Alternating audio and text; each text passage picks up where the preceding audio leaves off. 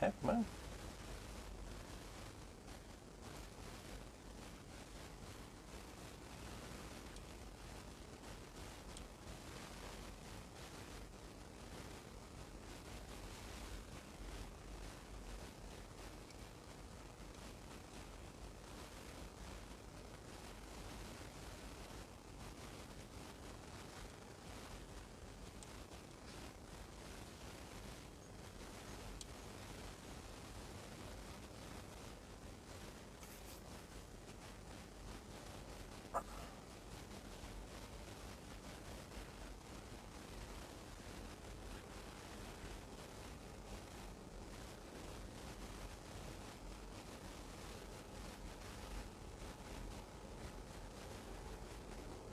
Batterier, where does car want me to charge it? Det var inte sant.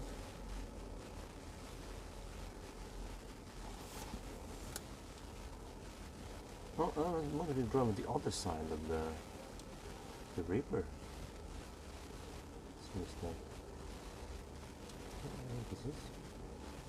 What the heck, man? Are you drunk? No, we'll go there. Shit. Okay, whatever.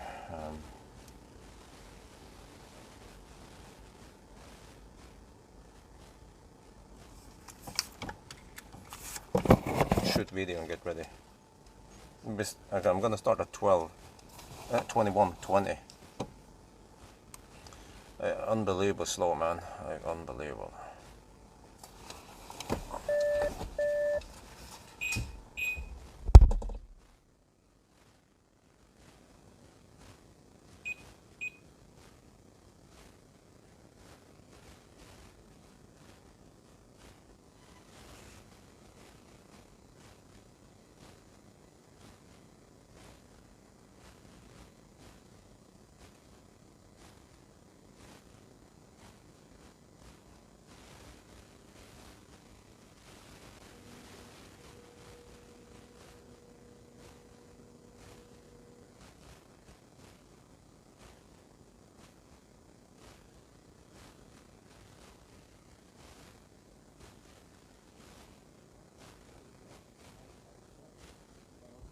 Can't choose between using a car scanner or a better route planner. This time I want to try a better route planner. So you see, in Mark now we're going to travel, and then a better route planner has been linked to show live data. So you see some voltage to the charge, battery temperature and stuff here, and then a better route planner should be able to give me quite accurate estimations on when we should arrive and so on. Because okay, this car also has that in the navigation, but it might not be the best or the most accurate. So yeah, we're gonna start now in 5 minutes. We're gonna do final preparation, and then off we go. And we have, wow, claimed 542 kilometers of range. Oh wow.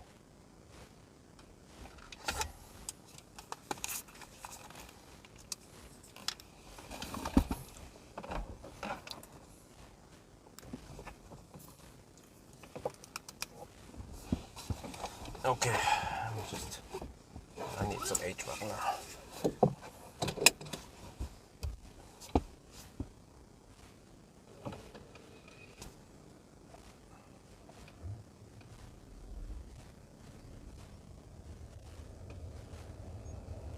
But ABC always be cheating.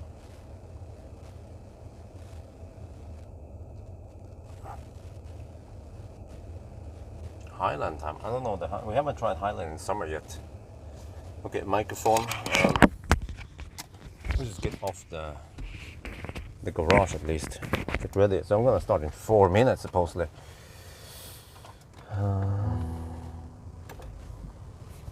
Maybe I should reset some stuff here. Let me see.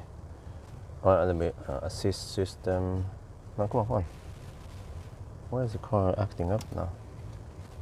Assist systems, speed warning off, using off.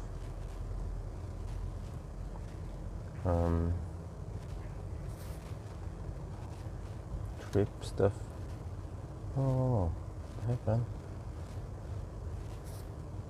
Maybe just navigate to, I'm not sure where I'm supposed to go now. Navigate to Ionity. Speckered.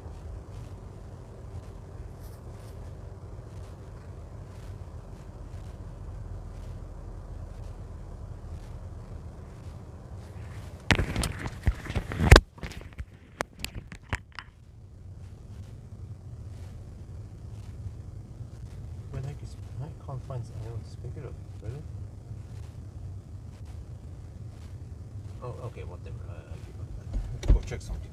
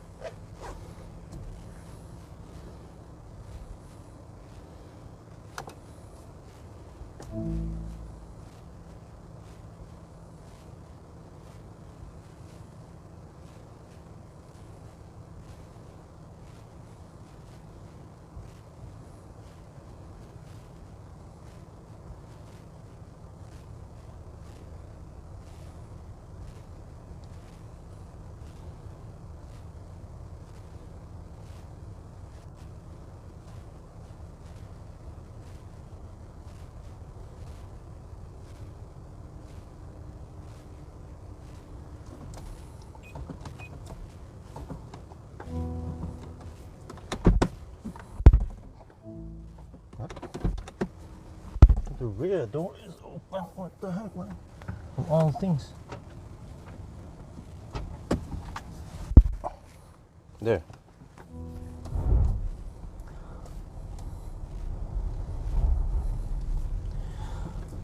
All right, man. Like seriously, how can everything take so long time? I have no idea. I have no idea. Like I was supposed to start an hour ago. That's why I set up the live stream to start at 8:30. I think I could have even started at around 7:30 or 8, but somehow I was just imprisoned in my own home. Kind of annoying. Next time I just had to say no. To go, because tomorrow's working weekday. Because there's still some vacation, but still I want to avoid stau. So I don't know. I might be caught up in some stau or a bunch of annoying left lane huggers tomorrow morning. So you might have a duck 5 minutes because of that, or maybe more. We'll see. Plus that I have to go to the kindergarten with Isabella tomorrow, and we have to stay there. Stay with her since it's they call it tillvänning. It's getting used to.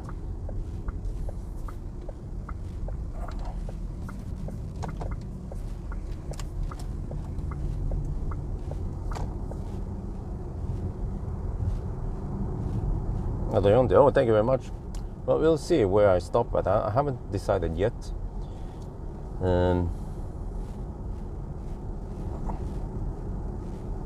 I haven't done a good plan yet, but I'm thinking if I go to Kongalv, it's 10 kilometers longer, but then maybe it will be possible. Well, by the way,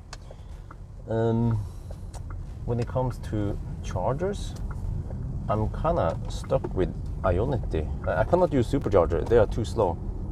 So I have to use Ionity or some of the 300 kilowatt Alpitronics that Circle K has. Yeah, I could use, what's it called?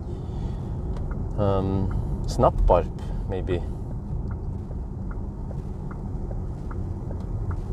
Or if I can charge enough and then go all the way from Ionity, go to, wow, the traffic though, holy shitballs. Go from Varberg to the turnaround point and back again. similar to what the Q6 e-tron did. Now we have to go Schnell, get stuck behind all the left lane huggers.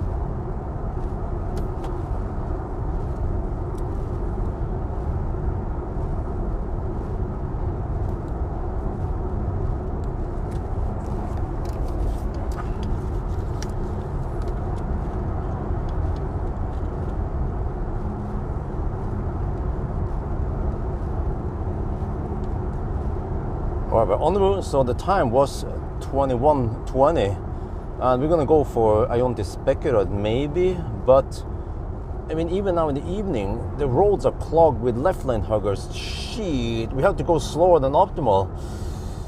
Hopefully this doesn't last too long, otherwise I have to start deducting time, because it's exceptional now during holiday hours. I mean, yeah, holiday days, months, so yeah. Lane discipline, anyone? Huh? No? Shit. Okay, I could have started at midnight, but then, yeah, the problem is that tomorrow is Monday. So then I get caught in Stau maybe tomorrow morning, and we'll see about that.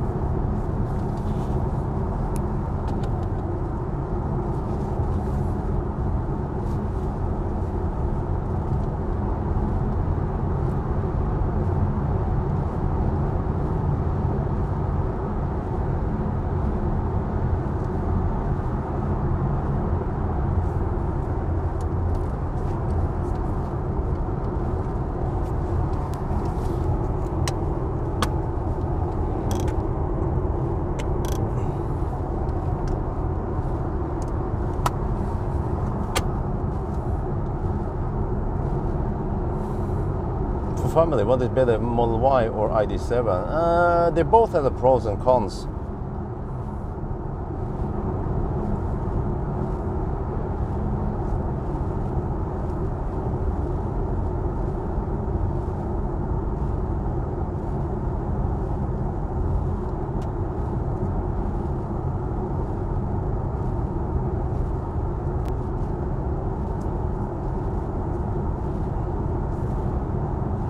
What the heck is this traffic? Oh, it's wait, Sunday night. Oh, they are office rats who probably wants to start work tomorrow.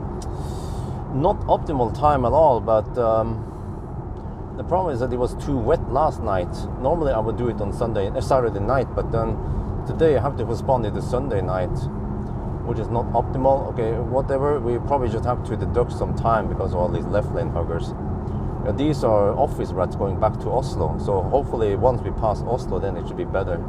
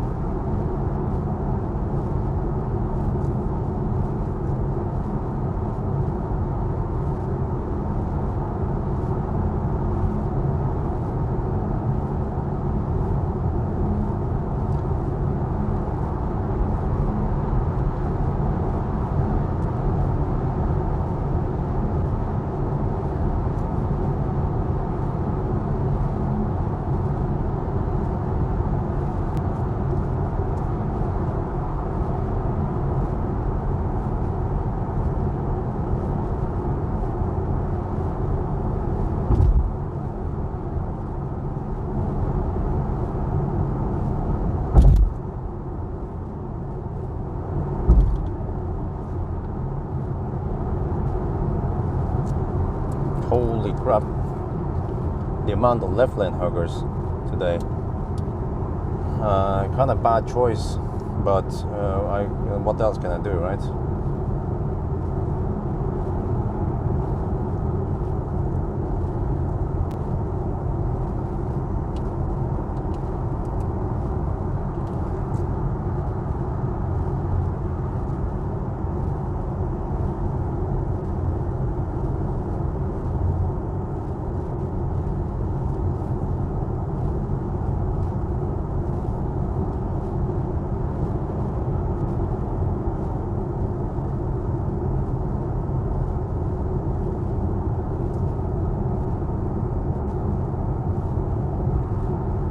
Normal route makes a difference, huh? What do you mean?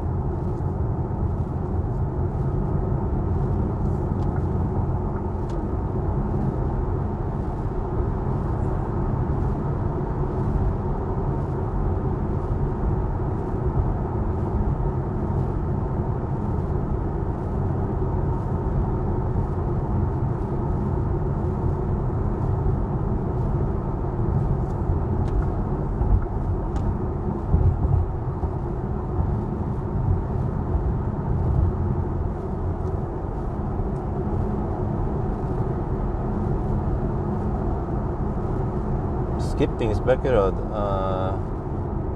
Konghall altogether, go to Varberg. Well, it's not possible. Way too far. I'll reconsider once I get close to Spekerød. But Konghall is not ideal for two reasons. We have the stoplight that we might get caught at twice,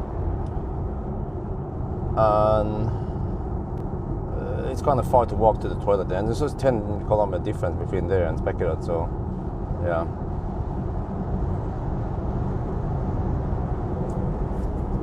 I might want to just do a quick top up. Holy shit, these guys are going slow. We need to compensate for that. This is exceptionally slow.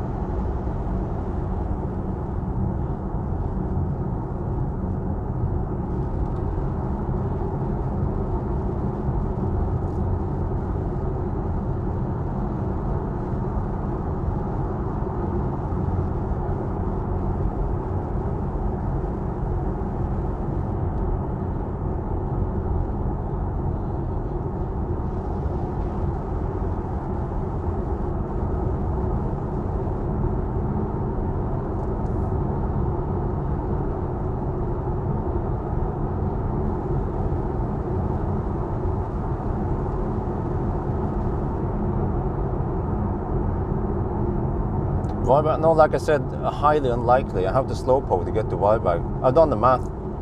You have to average way too low consumption, and that means I have to go slower. I know roughly what the car averages now, so it's highly unlikely I can reach Varberg. What I could do is go for Kungsbacka, but even Kungsbacka might be a bit tough to reach.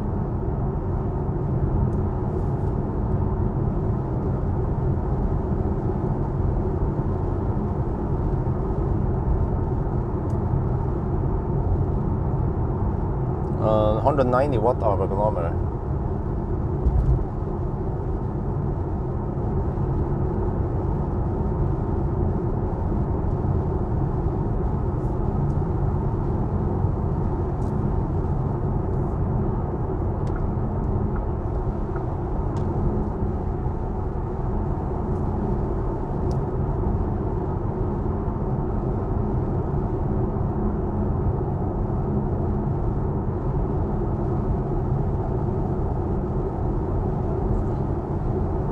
.82 kilowatt-hour. The Pro is 82 kilowatt-hour. Pro S is 92. Was it 92? The bigger one. So now a better Rubenline claims I can reach Kungsbacka with 15%. Well, I think we'll see. Once I get closer to Spekerød, I can make some estimations myself. VLTP is 582 kilometers on this car with this configuration.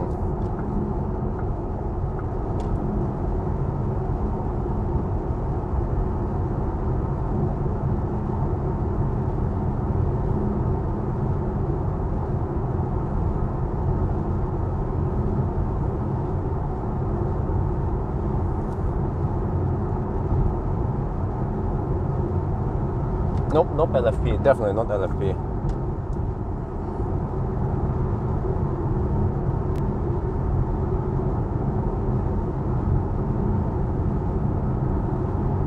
Okay, so traffic out of Oslo should be less annoying then.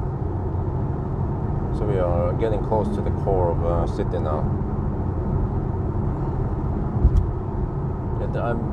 Man, yeah, these must be office rats going back to work tomorrow.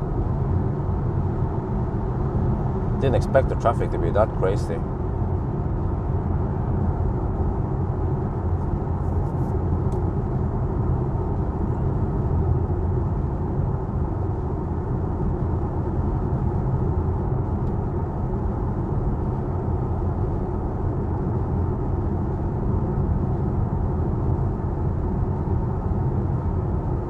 ID7 Pro as well. Once I can get one, yes, I will test it. Bus GTX same day. Once I can get the car, I will test it. Of course, it applies to pretty much everything. Yeah. I also have plans to test Lucid or Taycan. What do you call it again? The Taycan GT. Once I can get it, I want to test it. It all pretty much boils down to if I can get the car or not.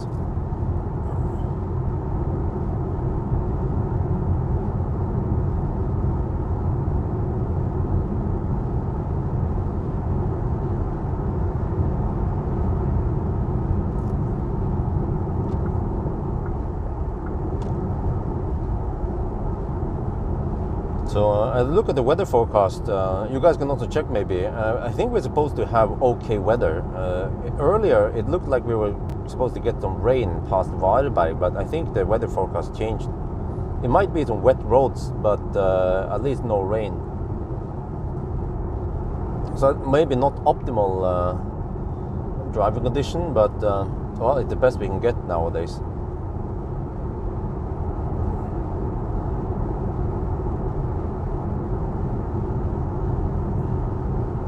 Yeah, the battery should be nice and warm now. It is at 26.5 degrees. It's been sitting in the garage. I've been mostly farming grid rewards today since I parked the car yesterday night.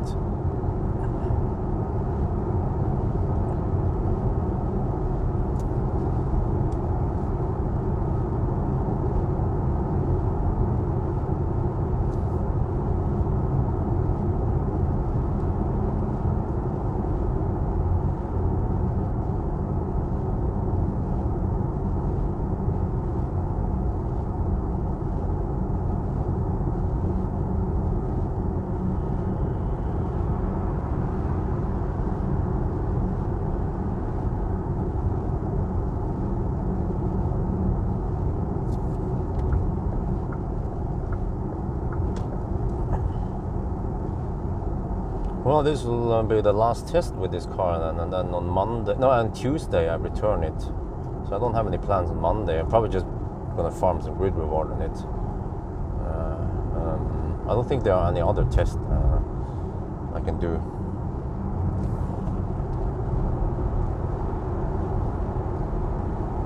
Pretty much done everything now.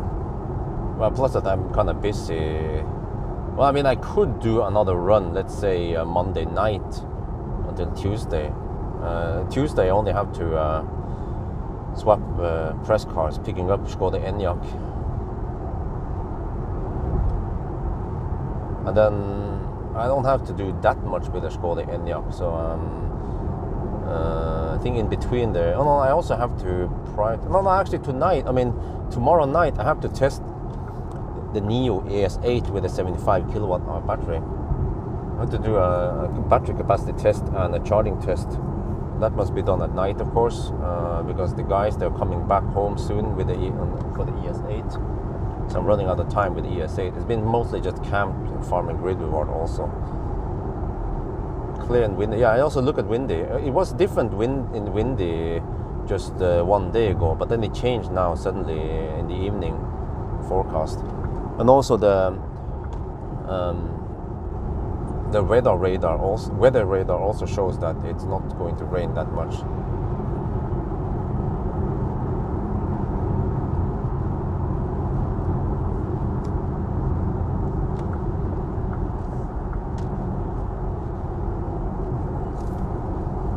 sound system is pretty good, but I mean not top notch. I feel like some of the high-end German, like Burmester is better, but I mean it's still very good. Temperature at night, okay. Small rain showers, Halmstad, okay.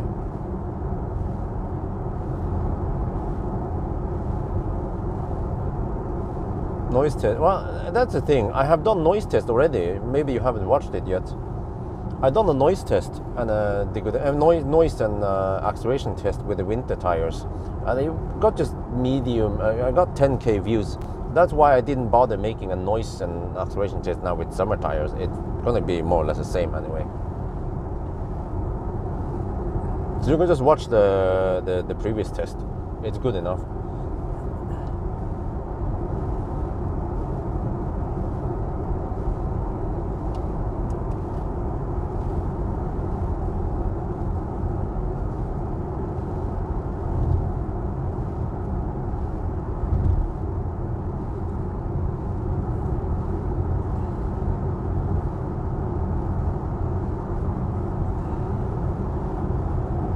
Oh, now it says 10% at Kungsbacka. Okay, we'll see. I guess it's no big deal if I just take a quick top up at Spekkerød. It's gonna be a real quick one, and then possibly Varberg. Okay, what I might do is I go to Varberg, turn around, and then either go back to Varberg, or I go Varberg, turn around, and then go to Kungsbacka.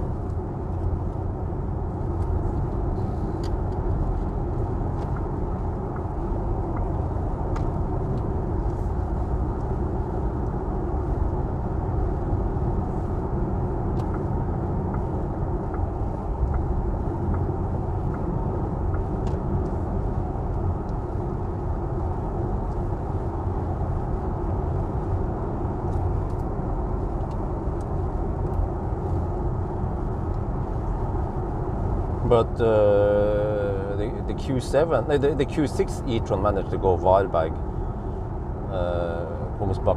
Varberg, and then back to Varberg. So this car should also be able to do 200 kilometer in a charge, because it's more efficient. But it doesn't have the same charging curve as the Q6, so we'll see how I do it. But I think even I can even charge to roughly 70% fairly fast and not losing too much time. So I could stretch to around 70-75%, which should yield very good range.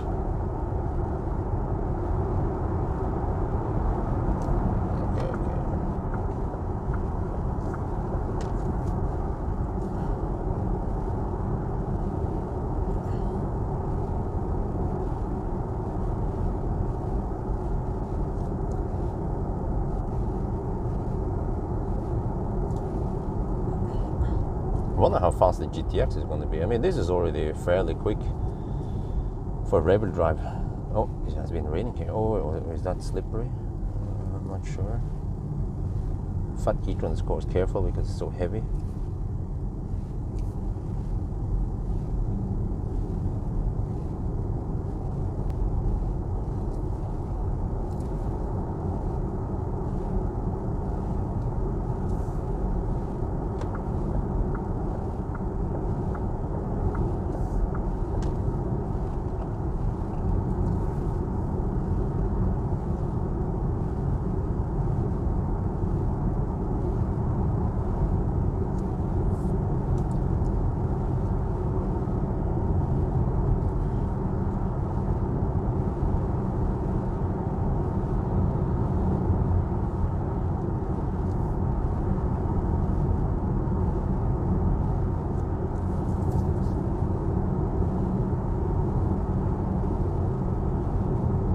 So man,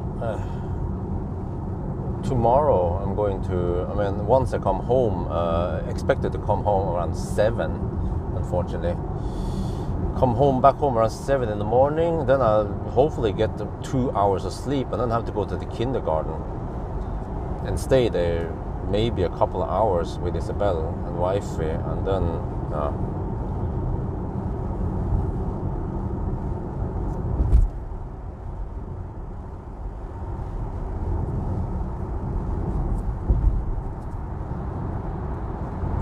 Then hopefully, eventually, Isabel can stay the whole day in kindergarten. Somewhere, maybe I'll try to arrive there around 8:30 in the morning, and then pick her up roughly at 3 or 4 in the afternoon.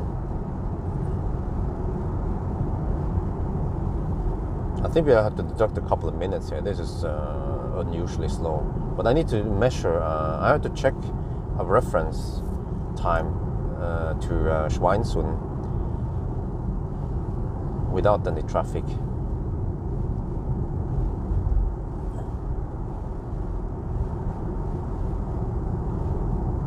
It is unusually slow today because of holidays.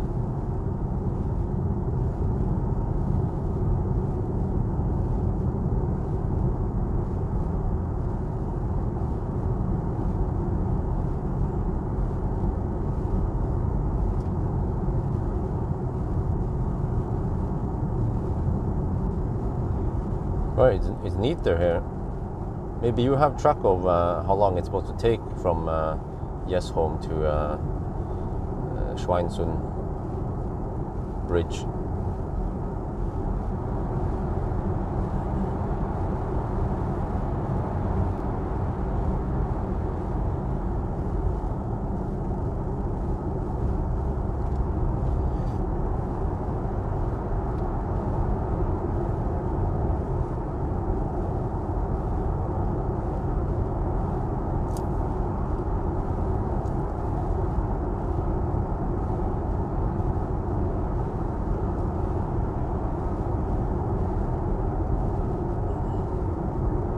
Forgot to note it. I'll check. Okay, all right, thank you. I'm not sure if it's reliable to check all stream. Well, if there's no dropout, maybe you can measure. But I wonder how dropout affects the live stream time.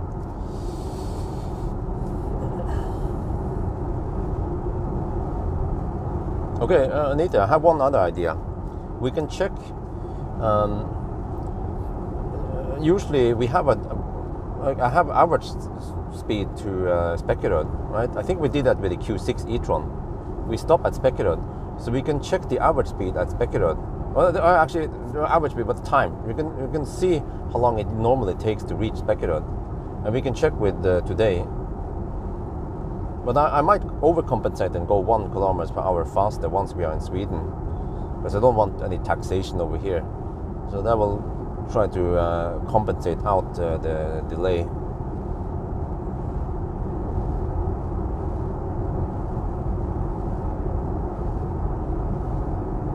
Because actually, if you drive slower, we also have lower consumption, which is a bit unfair if you only deduct the time like that.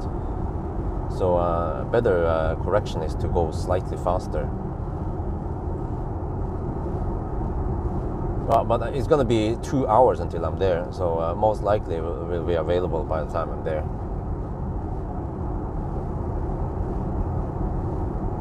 But okay, worst case is that if Spekerød is kaput, or I mean, if it's too bad there, I can just skip it and go to Konghalla. Or as it is now, Abed Ruplane claims that I can make it to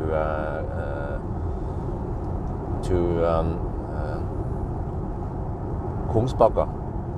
So we'll see. Usually a better Ruplane is really accurate, but I'm just not trusting it now because it it claims that I can drive another 313 kilometers. I input everything. I input the speed I'm going to be driving at and so on, so it should give me a good approximation then.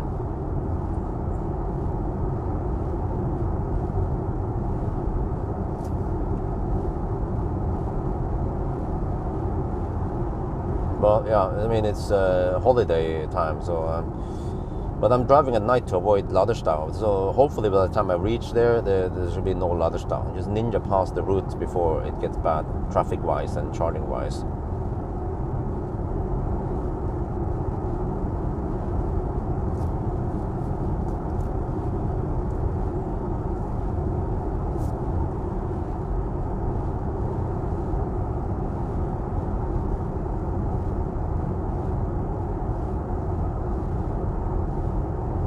Man, I wish I had this car longer. Would like to take another trip to Bodø. But okay, I'll probably take the Q60.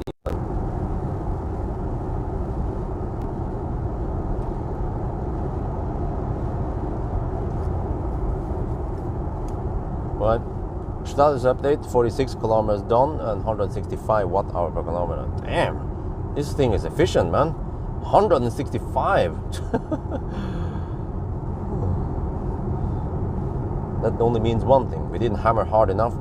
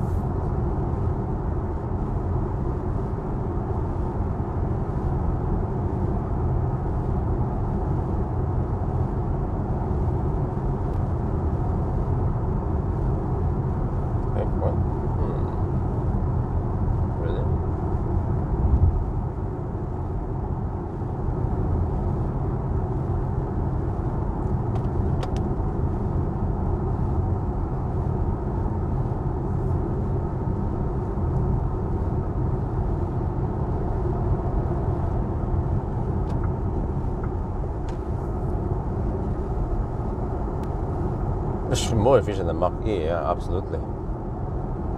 Mach E is not that efficient.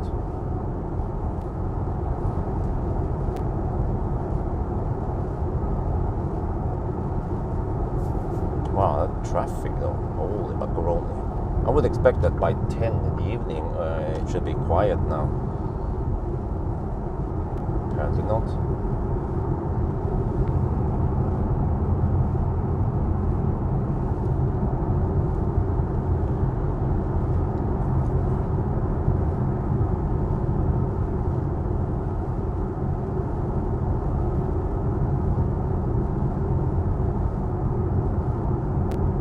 Okay, yes, home to the bridge. 116. Okay, thank you very much.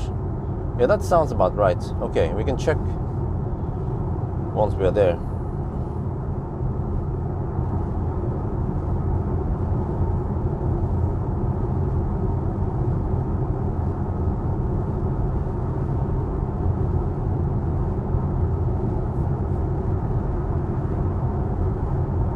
It's the time that matters, how long it takes to get there. So we'll see.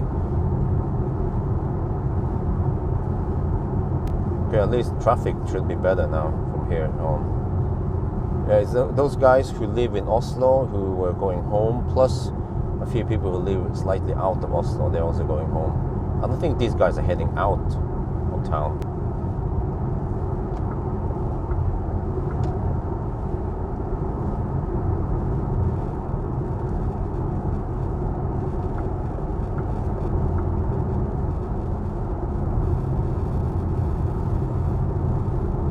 Battery life, blah blah, what? Model 3 Highland. I didn't. Okay.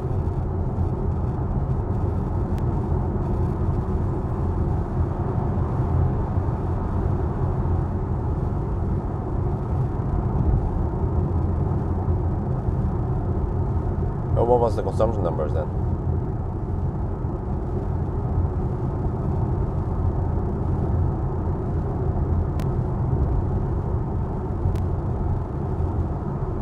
But yeah, this car is incredibly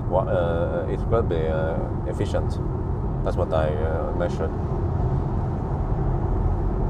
But I think maybe it should be more fair to use the rear-wheel drive Highland long range, because it probably used a dual motor, right? So the dual motor is slightly less efficient. But also, did they take into account the distance error?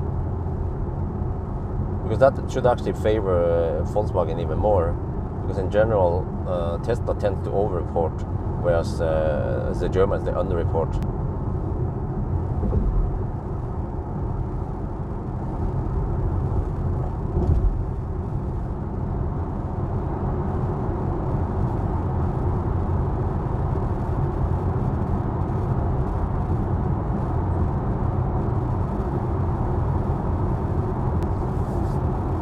wow, the car is very efficient. 160 watt-hour per kilometer. We're now going downhill, of course. What is the elevation here? Do we see it?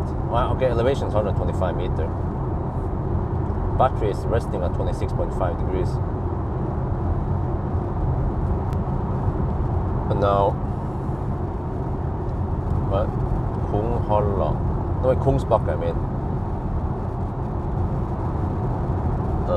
Wow, that Beamer is really close to the to the car in front. Like, seriously, that was like a 5 meter distance. Going at 100 kilometers per hour. That is, let me see, roughly 25 meter per second. No, yeah, 25 meter per second. He had only 0.2 second distance. Could have lost his driver's license if Polizei called him.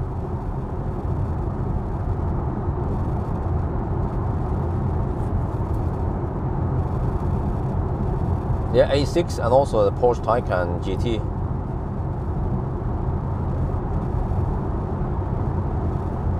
Oh, you put on high beam?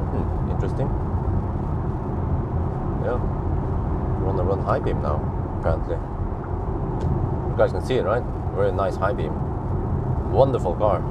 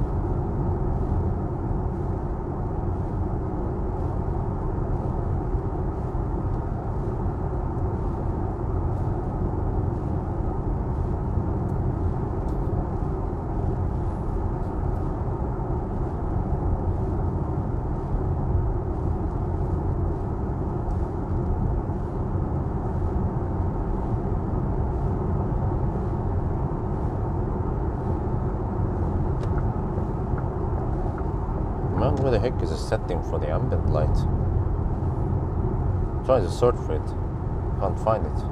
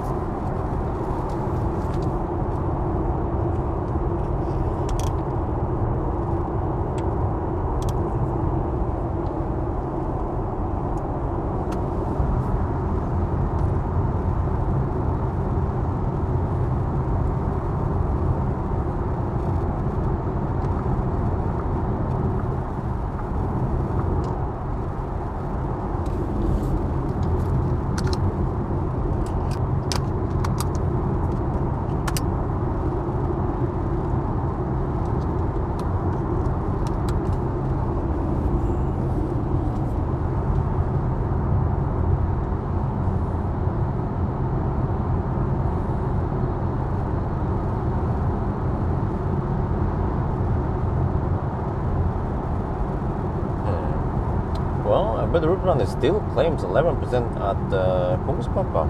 Okay. Let's see about that. I think that would be okay to stop there. Those chargers should give you maximum speed. Wait, why am I tripping? I forgot. We don't have the 800 volt architecture here. We can charge a supercharger, of course. I forgot about that. It will also take 185 kilowatt on superchargers. I was thinking Q6 now. Well, in that case, yeah, Kungsbacka, possibly. And then I can stop at Halmstad on the way back or some shit. Even charging to around 60% is going to be quite fast. But this car has somewhat aggressive charging curve at the bottom.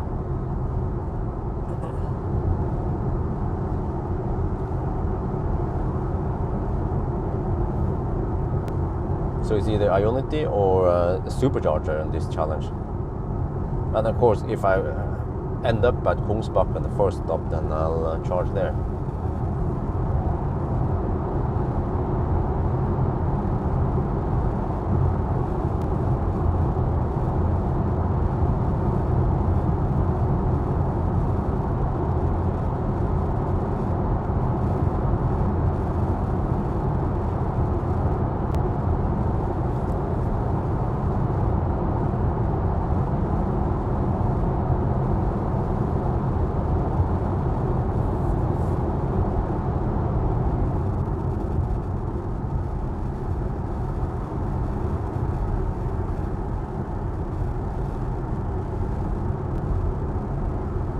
On display here, it fires up the high beam supposedly. Doing some kind of matrix action. It's not that dark. Okay, now it turned off. Probably not, because the battery is still at 26 degrees Celsius, but I navigated to Ionity. Wait, does the car want me to take the route via... Huh? What? The car doesn't know about Stenungsund yet. What the heck, man?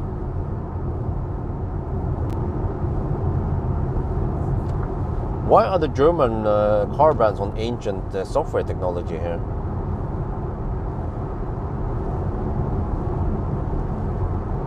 What? Status update. 67 kilometers done and 162 watt-hour per kilometer. Damn, I didn't expect that the car to be that efficient. Suddenly it found a faster route. Is that E6 route? No, okay. Stop bugging me. Come on, dude. Yeah, suddenly, well, it kind of found, no, it still didn't find the, yeah, no, he did, car doesn't know that the Stenungsund is open.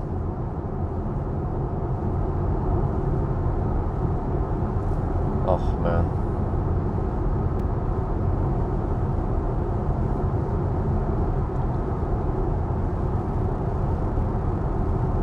Wait, what? Do we have wind from the north now? I think that's actually an advantage for us.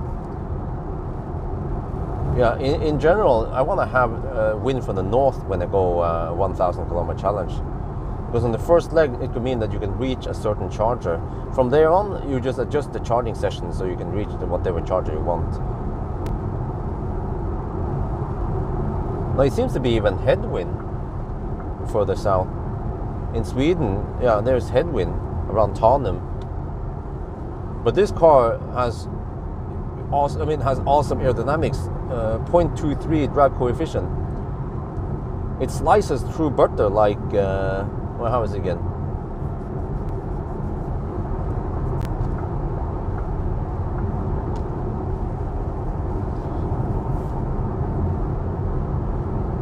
Huh? A weather planner claims 13% at arrival. Wait, what kind of battery size? Wait, did that, huh? Does the car know that I have the 82 kilowatt hour battery? I chose the Pro S, not the Pro. I chose Pro, not Pro S.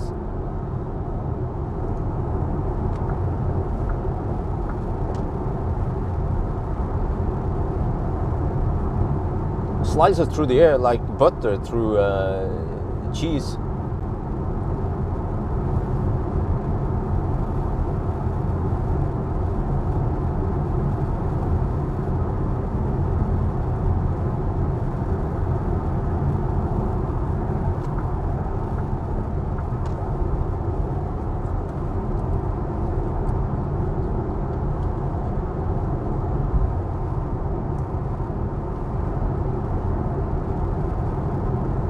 Yeah, something like that.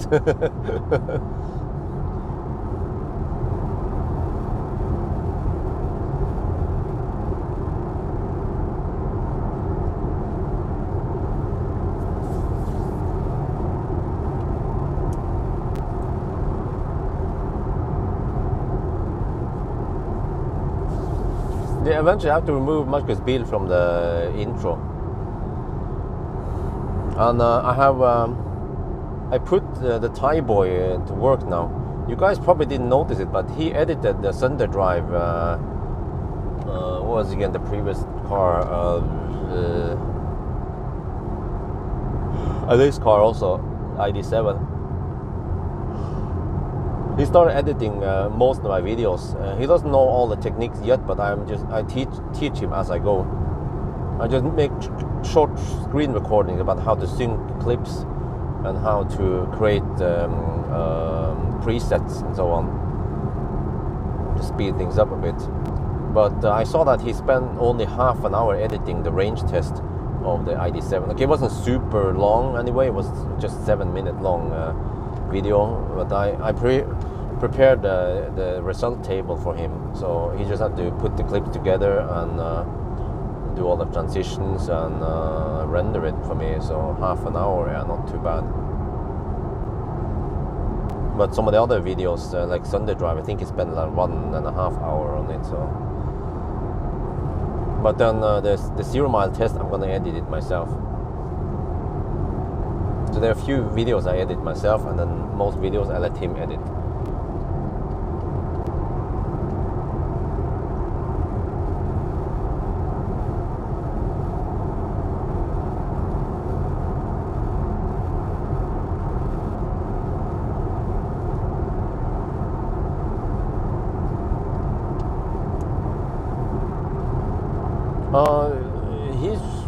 I don't know, I'm not sure what he's doing, but he's already on to something else anyway. I mean, just one company goes bankrupt doesn't mean the end of him. He will always find something else to do. He's a hard-working man, you know. I'm not too concerned about him. He will always find a way to make more money again, and he's always into cars.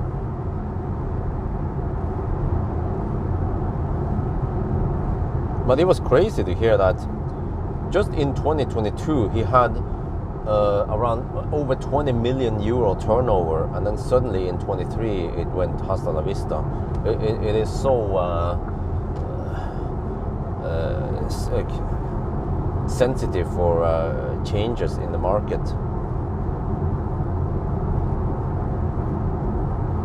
Marcus Jul, I'm not sure. I think I need to make a video, like a podcast with him one day. Seems like many people are interested in what the heck is going on. So,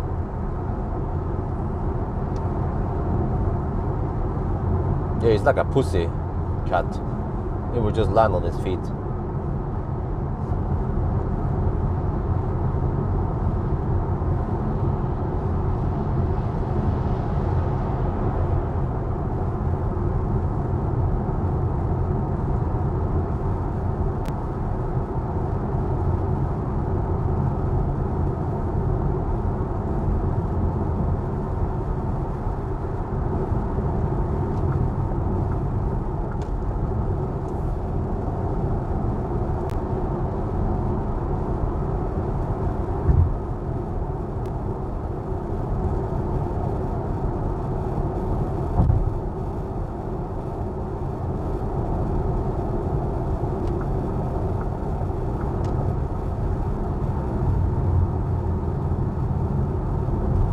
Man, these tester people, they know I'm doing the test, so they try to sabotage for me.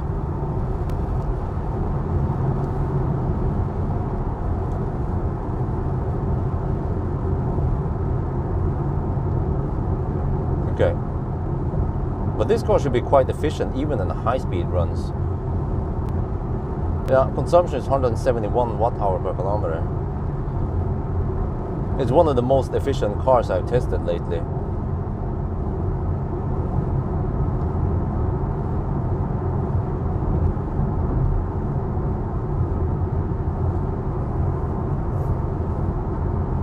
I like it because you don't need crazy high charging speed. You know it's going to be funny. I estimated that. Well, okay, guys. How fast do you think we're going to do it? What is the time on this? Previously, during winter, the ID7 did it in 950, and it was colder outside and so on. You know. So what is it going to be today then? The Audi Q6 e-tron did it in 930. But it pumped in 285 kilowatt hour per hour. 940, 935, okay, you're on to something. 930, 930, 915. Yeah. During winter, when it was yeah, actually, it was quite cold when I went to. It was extremely cold when I went to Amsterdam and back again.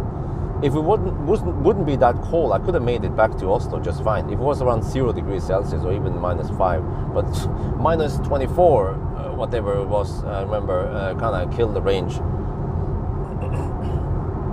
According to my spreadsheet, it's supposed to be 9:35-ish. Yeah, and then with fast charging cars like this, then I usually get slightly better time than the spreadsheet. That's why I said in the video at least 9:30. So yeah, it is possible 9:30.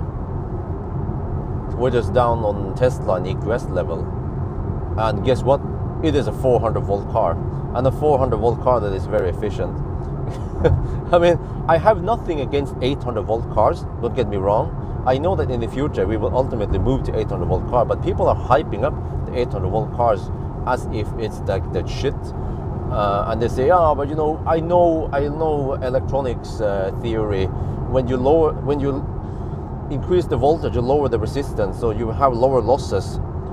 I'm like, okay, but can you tell me why the most efficient cars, they are still 400 volt? Because there are other ways of efficiency than just to go for the 800 volt hype. Just get, like, you know, get low rolling resistance in the drivetrain. Like this car has, you know, it has drum brakes in the back. It has good aerodynamics. It has an efficient motor. It seems like this AP550 motor is wonderful. It seems to, I don't know, generate less heat at higher speed or whatever. So there are many misconceptions out there. For example, many people think that you can get 28 kilowatt from the classic Ioniq. Lol. I did actually a double thing there.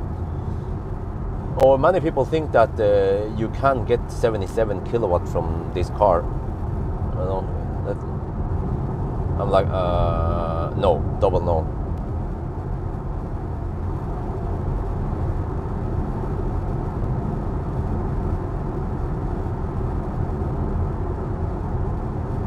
Yeah, but many people forget to consider to understand that there are plenty of other things. We have drag, you know, that's one thing, but even that alone is not gonna help. Just look at Xpeng P7.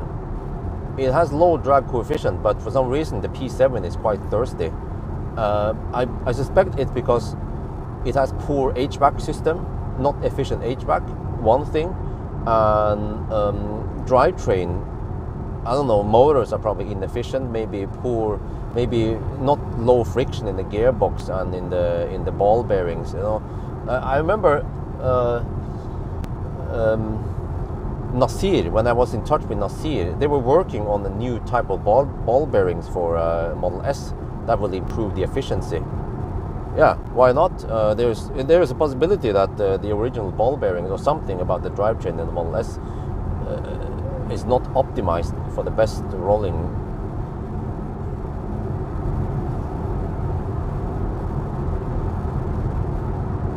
Yeah, G6, once it's available, I will test it.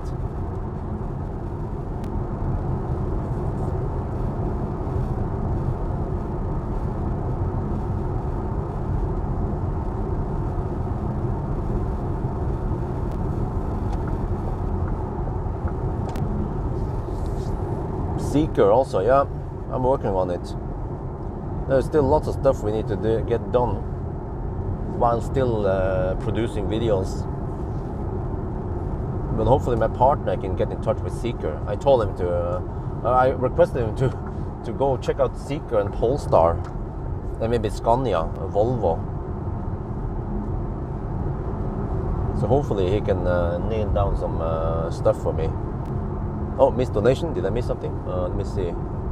Oh, Michael Beck donated 45 DKK through Super Chat. Oh, thank you very much.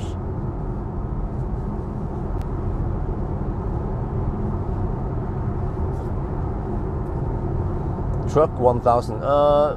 Most likely not. Because truck is a bit troublesome. You need to do the resting and stuff, and we have to have a driver with us, so it needs to be organized.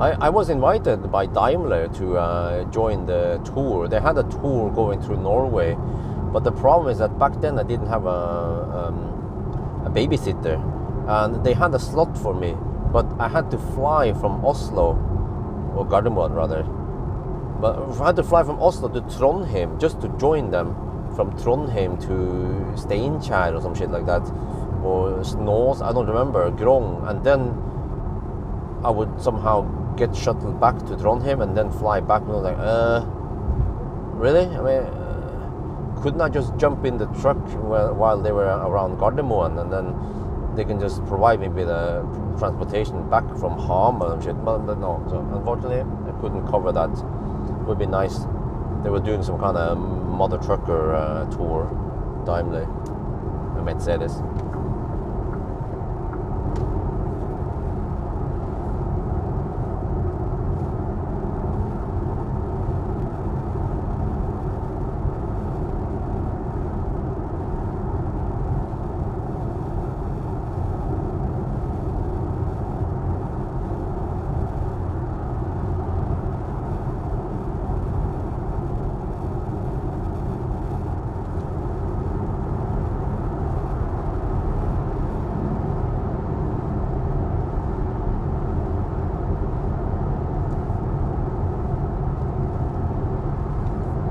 I have to watch out for Polizei. I don't want more taxes. I don't want more pricks on me.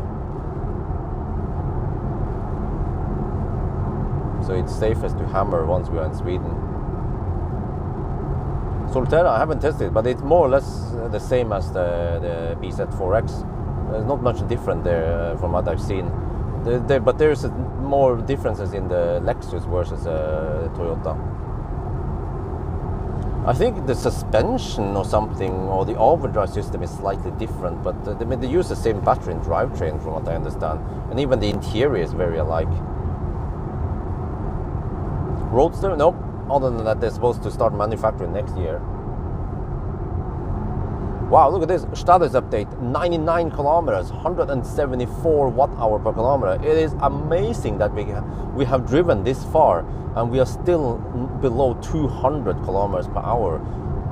How the heck is that possible? How can we use so little energy? Huh? The heck, man? Most cars, they will be way over 200 watt-hour per kilometer by now. Okay, we have that initial slow stretch through Oslo, yeah, but I mean, after 100 kilometers, things should have stabilized, you know? Holy macaroni. It's 17 degrees Celsius. I'm trying to locate the flag. Usually there will be flags around gas stations. Let me see here locally. Get a visual on what's going on with the wind here. Oh, no flags. But there's usually some wind indicator at the airport, right? Let me check Rygge. Can you guys check the wind direction over here? I mean, even if you had tailwind, I mean, 176 watt-hour per kilometer is mind-blowingly good.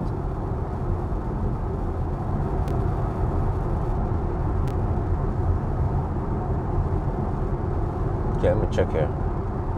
Okay, it's going up now, slowly, 177, but it's not just jumping up like crazy. Cyberster, not available over here, but suppose in Thailand is available or starting to get over there. Let me see. Okay, I have to check here. Rygge. I flew from Rygge once. It's kind of weird.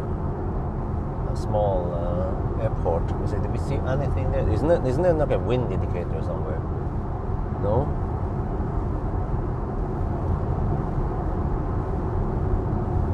I can't see nothing. Come on, anything? No wind indicator. You know those wind socks? No?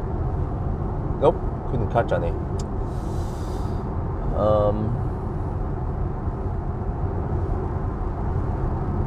Yeah, I'm just trolling.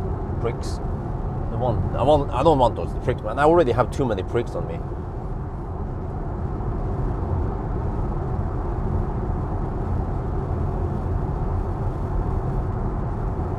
Tailwind or something. Okay, that's why. But still, amazing. You know, like, for example, if I would test the Xpeng P7 or Neo, you guys remember Neo? Like ET7 is somewhat a rival, except for that it's not really a rival because it's super clumsy solution in the seats. You cannot fold the seats in the ET7, but ET7 should have similar size as this car, or the BMW i5, right? They will be at over 200 watt-hour per kilometer by now during summer. So there's just something about this car, man. How the heck did they make it so efficient? The motor, the drag coefficient, the HVAC system, it has heat scavenging, right? It's scavenging heat, yeah. I'm down to 25.5 degrees Celsius. So there must be some heat scavenging going on, because when we discharge the battery, there is some heat generated, which means that if the car didn't scavenge any heat, the battery temperature should go up, and it's actually going down slightly. But I don't need that much heat because it's 17 degrees outside. Maybe I just need 200 to 500 watts of heat. Experience on the platform braking with, what? Okay, consumption is slowly going up now, 178. Okay, alright, now I start to understand. It is possible to, there is a possibility we can reach Kungsbacka. Damn, that is huge, man. Holy macaroni. But I'm not sure if I can reach Varberg. I bet the Ruplanet wants me to stop at Kungsbacka. At 12%.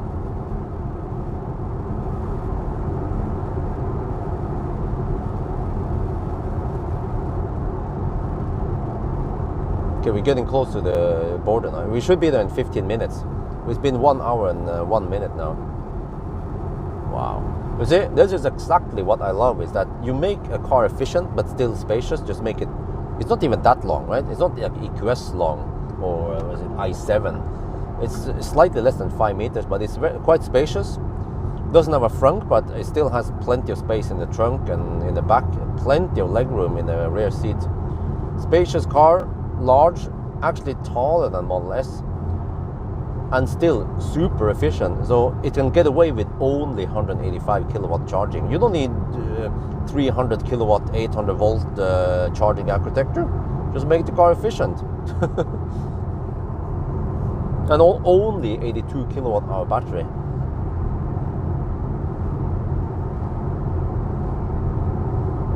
What's gonna break?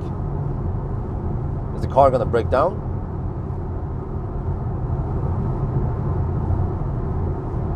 Oh, braking. Oh, okay. You mean phantom braking? Oh, that's what you meant. Okay. No. Yeah, okay. Most legacy automakers, they will have a gentle phantom braking if you approach a truck and you have a slight left curve and you are in the left lane. Then many cars, they do a gentle braking, but they don't do freaking super hard braking like Tesla. Yeah, but Tesla has been better at that lately. Every time I test the Tesla nowadays, they don't do crazy phantom braking anymore like in the old days. It would go really hard on the brakes. Ioniq 6, I don't remember. What temperature was the Ioniq 6 done at? Was it also on the Swedish route? Ioniq 6 is way smaller, man. It is so cramped in the Ioniq 6. I was not that impressed really, Ioniq 6.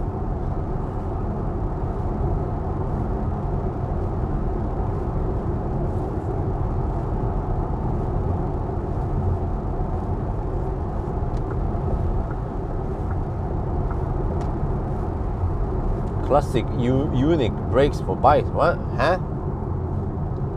It brakes the bikes? What? Shit, man.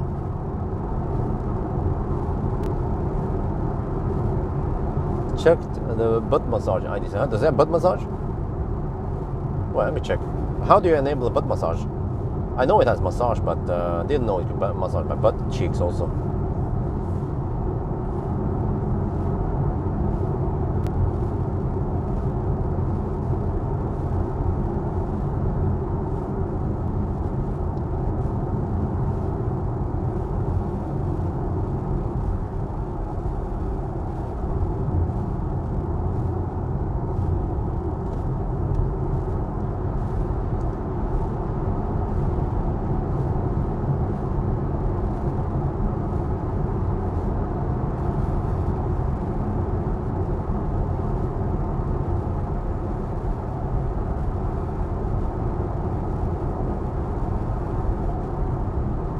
Model Y Rivet, huh? Oh, long range Rivet. I haven't tested it. Oh shit! What is that? Oh, hopefully not the. Slow down. Oh.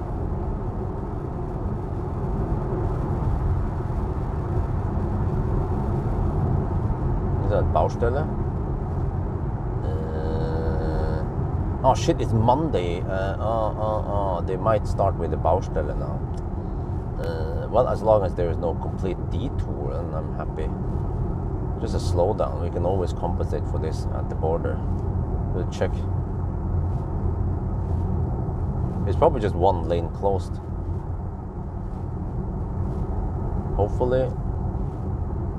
Okay, still 70 here, right?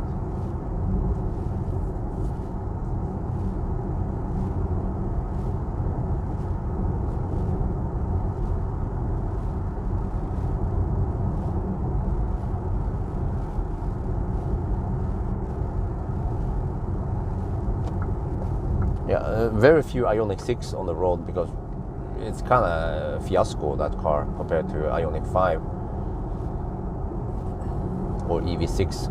Plenty of Ioniq 5 and EV6 on the road.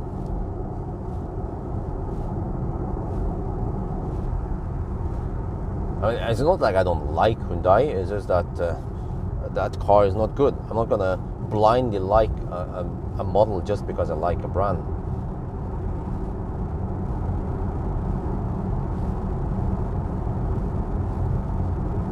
Most similar to ID7 in terms of energy consumption. Well, strange enough, Model 3. Well, which brand? Oh, Tesla, since you asked for brand. Tesla is quite efficient, and not sure what other brands are efficient. Yeah, and BMW, yeah.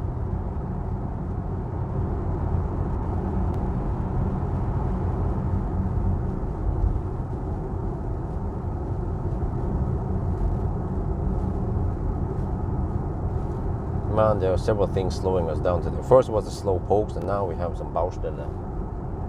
We'll see the time at the bridge then. Just do a correction for that. There's something here. Not sure what's going on, but the other. Well, you have to get over to that lane, bro.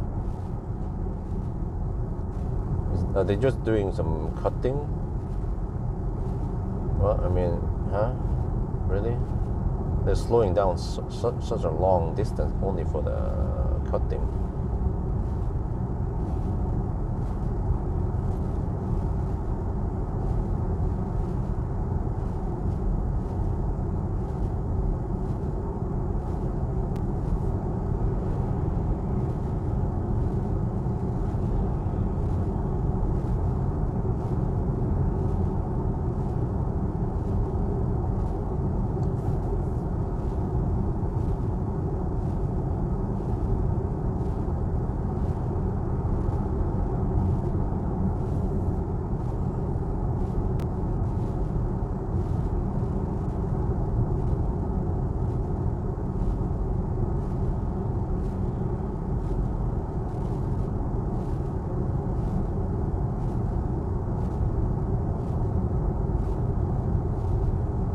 Please stop hugging the left lane. Yes, thank you.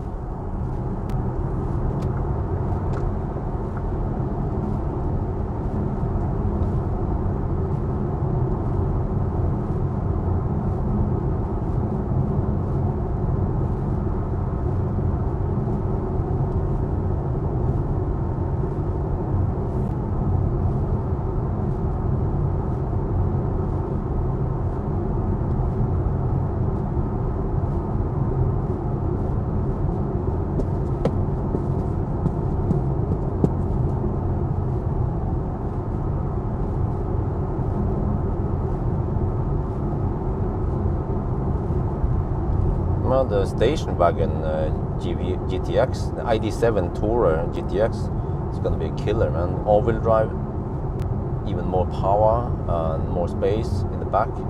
That will be a big hit in Norway. It's going to be the Passat killer.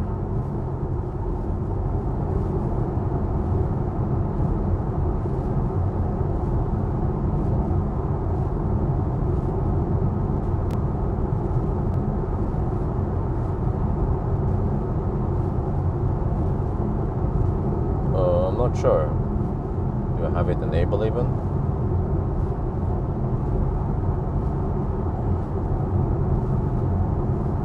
In massage menu, you have drop down menu about routine. Okay, let me see. If I go here, massage, waves, back. Which one do you use?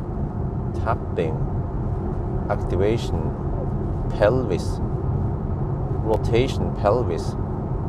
Try that. Pelvis rotation. Is that what I need?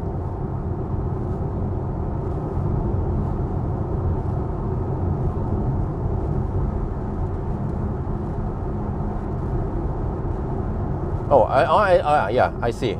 The butt massage. Oh shit, man. Oh, come on. Massage my butt cheeks. Activation. I want to activate my pelvis. We'll try that. Oh shit. Man. I'm sold. I want this car.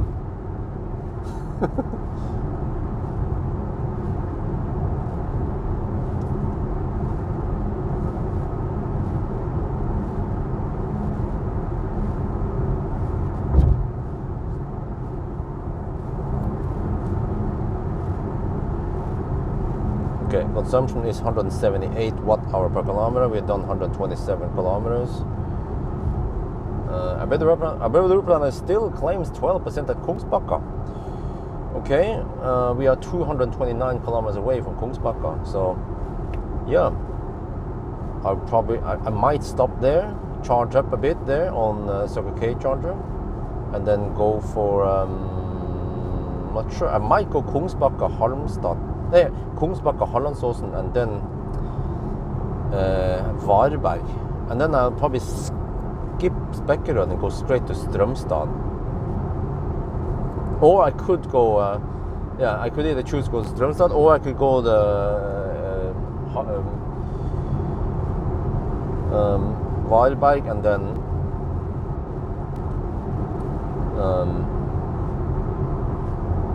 Hågstorp. And then Inspiria. Let's see.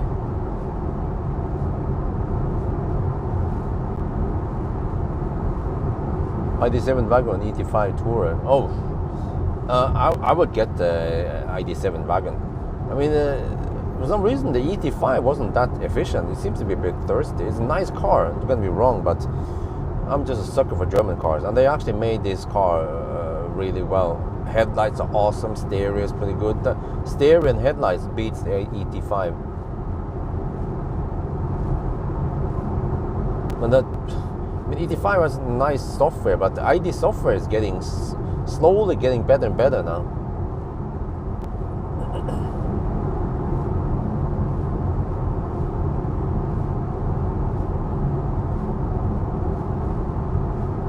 Uh-oh, 1 hour and 13 minutes already, and we are still far away from the border. Flash that with the headlight. Well, we're gonna find out now tonight. Well, okay, consumption is slowly going up. 180 watt-hour per kilometer.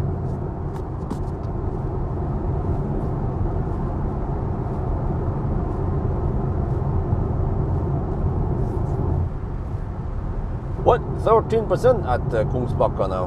What? I'm not hammering hard enough.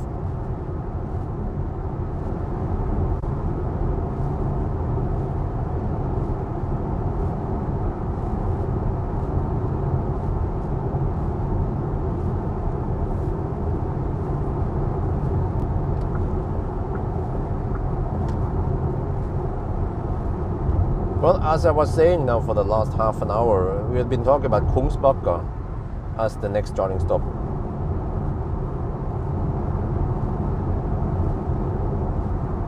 One hour and 14 minutes. Uh-oh.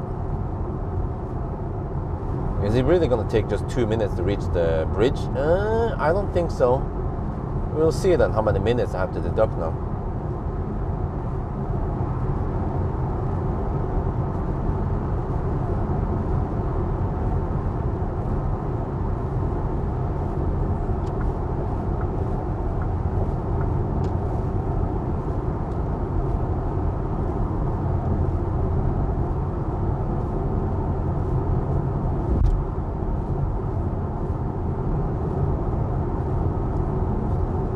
Achtung Polizei. Well, no, that's probably ambulance.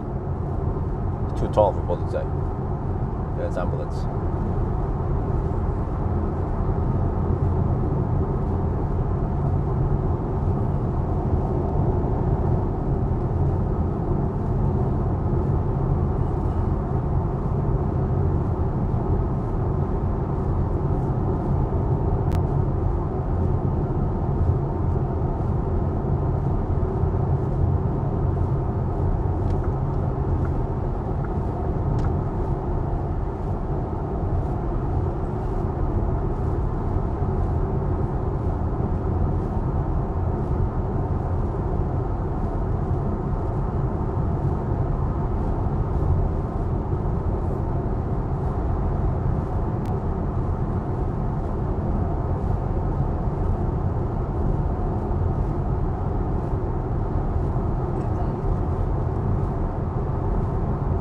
Oh, it's time. We should have been by the bridge.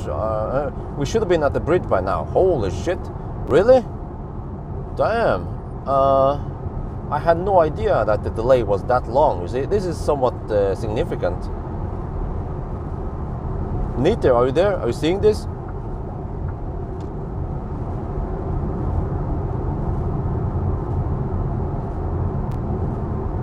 Wind from the north. Okay, thank you.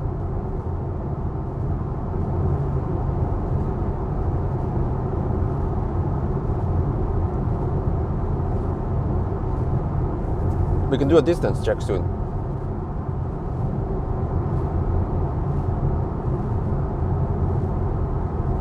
Okay, consumption is slowly going up. 182 watt-hour per kilometer now. 139 kilometers has been reached. We're down to 66%. But wow, that low consumption.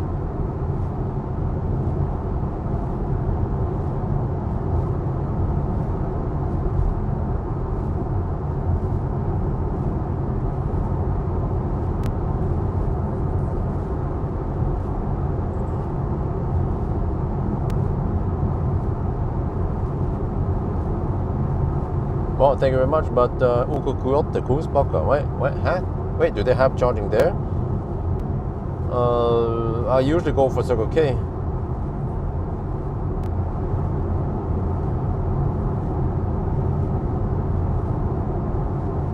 But I didn't know they had the UK charger there. Where the heck is it? Isn't it at Circle K? What? I'm confused now.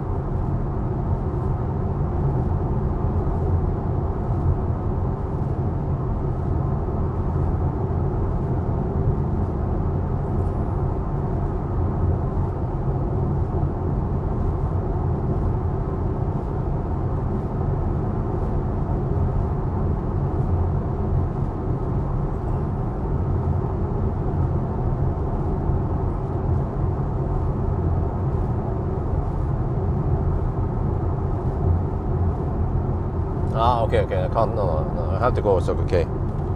What was it? In the range test,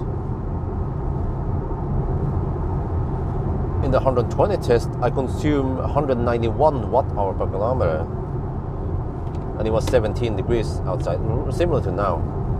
Wow, it's 182 now. Okay, Neither, if you want distance check, it's coming up soon.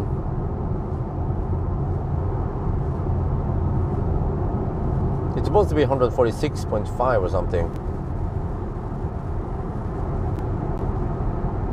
Recharge, well, but Circle K charge is slightly closer, so I prefer that one because I'm not sure how fast the recharge is. I mean, it's 3 power modules.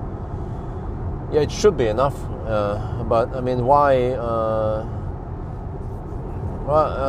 Traffic racer. I just said it just 30 seconds ago.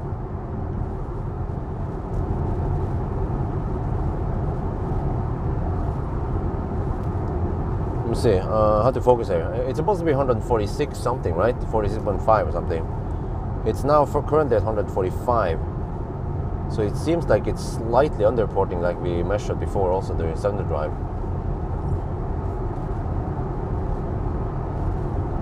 But we can also check once we are at Kungsbacka. Actually, that's more accurate. Or even speculate, whatever. I don't know where we're gonna stop yet. Okay, let me see. Now we are at 145.9. No wait, there 146 under the bridge. Consumption gone up to 183.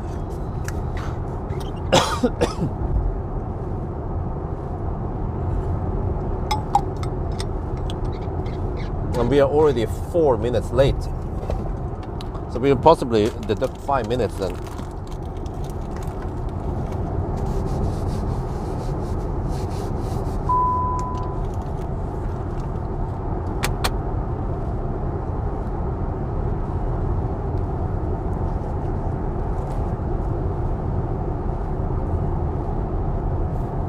Yeah, it's 1 hour and 20 minutes now. Wow, really? Damn!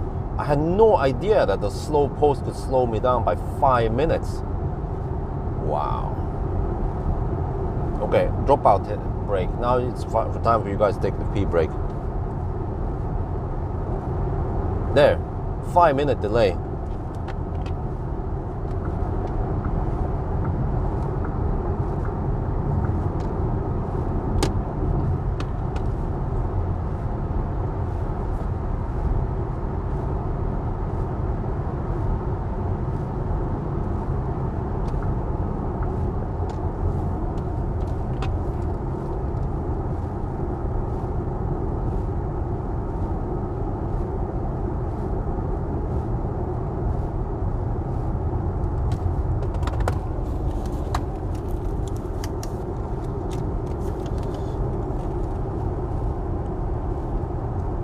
We are now at Svinesundsbroen, and you know, according to a reference run I did at night with no traffic, we're supposed to arrive here after 1 hour and 16 minutes.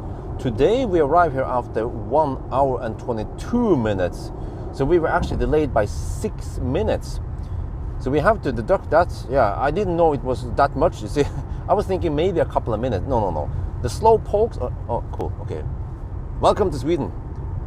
The slow pokes actually slow you down that much. Wow. All right, now we're in Sweden. Hammer time. Because over here, the taxes are lower than Norway.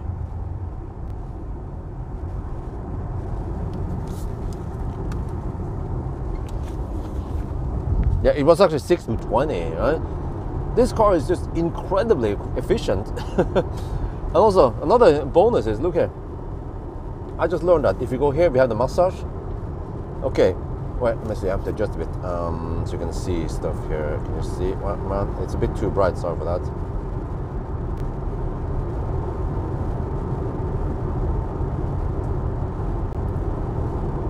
Okay, there, I think you can see something here. So, if you go here, the program, if you choose pelvis rotation or pelvis activation, you will actually get, wait for it, no, wait, not wave backs. No, what the heck is that? No, I want pelvis rotation. There. Look at that. We get butt massage. Oh shit! I have butt massage. Come on, massage my butt cheeks. Oh, I'm sold, man. I'm sold. I love this car. I want it.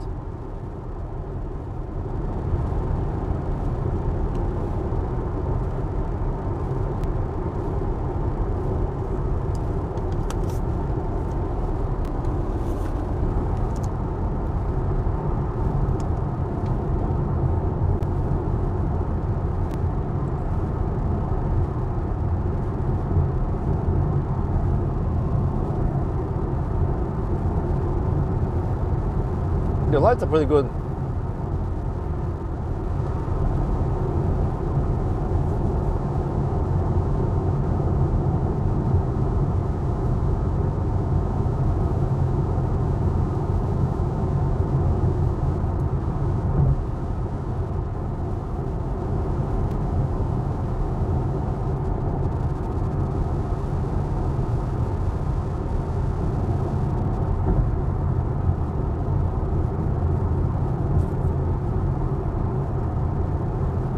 $15°C.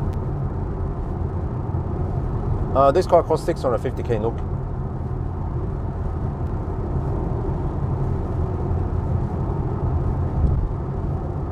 the starting price is around 570, and there's around 80k NOK of equipment here.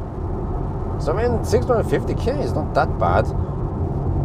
It's like a Model S back in the days, and it's more spacious than a Model 3, that's for sure. But then how the heck do I change the ambient light? I want blue, and it's white now. Let's see. Typical vehicle. Interior. Wait, do I have more stuff there? Interior lighting. Design dark, right? Wait, what? How do I change the interior light color? Wait, maybe somewhere else. ID light. Seats. Oh, that's ID light.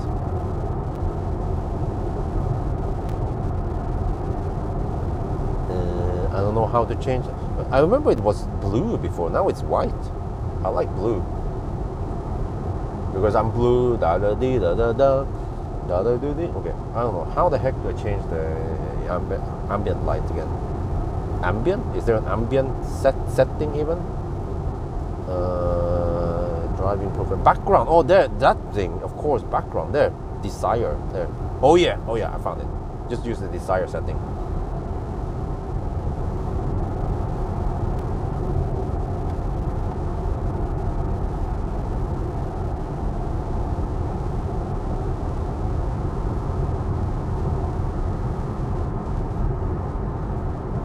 I don't care if it's bad for my eyes, I like it.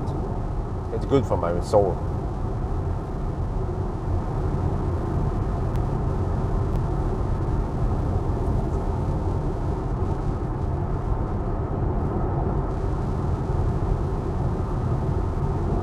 Still 0.2% underboard, okay. Status update, right. Status update, let me do a more accurate number here, let's see. 166 kilometers done. 187 watt-hour per kilometer, and Arbeiderrupan claims I can make it to Kungsbakka. Okay, I will see once I'm at close to Spekerød. I will then check the percentage. Still, the charge scale is quite linear, so I can check it and calculate the remaining energy and so on. I'll probably count around 75 kilowatt-hour. Even though it might be slightly more, but yeah, for this hammering, probably 75 kilowatt hours is expected. And also, yeah, when driving through Göteborg, the consumption will probably be around 160 watt hour per kilometer. I was quite impressed that I did the range test yesterday morning. I went to Dal, and then I did the 120 test first. And at first I hammered over to Dal, of course. And then I did the 120 test, and then I went back, and then I did the 90 test, but a full loop, and then I hammered back home. I think I ran some errands downtown in Yes home before I went home, and the total consumption for the whole trip was 165 watt hour per kilometer. Like, wow. Which is a mix of some 120 and some 90 and some other stuff.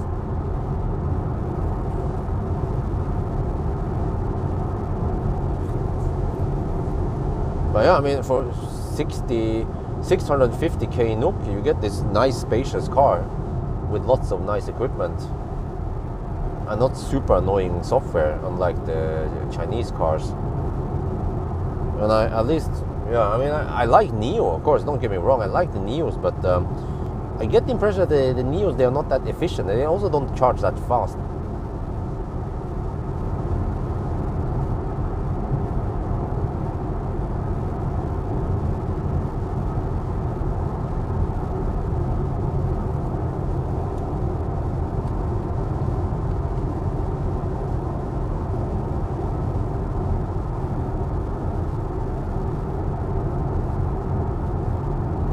Yeah, 6 minutes. We lost 6 minutes to the border. Oh, man, seriously, I had no idea it was that much. I was thinking, okay, maybe I lost 2 minutes. No, 6 minutes. Also, another thing, neater, I checked. My average speed to the border was 110 kilometers per hour only. Really? I mean, wow. It's supposed to be 115. It was 110. So that's how big of an impact those slow pokes on the left lane can make, really. I'm slow poking behind them for many minutes, and many times we are down to only 80 kilometers per hour rather than 120 or 110. So, well, but no stress, no need to always be correcting and deducting. Yeah, the BYD, I mean, in general, the BYD, they give very good value for money. Because if I had 400k NOK and I just had to get a family car, I could still go for the BYD Seal. But if I can stretch it to 650k NOK, then yeah, this ID7, man, any day. Like, I don't even think I need all-wheel drive because I don't have a cabin or some shit like that, you know. Rear-wheel drive is gonna be fine.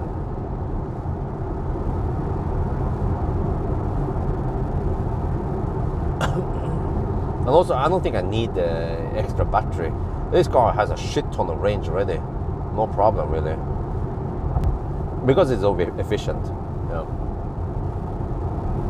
It is actually, when I think about this, this is probably the MEB car that has the best range. Maybe the ID3 with the... No, wait. ID3 has worse drag coefficient, right? Than the ID7. Is that how it works? So the ID7 is more efficient than ID3. So even if you get the 82 kilowatt hour ID3, it will have less range than this.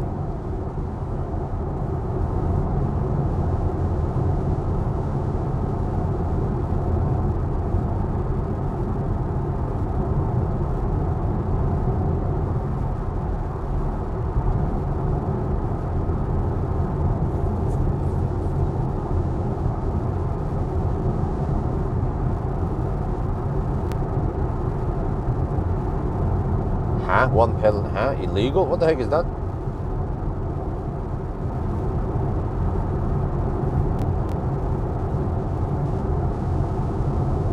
Well, let me see. So, Kungsbacka is 180 kilometers away. Plus current distance, 177. That's 357 kilometers. Okay, I have 75 kilowatt hour divided by 357. That is 210 watt hour per kilometer average. Wow, I'm actually pretty sure. I think we can make it to Kungsbacka. That is crazy. But on the other hand, that is 350-ish, 360 kilometer. And when I started from Oslo back then, some cars, long-range cars like EQS and Model S could actually reach Varberg, and that's 360 kilometer. Also passing through Göteborg. So I mean, it's not mind-blowing. Well, actually, it is somewhat mind-blowing because EQS has a lot bigger battery. Also Model S, so that we can reach 360 kilometers with 82 kilowatt hour. That is the impressive part, man. Yeah.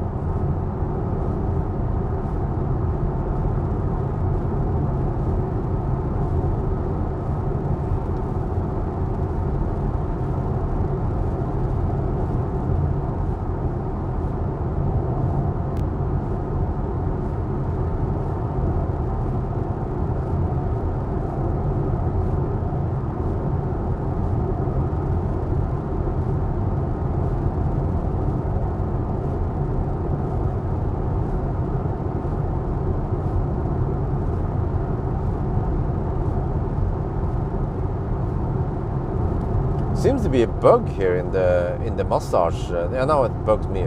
Seems like there is a bug in the massage selector. It's stuck with the previous mode.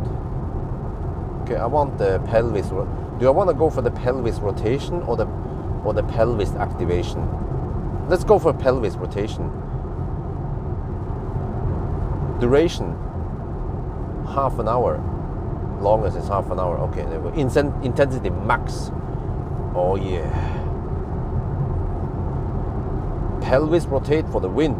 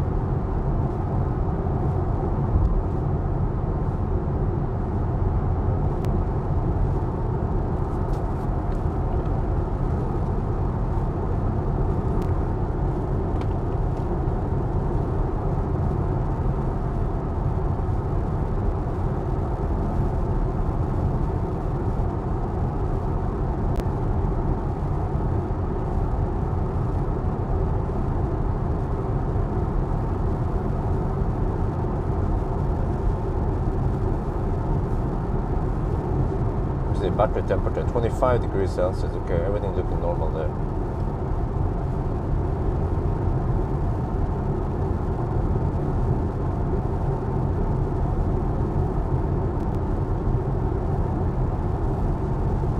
So it wants me to charge to only 49% at Kungsbacka, really? And then go for... it wants me to charge at Hallandsåsen. Oh, I don't want to charge at Hallandsåsen. I should at least to around 60% and go for Halmstad. Yeah, I think I want to go for Halmstad. Wait, but if we go for Halmstad, then...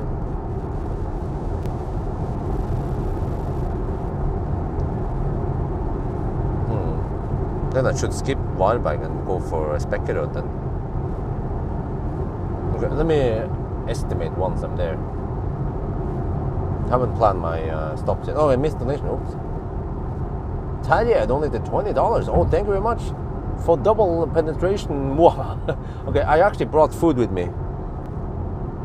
Homemade food. Actually, it's kind of weird. It's it is like fårikål, but it's actually svinikål is that. So instead of using får to make fårikål, I use schwein. It's svinebog or something like that from the butt cheeks of the schwein. Those pieces, they have lots of fat. You just boil that stuff for about 2 hours. It becomes a nice stew. Eat it with potatoes. So I brought everything in a little container. So that's my food. Hopefully it will last through the challenge.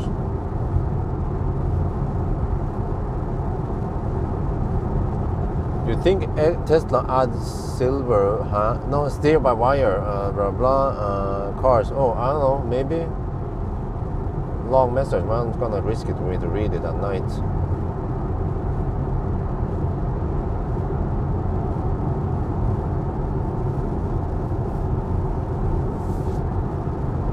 And then next week, Skoda Enyaq. I guess I have to go for another 1,000 kilometer challenge then, because Enyaq is so popular. But I dug myself into too much airport shuttle. I think I need to refuse. I mean, I need to decline them now eventually. Oh, what the heck, man? The mother trucker. Does it have light?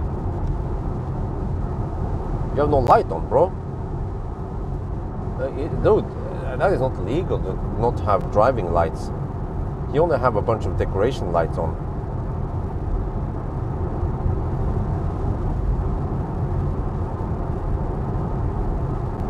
No, there's a normal Enyaq.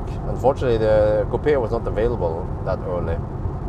But the normal Enyaq is the most popular in Norway anyway, so it's relevant for people that test it. I should at least test the efficiency and maybe do a Sunday drive. Actually, by theory, the normal Enyaq should beat the Coupe. The old Enyaq with the old motor. But I'm not sure what else I can do, because I kind of dug myself into the airport shuttle thing.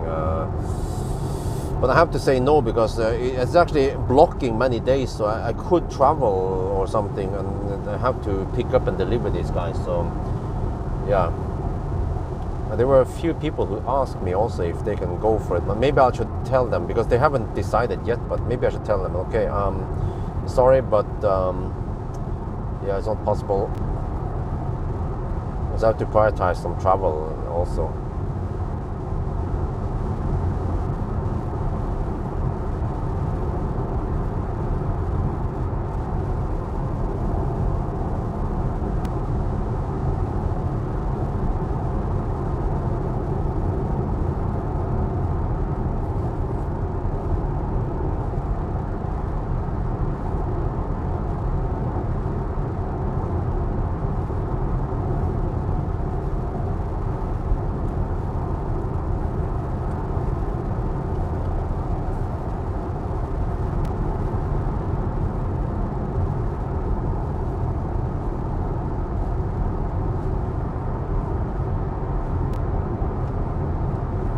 Welcome to Tanum.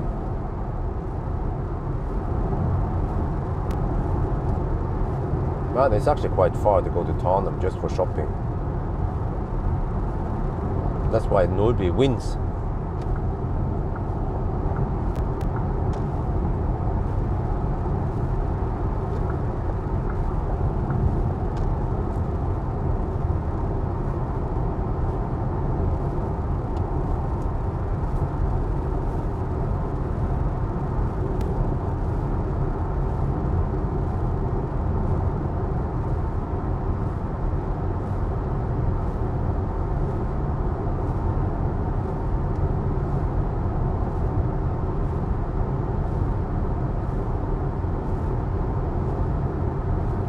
Well, I'm trying to get back.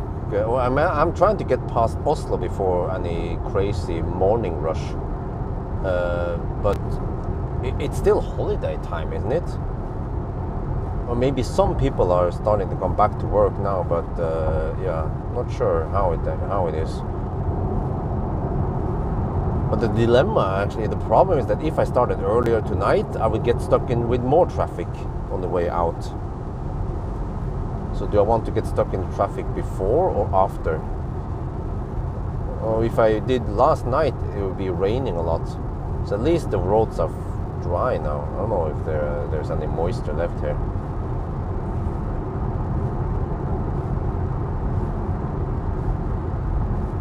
Well, but the overdrive is mostly for traction, not for power.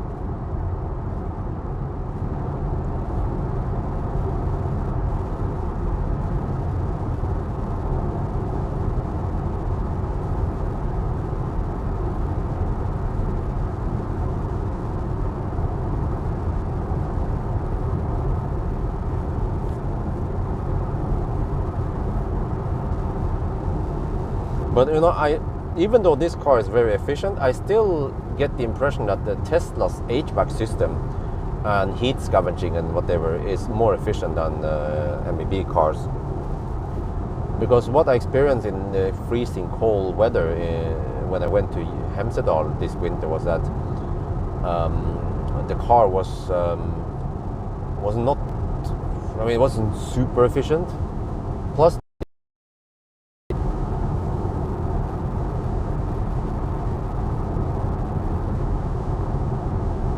I wonder if I should make a new driving impression. I could do that tomorrow night. What do you guys think? I mean, I've already done a driving impression of the ID7, but now I have some summer results to also talk about.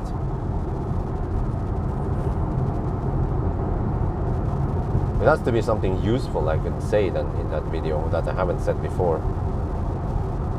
But maybe I should watch the previous video and see what's up there.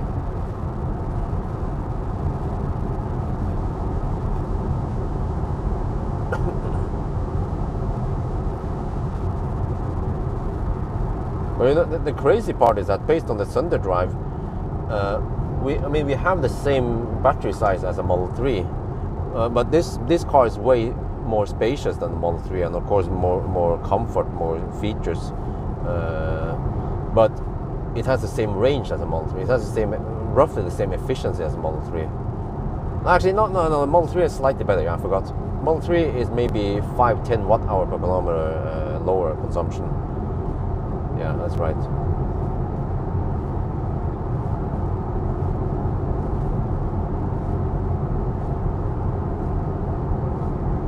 It's heavier, yes, but not that much more. It's 2,280 kilograms, and the Model 3. Okay, Model 3 is roughly 300 kilograms lighter, but it's not like a 2.5 ton beast like some of the other Germans.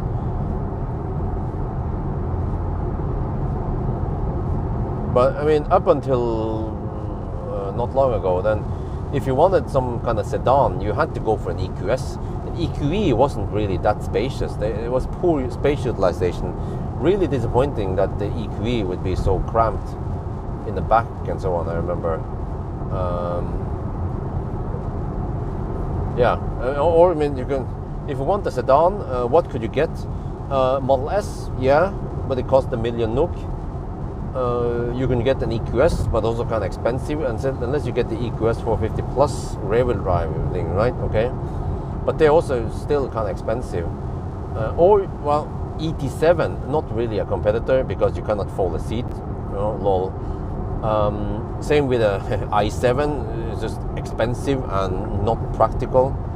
ET5 is not really a competitor, it's like a weight class, size class smaller. So yeah, ID7, man. You don't have to, not everyone needs a freaking SUV.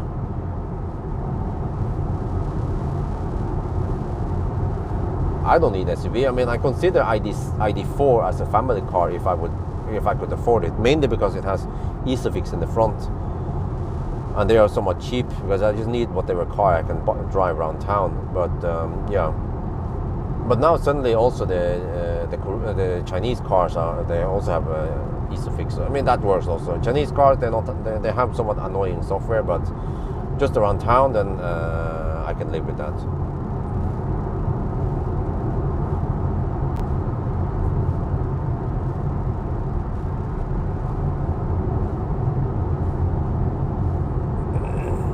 A little status update. 208 kilometers done, 198 watt-hour per kilometer. Yeah, now the consumption goes up as expected, because now we are hammering it on long distance.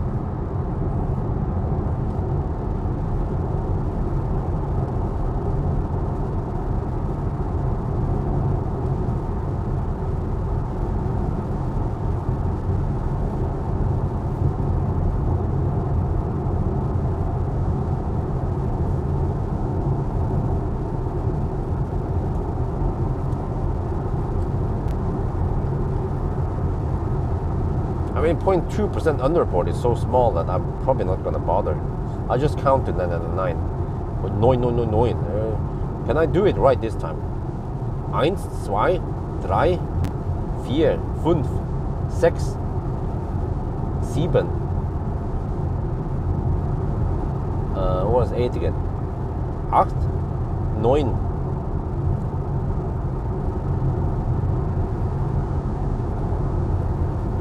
Counting the 10 in German shouldn't be that hard, really.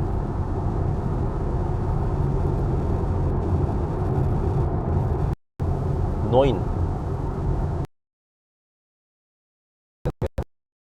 I'll try to remember that. 8.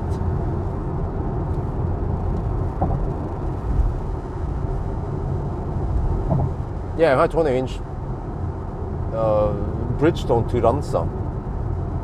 235. No, I think 235, 45, 20 front, 255, 40, 20 rear. So supposedly, wait, can you guys tell me, is that, or that is even not the most efficient combo, is it? Do we have some 19-inch that is better?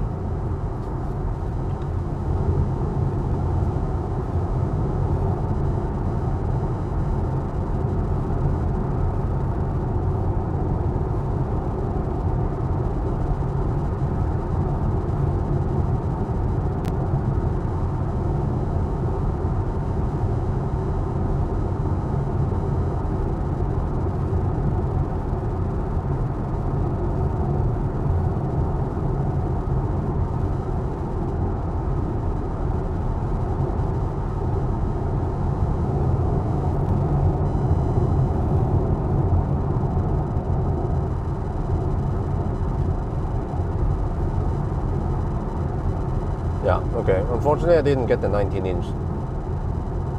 So that would have been even more efficient. Wow. Damn.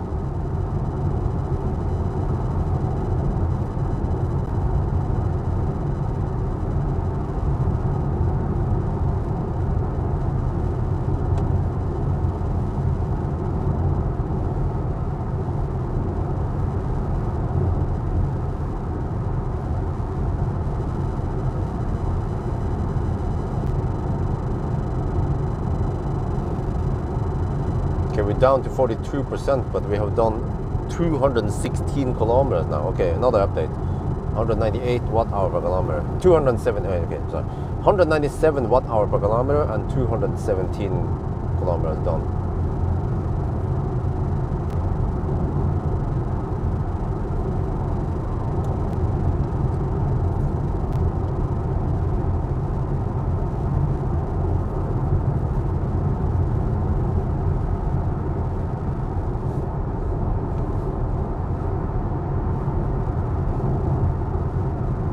the headlights are very good.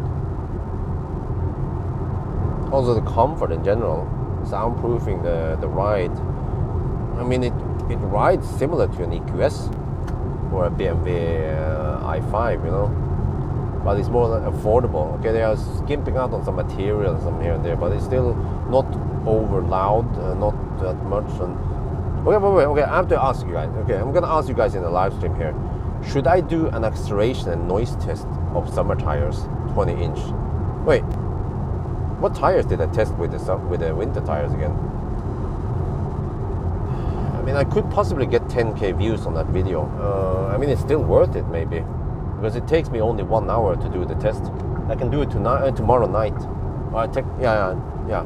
Monday night I can do acceleration noise test with summer tires, 20-inch. The last time it was with winter tires.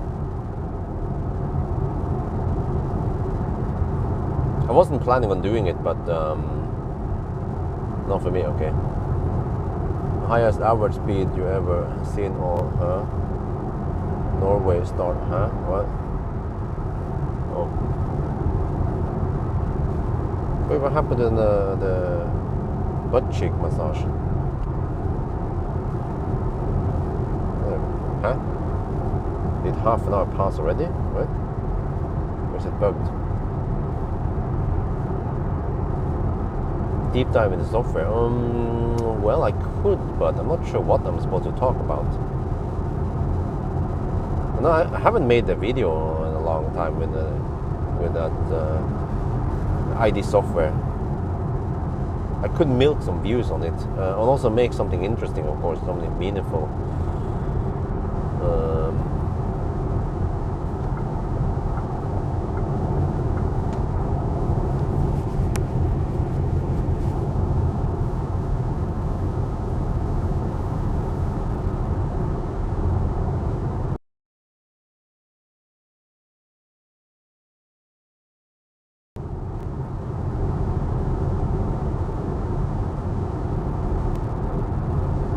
Well, let's see, it's 175 kilowatt hours. I have 40% left.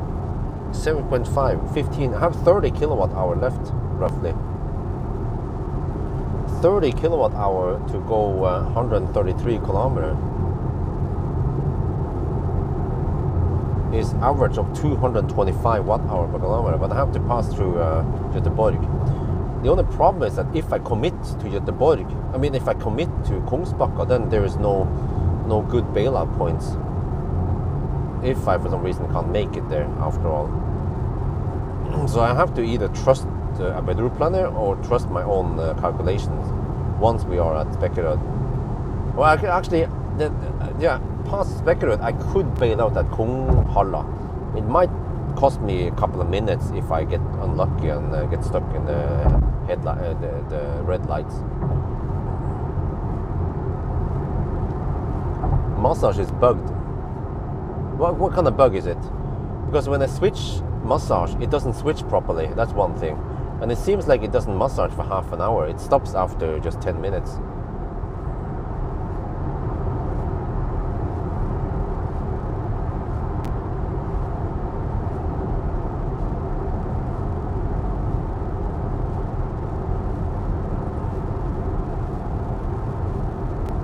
Okay, now by the route plan it says 10% at arrival.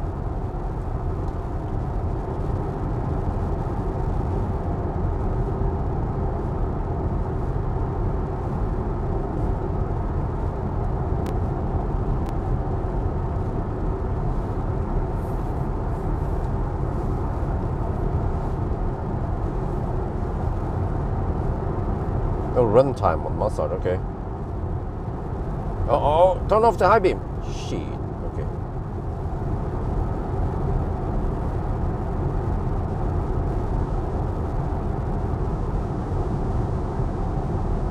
Yeah, but I will do another calculation once we get closer. I know roughly what to expect now. I mean, when we go slow, in the 90 test, yeah, I can reveal that in the 90 test I did yesterday, the car consumed only 137 watt hour per kilometer. I actually guessed it already before that test, because I knew that it was 117 in the Thunder Drive.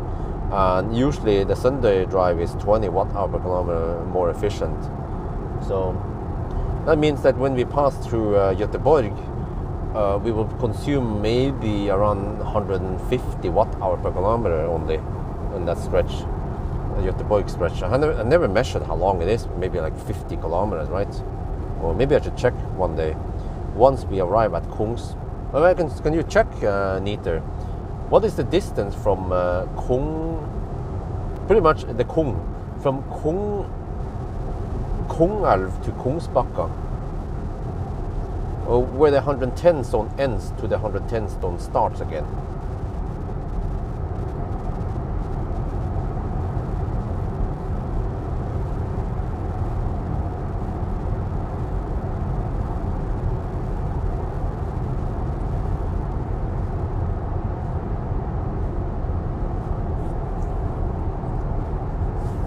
But I like efficient cars with good aerodynamics, because then the consumption is more consistent. You don't have to care too much about wind or stuff like that. Yeah, with fat SUVs, even though okay they could charge fast, but suddenly like the consumption fluctuates a lot depending on wind or speed. Also, yeah, speed. Because if you pass through a slow stretch versus a fast speed stretch.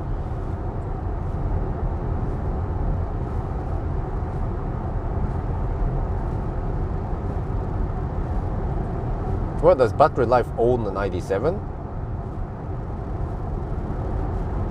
Man, I have to clear my my economy here so I can buy a car again. I would like to own a car, but yeah, can't even own a soul nowadays, man. Yes, what? Yes, he owns an ID7, I guess. Okay, wow. The problem for me though is that if I own a car, I don't have that much time to play around with it. Okay, I mean I will use it as a local driver only. Technically, what do I need a car for? Well, I need the press car shuttle, but that car could be a Soul with 20-ish kilowatt-hour net capacity, and then I need, in addition to that, I also need another car as the kindergarten runner. But it can be the press car. Yeah, I can save a lot of money by using the press car to run to the kindergarten. The only minus is that in case I'm gonna do some kind of test, I will then have to go to the kindergarten first with that press car and then come back and maybe top up back to 100%. So it depends what kind of test it is, but for most times, no big deal.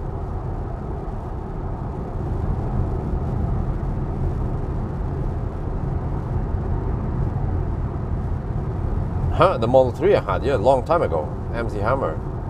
It was when I had MC Hammer I realized that it's kind of waste of money, because MC Hammer was just sitting around for a long time. But when it was completely different several years ago when I did Nimber task, or when I didn't do that much press car, or it was more like, you know, occasional press car, and I did more of some random Marcus Beal's car plus my own car. But eventually I found out that I need to spend a lot of time with the press cars and less time with my own car. There's so much, I mean, there's not much you can do with your own car over and over again, and people are going to get bored. So nowadays I'm just booked back to back with press cars, and a few times I will have a couple of days not having a press car, but then I usually fill it up with something else. Like I still haven't done the Tibber video yet, and the route planner video yet. Just haven't found time to do it.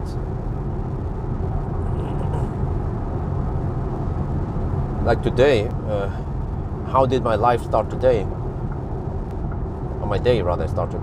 Wait, I4 was okay, but today I woke up. No, Isabel woke me up. Yeah, at 7:30. Daddy is tired. She doesn't give a shit. She's up. And she's like, get down. I'm like, okay, let's get down then. Okay. And then Lynn was awake. I'm like, okay, Lynn is awake. Oh, maybe Lynn can take Isabel so I can get some sleep because, because last night I came home at 3:30. Yeah. And then I was digging around for a bit and then I managed to settle down and sleep around 5. I'm like, oh shit. So I had 2.5 hours of sleep last night, which is not enough. But then around 8, I was like, okay, let's let Lynn take care of Isabel so I can get some sleep, because I know I need sleep. Ain't gonna happen. Around 8, wifey came down with Axel. I'm tired, can you take Axel? I'm like, fuck. Okay, I'll take him then. So then I had to carry Axel. No, wait, how did we do it? No, it's based on rank. Yeah, I forgot. Everyone who own kids, they know the rank. The mother always has the highest rank. Well, it depends. Sometimes with some kids, the father has the highest rank. So, which means that I had to take care of Isabel, feed her, cook and feed her, and then Lynn carried Axel, and that lasted for a good several hours until 11-ish when wifey finished sleeping and she came down. And then I was like, okay, here, take over. And then I tapped out and I went to sleep. And then I slept until around 2 in the afternoon. So I was like, oh yes, 3 hours of sleep. And then I woke up and I'm like, oh, Isabel is sleeping in the garage, okay?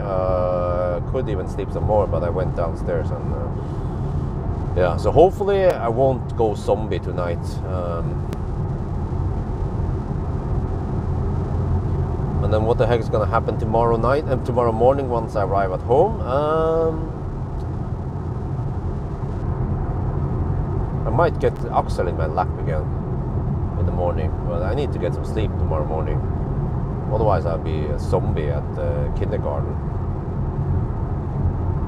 And it's not just dump Isabel at the kindergarten and go home. No, I have to stay at the kindergarten as long as she stays there.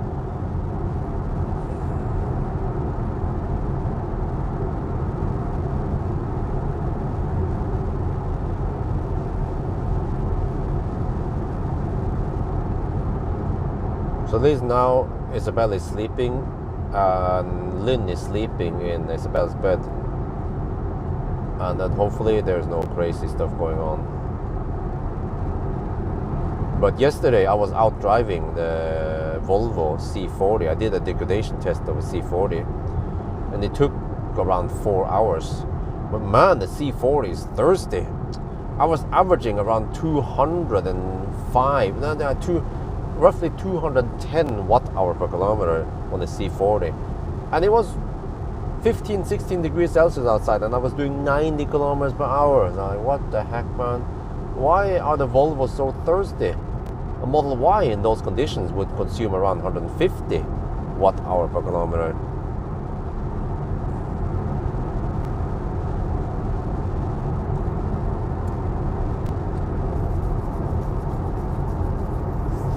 And then I've been farming on grid rewards on the C40, yeah. We had decent grid rewards today. So it seems like rainy days means grid rewards.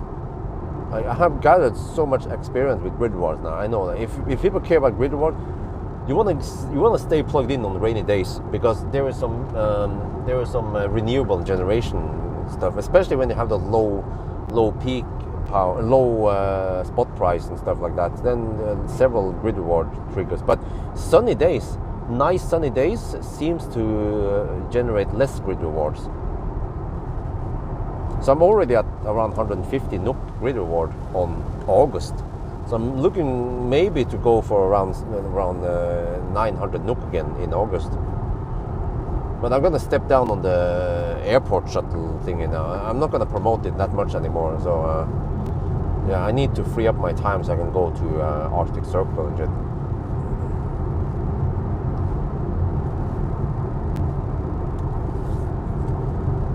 Okay, another status update. Let's see here. Let me check. 249 kilometers done, 202 watt-hour per kilometer. Wow, like the consumption barely just tipped over 200. What the heck, man? What kind of wizardry is this, huh? Volkswagen, they stole some Tesla alien technology.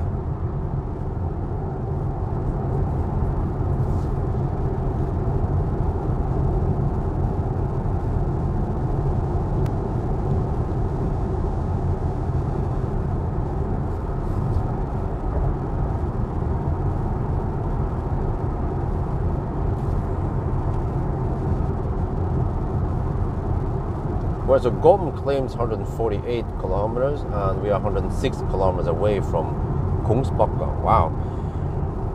Now there's a pretty high chance we can reach Kungsbacka. I just wonder if we can actually reach Varberg.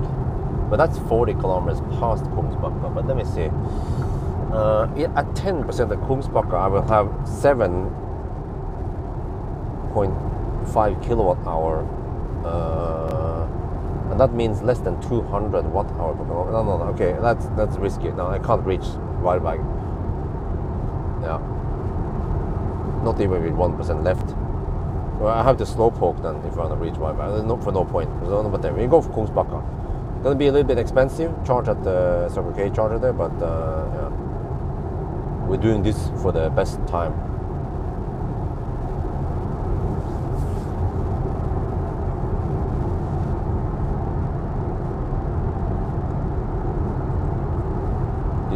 Did the average speed go up now? Yeah, average speed is at 117 kilometers per hour now.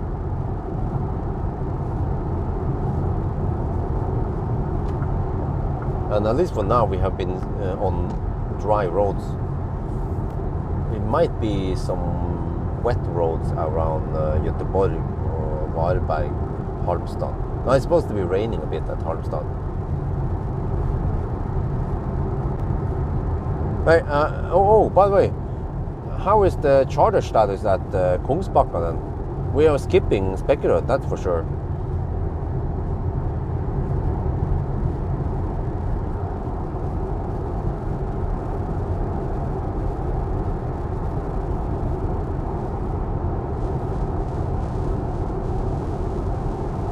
No, I don't think it makes sense to go to Varberg. We can just stop at Kungsbacka.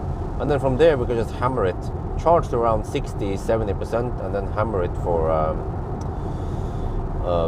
don't remember, Halmstad maybe. Go to the turnaround point and then Halmstad.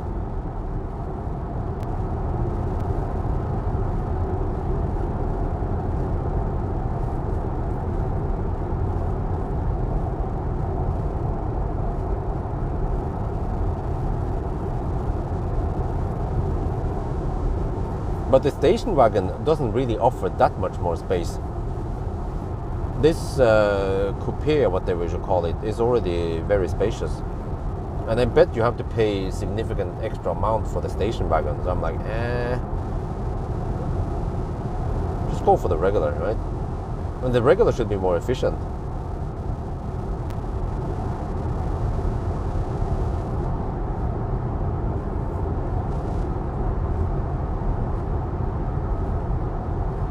Man, I have to say the Swedish road seems to be smoother and straighter than the Norwegian roads, Norwegian autobahn. Oh, okay, here we we have a little bit of wet road.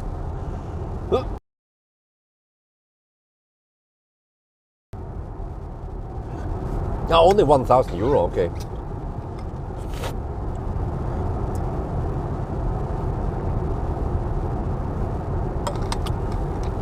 Okay, well, that's not much, but you see, the crazy part is that with a fat e-tron, you have to pay more to get the Sportback.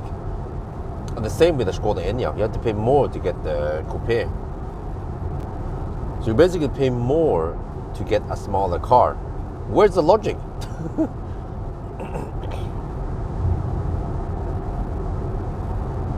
Oh, here we have some wet roads. That could increase the rolling resistance slightly.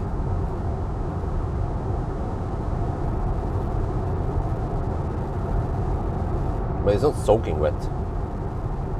And then hopefully it will be dry on the way back.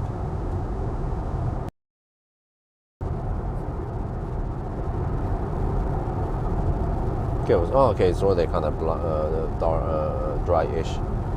Let me see, where do I...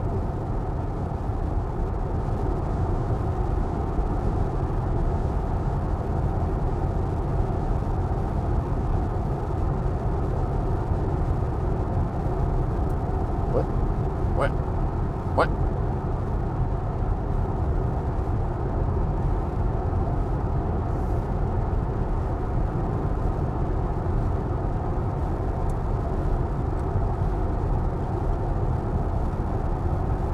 Oh, there. Okay.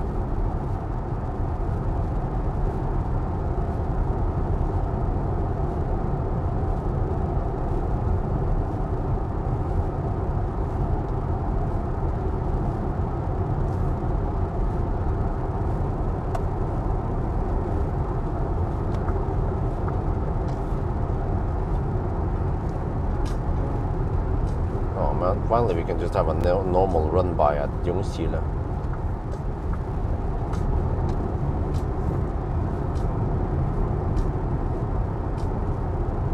Okay, no ladderstart. Well, I mean, by the time we get there, it's gonna be 1 at night.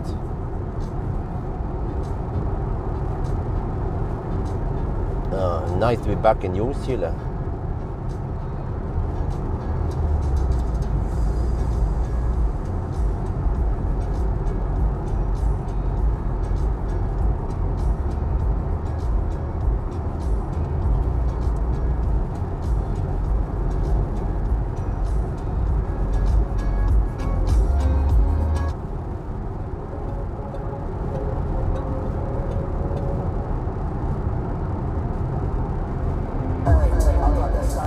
You guys want to hear the Hammond Carden, right?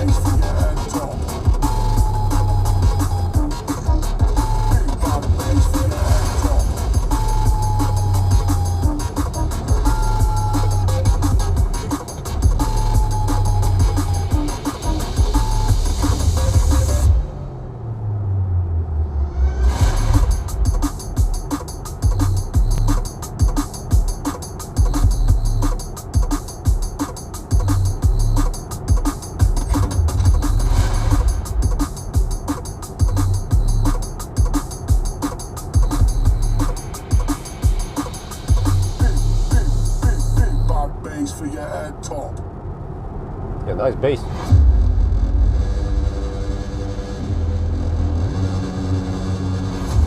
Oh, now it says 8% at Kungsbacka. I bet the Ruplan is confused because it wants me to take the detour. So we'll come back to its senses again once we are at Spekkerød. You see the ID lights going crazy. It's like, oh, turn there, go exit here.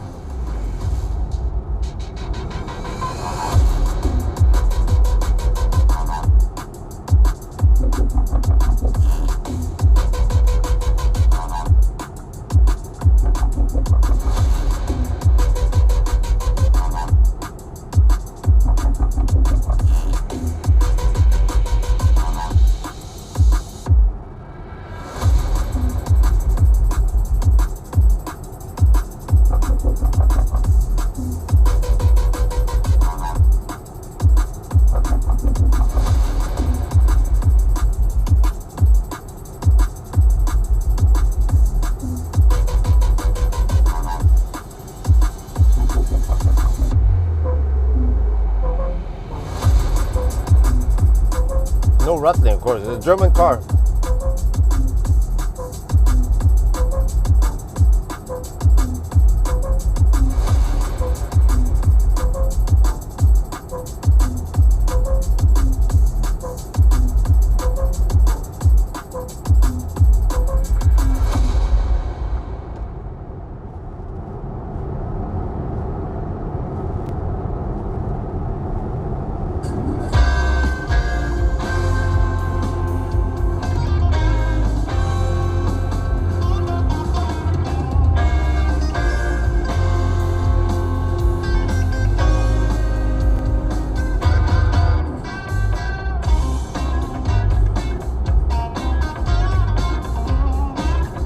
Headlights are so good.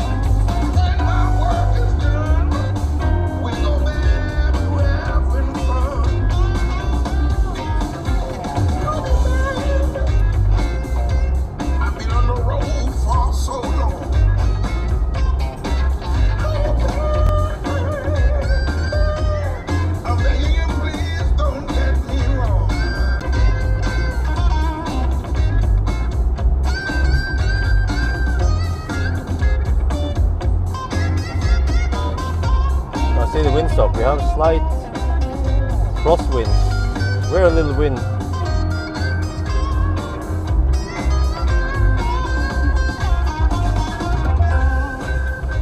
Mirko, hold your horses, Highland is coming. It is in the upcoming, both for the rear-wheel drive and the long range. Sunday driving also, and range test of course.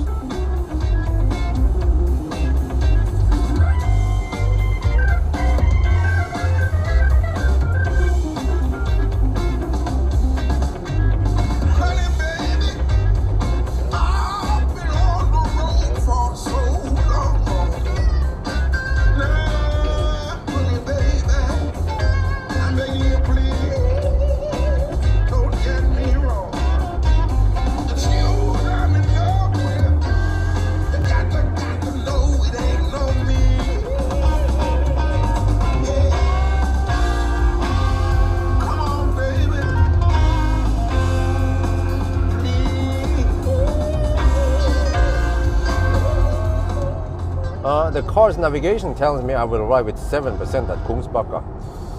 Okay, another status update. 205 watt-hour per kilometer, 280 kilometers now.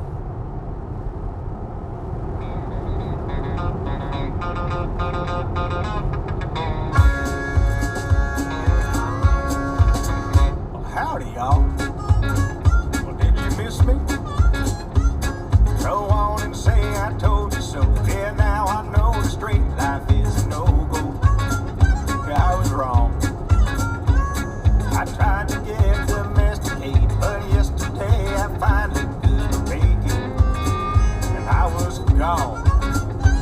I probably should have told my wife, but the minute I saw the light, I just dug out my boots and threw out the fanny pack, sold the land and got my old honey back, cranked up the bike and flew out the cul-de-sac, straight to the nearest bar. AC/DC on the jukebox, back and back, got so drunk I was singing like a maniac, smoked so much I about had a heart attack. So it's a fact, the rascal is back.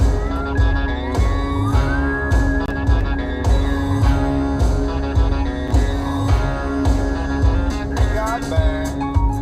I ain't gonna lie, I dressed up in a suit and tie, pulled out the driveway 7:45. Yeah, in the morning.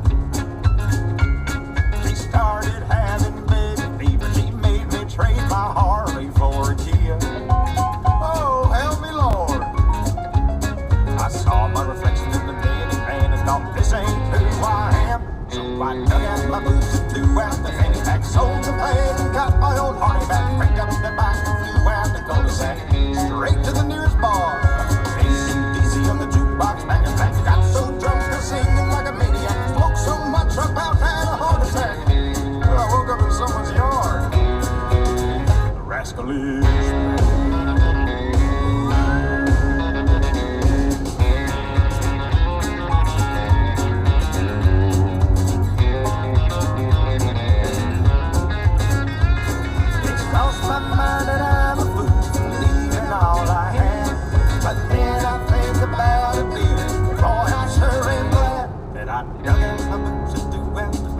Sold the band, got my old Harley back, picked up the bike and flew out the cul-de-sac.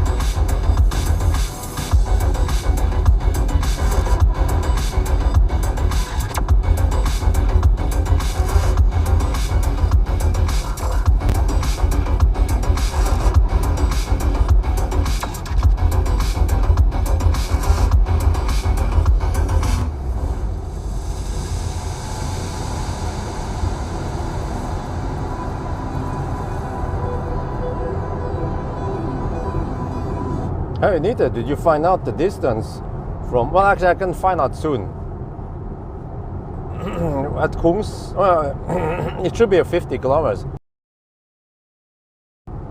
Yeah, because I know that from Spekkerø to Kungal is roughly 10 kilometers. And now we are down to 20%. So it means that, and then Kungsbakka is right where the 110 zone is. So we have roughly 50 kilometers in the lower speed limit. Well, it starts with 80 zone and then a mix of 100 and then, so I haven't measured the average speed over there, but let's see now. Right now, at this point, the average speed is 118 kilometers per hour. No, it's only 45 kilometers, okay. But I mean, 45 kilometers at low-ish speed, I would guess that the average, at least the average speed limit over there is maybe around, I'm not sure, 90-ish? Maybe? There's a mix of 180 and 70 for a while also. Yeah, maybe around 90. That means that, yeah, consumption is lower over there.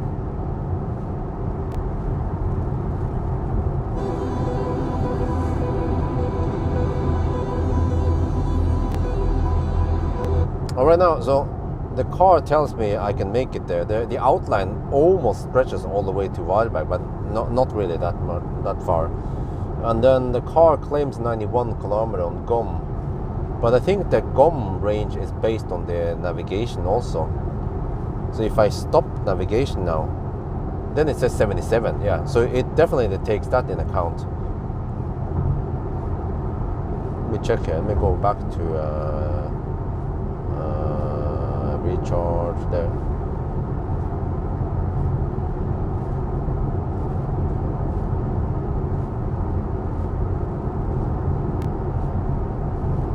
Gosh, another car bugs me again.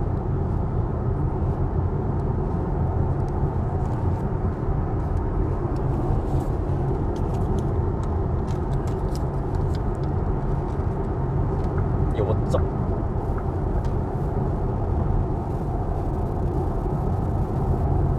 We are getting close to Göteborg now, and I bet Ruplan estimates that I was gonna make it to Kungsbakka with 9%, and then also the car's navigation claims that I can also make it to Kungsbakka. This here with 6%. Okay, I'm not sure which one is correct, but also if we look here, well, actually if you click on the map here, you see that the outline of where I can drive almost stretches to Varberg. So there's a pretty high chance we can make it to Kungsbakka, which is amazing. But okay, I'm going to show you something here.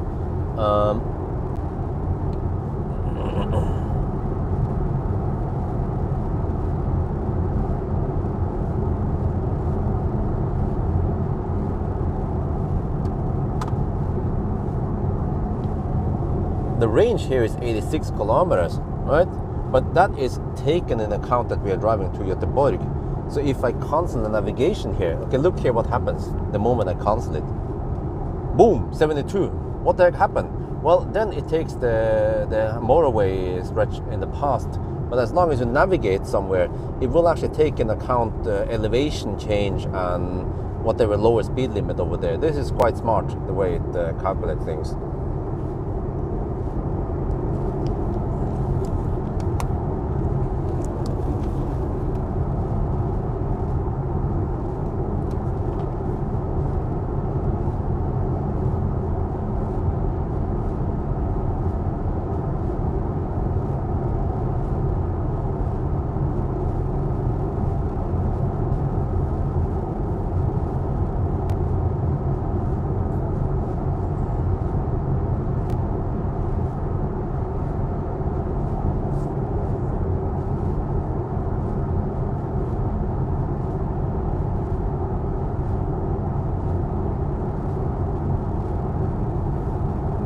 Is that a Hummer? That is a real Hummer. Fucking brick, man.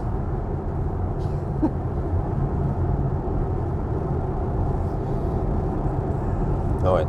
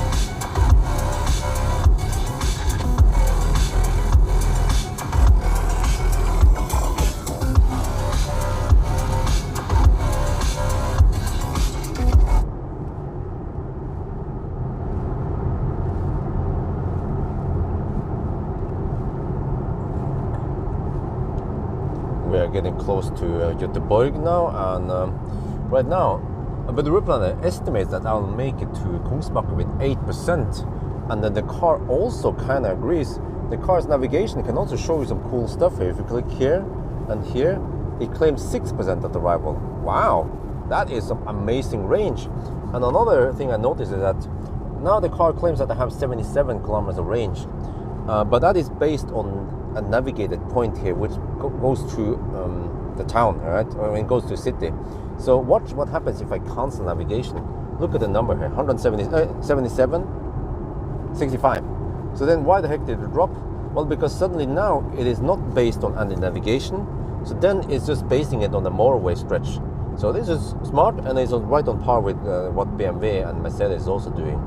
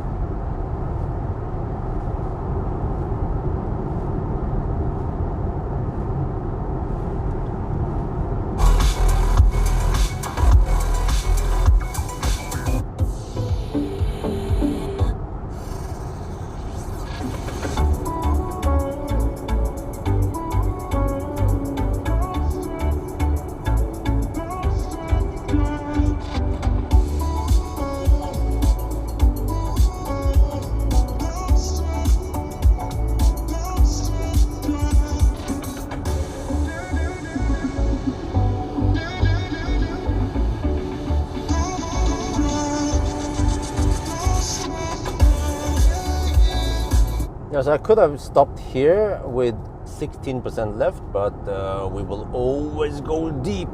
Because I think it pays off for this car to go deep.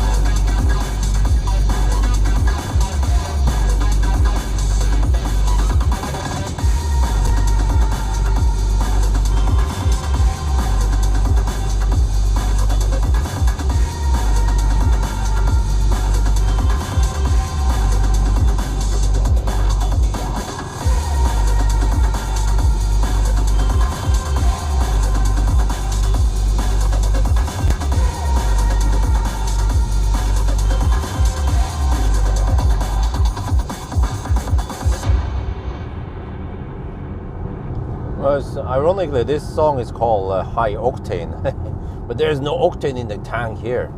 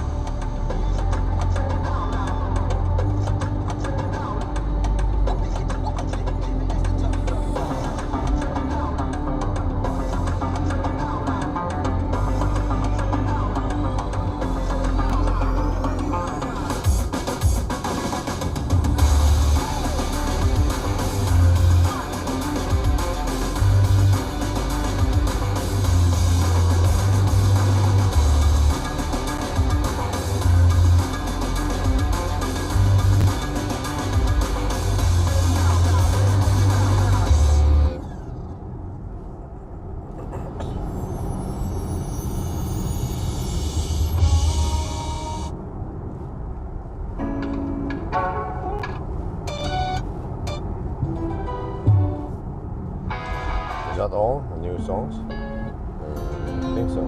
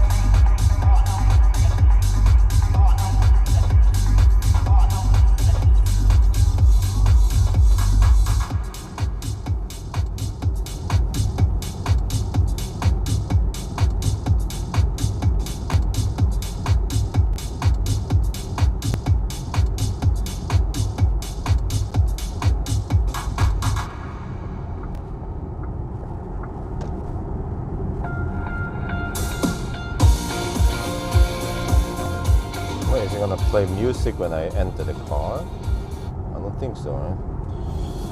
Well, alright, the consumption has dropped to 202 watt-hour per kilometer. We are now at 329 kilometers.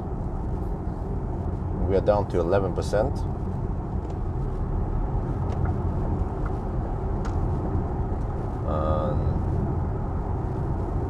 Yeah.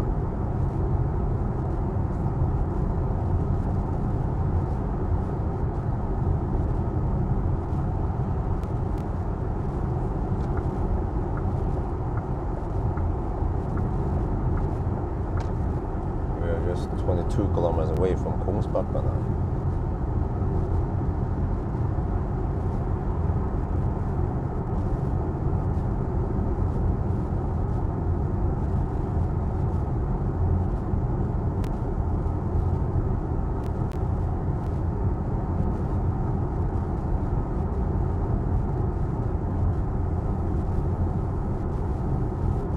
Down to 10%, okay.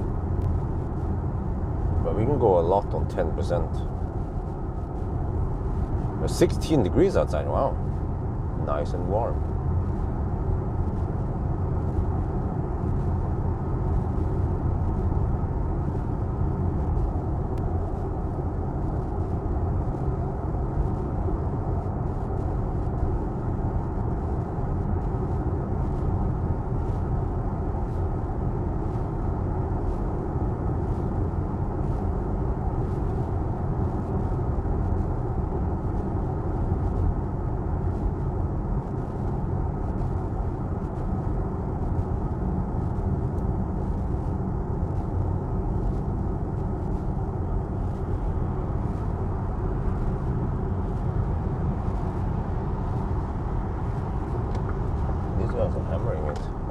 sure.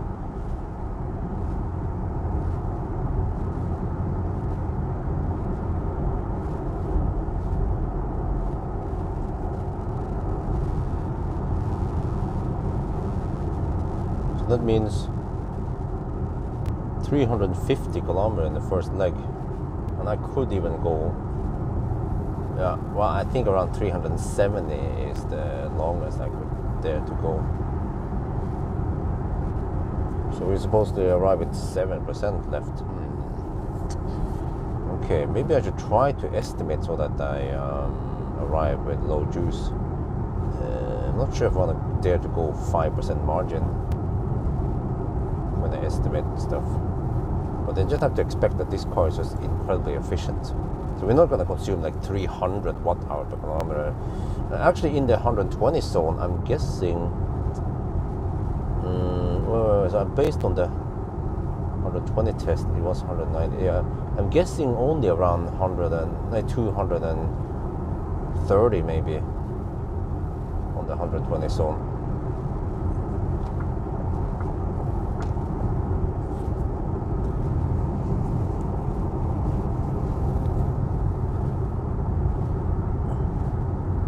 Since there's a mix of some 110 and some 100 zone also around Halmstad.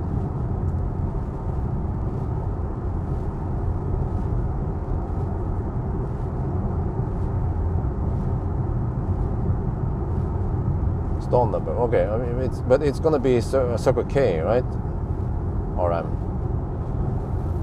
gonna go for Circle K stall.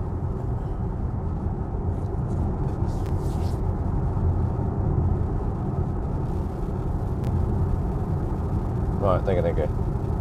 Highly appreciate it. That's the best way of donating without any losses. Because even if you transfer via PayPal, there is some cut there, roughly around 5% cut. Plus, of course, the tax I have to pay. So in a way, the donation you give me, it's tax-free. I'm not gonna put in the tax that some guy paid for a charging session for me. I'm not gonna micromanage that much.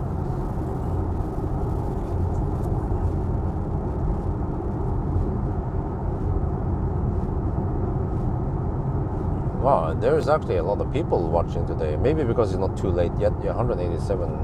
Normally we have less than 100 people watching.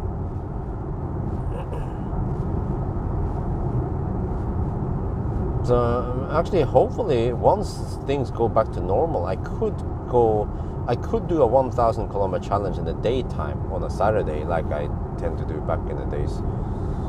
After all the office rats are home, which is in a couple of weeks.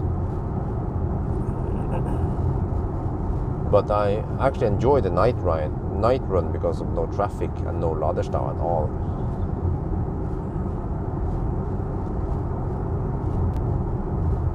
Like 14 kilometers left, and still 9% left, and 37 kilometers on GOM.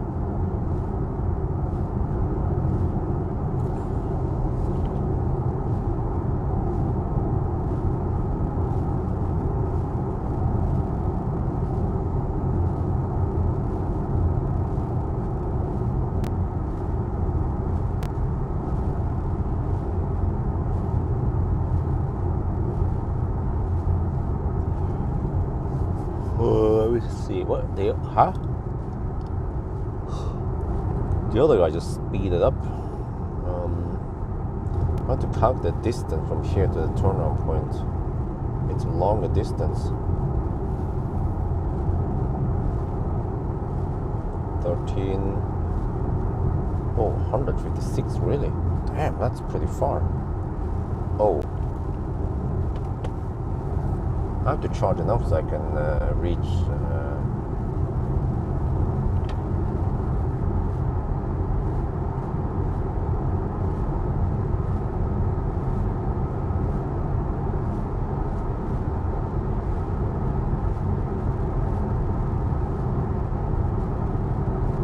Turnaround point to Halmstad is 32 kilometers. Oh. Yeah, that should be possible, and I might have to charge for around 65-70% now. Turn off the high beam. Shit, it's super slow turning off the high beam sometimes.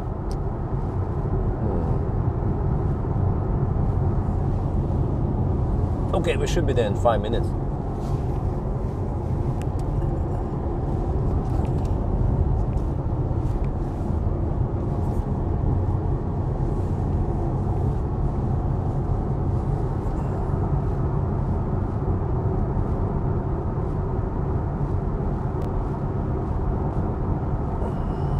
Try to clean the windscreen. I'm not sure if they have any equipment for it, but they have somewhat limited time.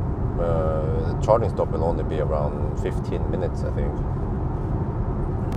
and then I have to shoot videos a couple of minutes and maybe eat and pee and clean the windscreen. So yeah.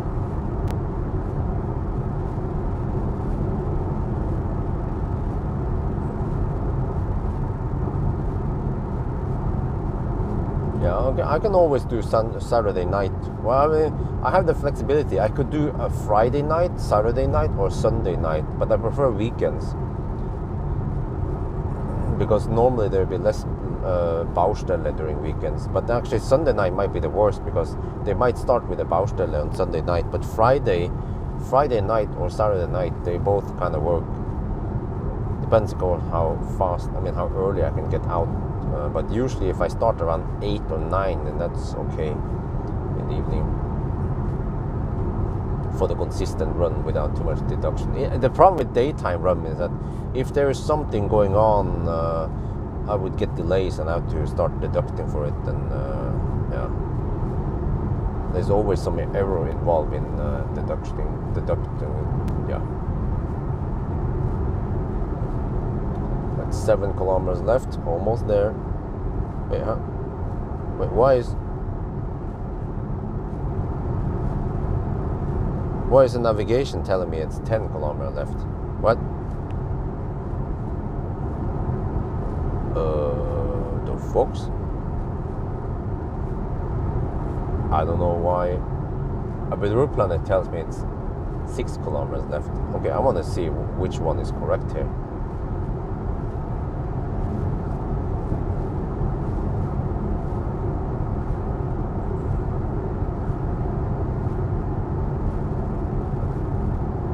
Yeah, 6%. Go deep. What is the battery temperature? 25 degrees Celsius. I think that's optimal to get maximum speed. We can see on the optimizer also. Well, it says optimum charging reached 162 kilowatt claimed.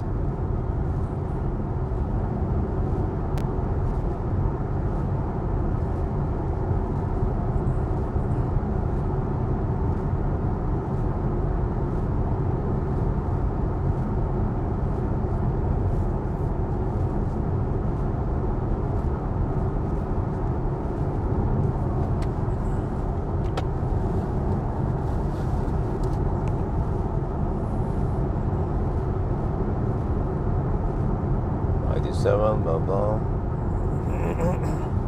Oncoming traffic. Yes, there's some blinking going on here. It tends to turn off the lights late, or sometimes it doesn't detect oncoming traffic because of the middle barrier.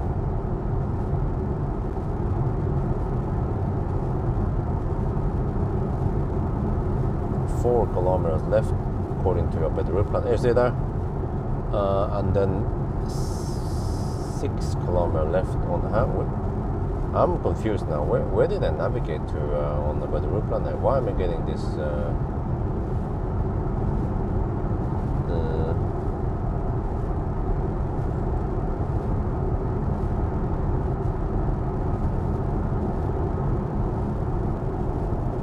Suddenly this plan is no longer viable. Can you stop bugging me about it? Now suddenly it says 6 kilometers left, which is on par with the car's navigation. Okay, whatever. You're drunk.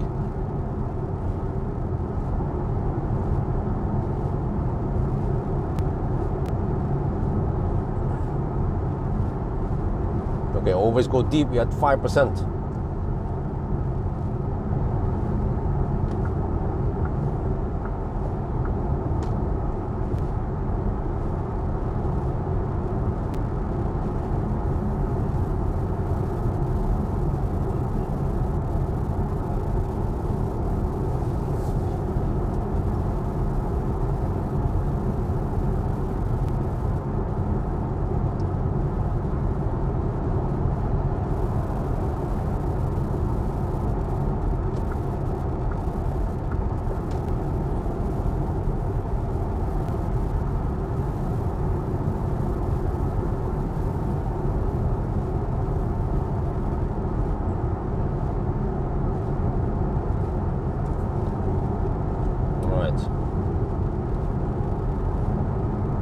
Wow, consumption dropped to 201. We are 351 kilometers now. 3 hours and 2 minutes. Average speed so far 116 kilometers per hour. Okay, microphone off. Let's get ready.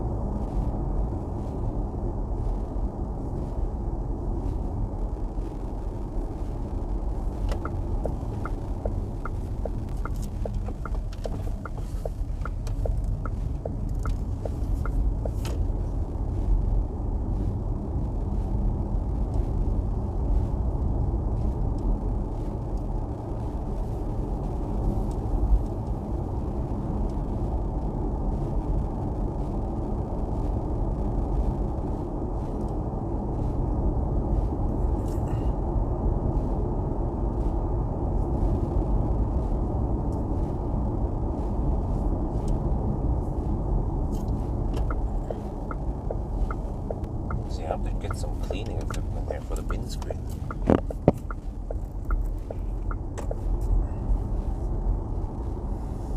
Okay, we see the charge port on the right side with the wrong side, the left side with the right side. There's the people there playing balls. Okay, let me see. I'm gonna get over here. Washing equipment should be over there. Okay, let me see.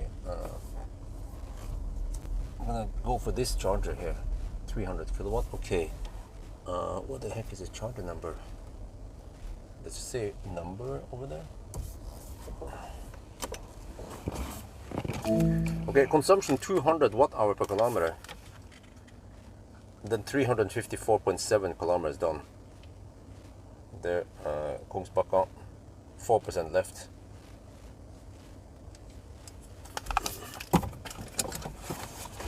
There'll be slight delay.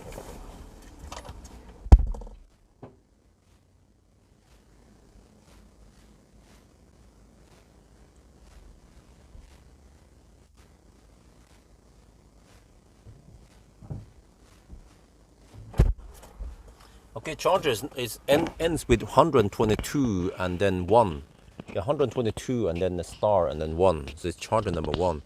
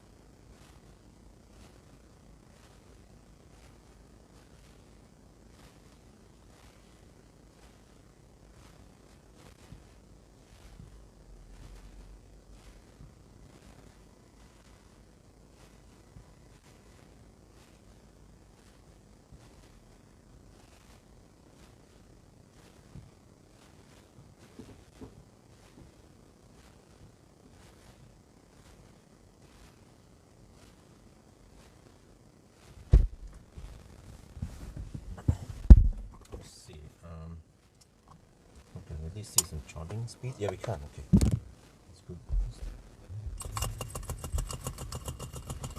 Thank you very much. Yes, we are charging now. I have to hurry because I have somewhat limited time, but I also have to calculate how much I need, which is kind of hard. There, you can see this screen now.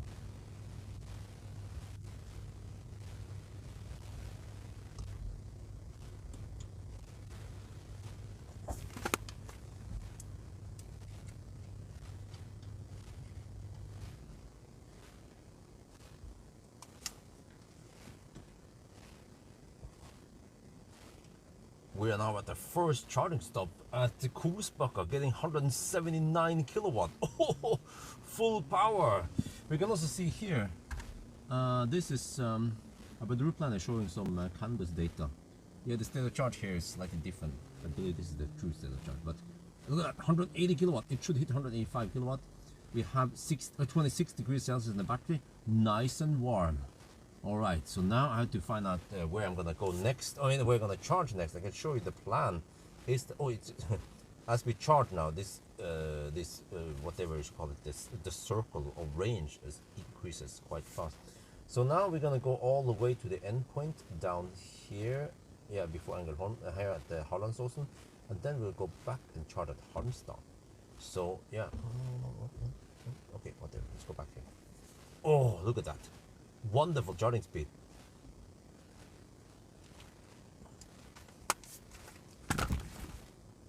Okay, I have to go grab some cleaning.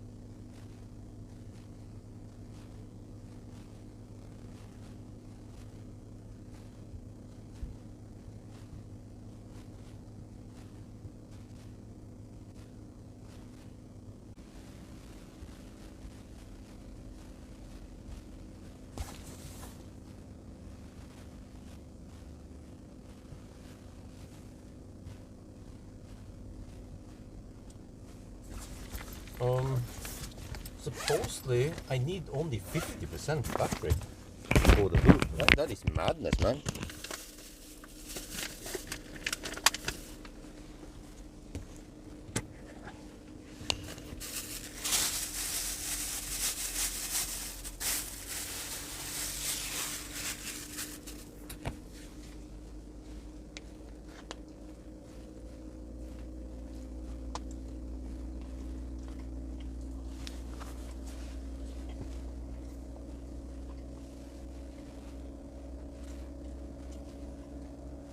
Next charging stop is going to be Tesla supercharger Halmstad, 175 kilometers away roughly.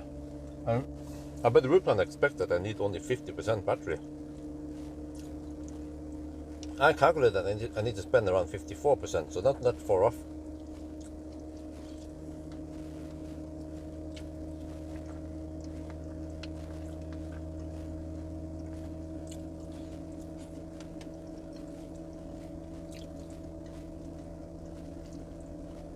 Next out til Halmstad ved himmelen.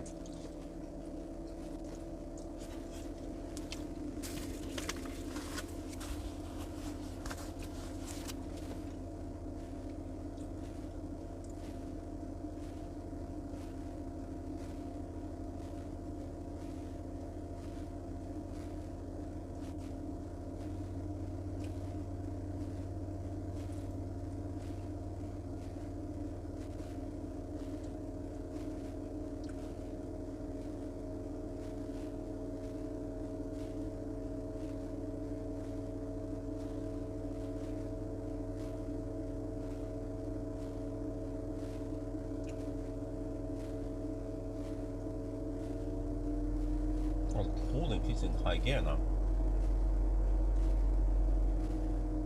Okay, to reach Himmler I need to spend 70%, so it sounds like Halmstad is a good deal. But that means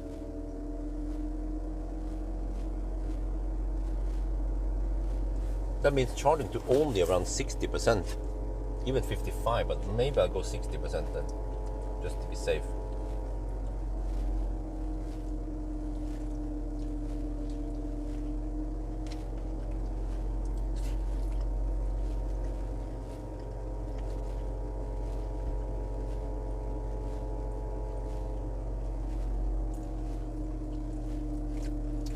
No, but that's fine. I can pay for my own Tesla. No worry. Tesla's not too expensive.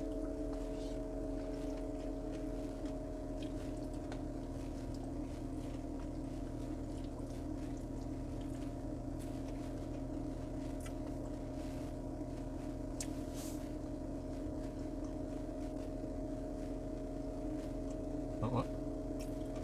Come on.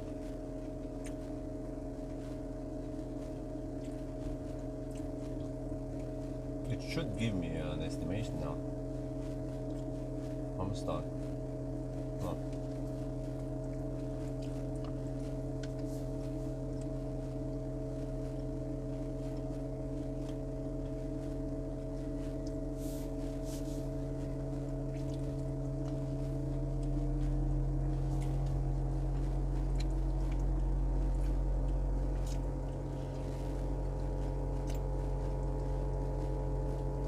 This is not correct. We're getting 144 kilowatt according to the car.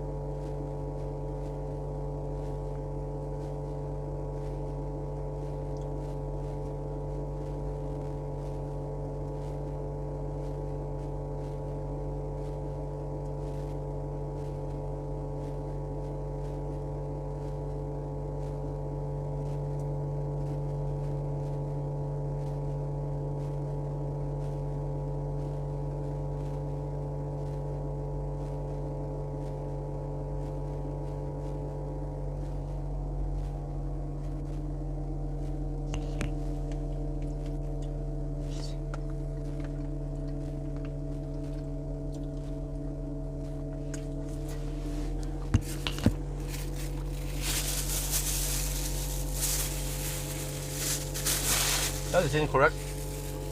We're charging faster than that.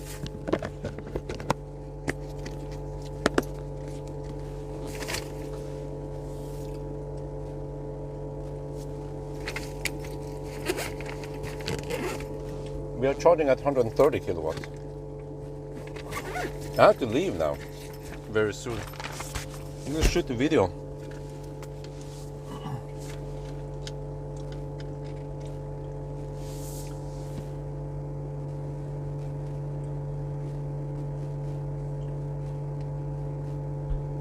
Wow, look at this.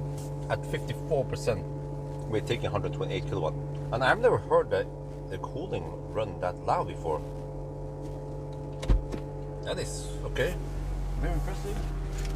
The cooling and the charging speed.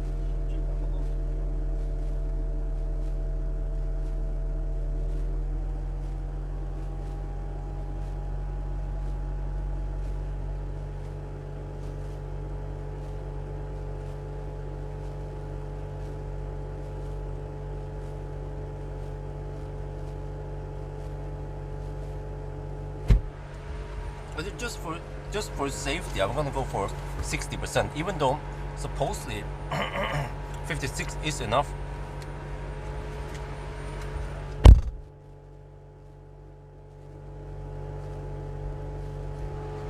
Man, I never heard the cooling go so loud before. Whoa! Heard that? When you enter the car, it stops temporarily.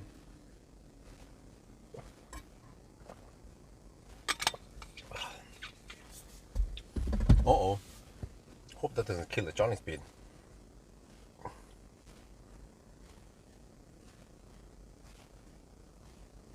Okay, but we're almost good to go. Yeah, the OBD, the CAN bus stats, they are a little bit beta. Now the cooling starts again. It ramps up quite fast, fortunately. And it seems to just kind of try to catch up on what it lost. Okay, I'm gonna start.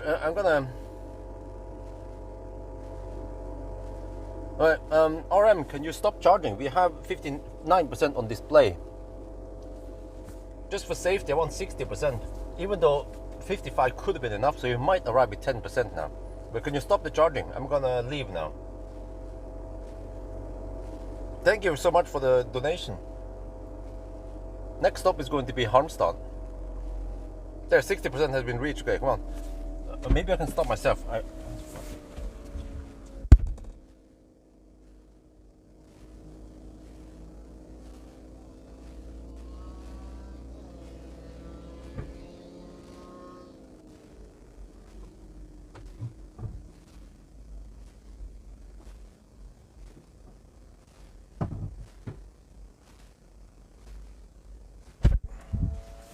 Yeah, that was almost 20-minute charging.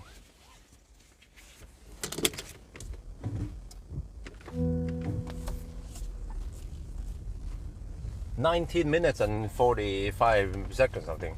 Crazy. We reached 60%. And we can supposedly go 175 kilometers or more, slightly more, but just have that 10% margin in case some of us miscalculate. Or if there's rain, or I don't know, but yeah, okay, wow.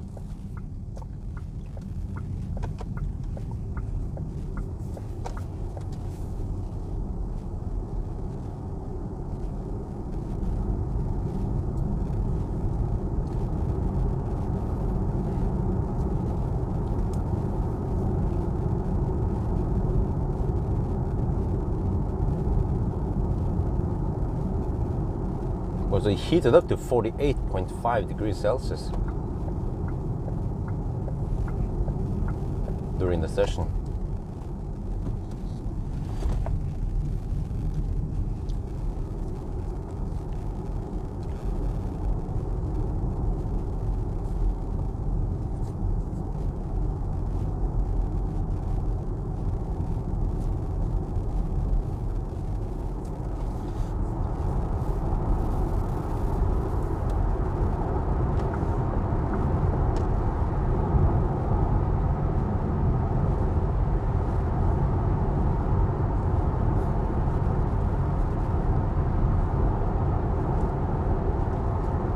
And yeah, it should have heat scavenging, which means that we'll get heat from the battery.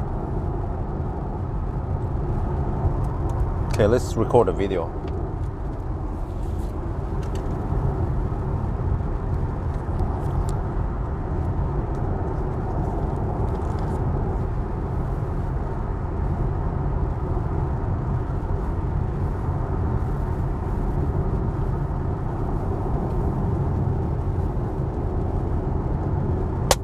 After Kungsbacka. Alright, that was almost 20-minute charging stop. We charged 60%. Well, it's reported at 63% here. But you see the battery has heated up to 48.5 degrees Celsius. But I believe that this car has heat scavenging.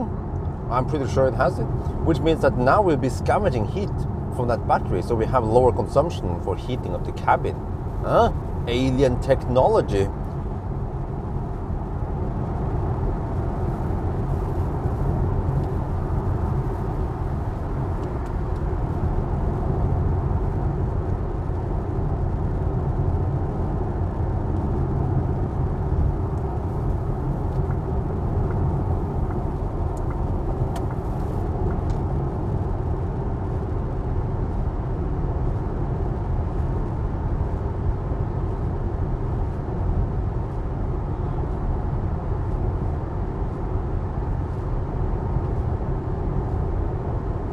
Yeah, almost 20-minute charging stop.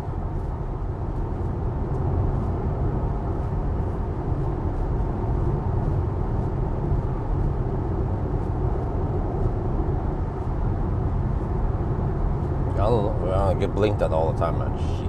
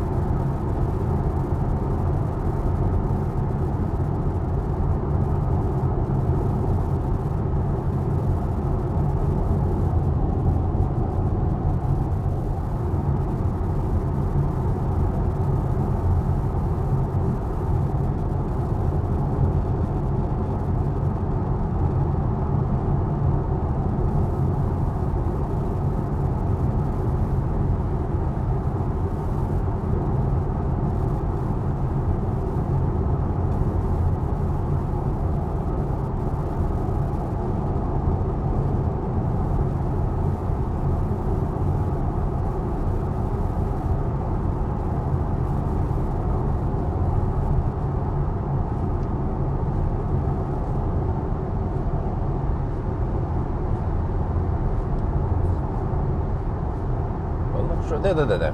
Okay, yeah. Now a weather planner tells me that I will arrive with 13%.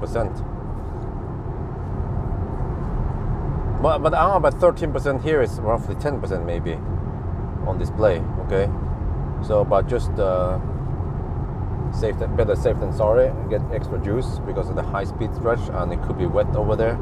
I'm not sure how a weather planner estimates consumption because. Okay, it hasn't rained there, or it might not rain there, but maybe the road is wet, so the consumption is higher than expected.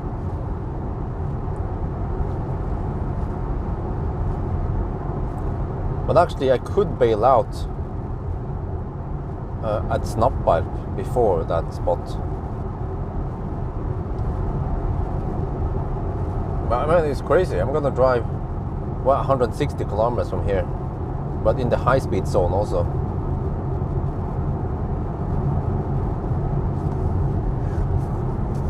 And it feels so weird that I charged to only 60%. But according to my calculation, actually around 60% yields the best 1,000 kilometer time. I think even 50%.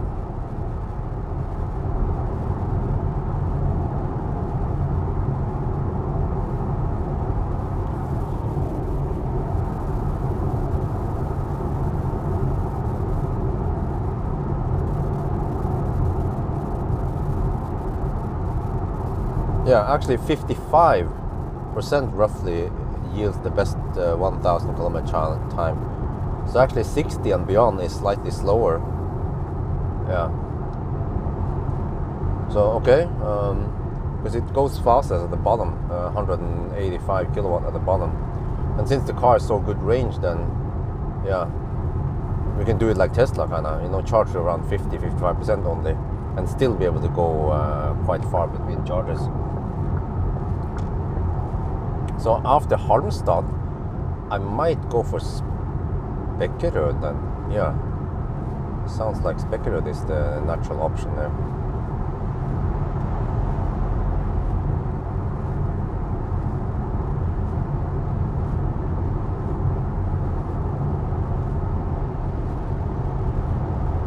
So hopefully, I mean, what do you guys know? This car has heat scavenging, right? Every time I tested MEB cars, everything points towards that it has heat scavenging. I'm not 100% sure, but I'm like 99% sure it has heat scavenging. So battery is at 45 degrees now, which means that we should be scavenging on the heat on the battery.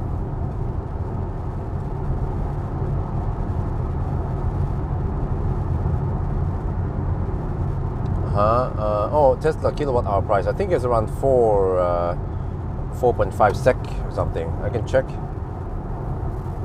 I have a membership thingy, but Ionity is the cheapest in Sweden for me.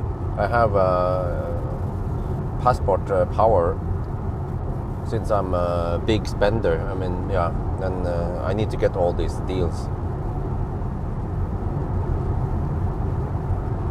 I charge enough, I have plenty for both memberships to be worth it for me to pay off.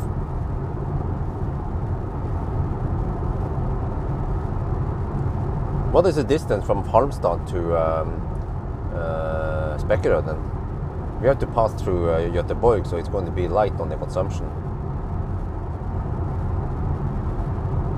Let's see, at Halmstad I have to pay 4.45 SEK per kilowatt hour.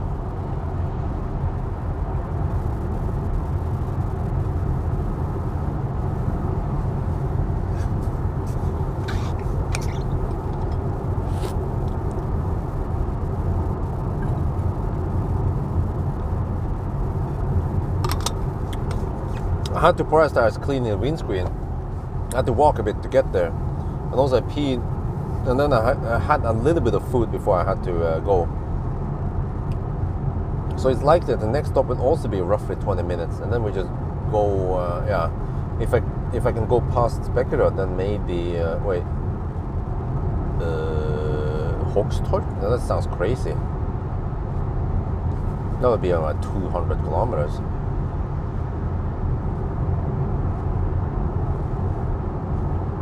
But I can just try to split the remaining distance, so we don't have to charge too high.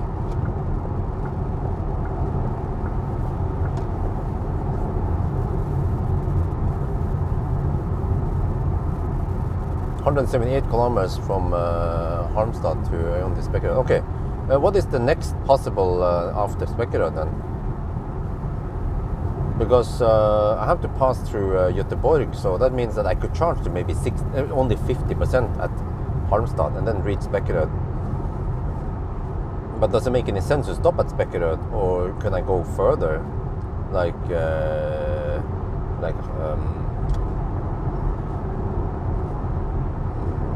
what is it going to get? Hogstorp maybe.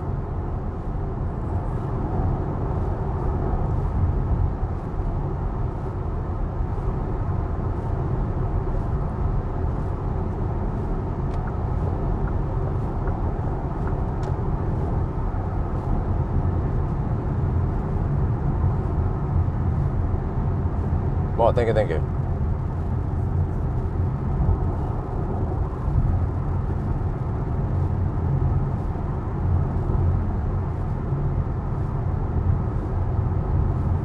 Man, it's crazy that most cars I test nowadays, they have roughly 80 kilowatt hour, right? And you can only go around 150 kilometers. going 175 to 200 kilometers is almost unheard of. And also this car doesn't have super fast charging like the Q6, only 185 kilowatt, but because it's so efficient, you can actually go these distances. You see, like it's slow. It shuts down the light really slow. So oncoming traffic might have to blink twice for the light here to shut down.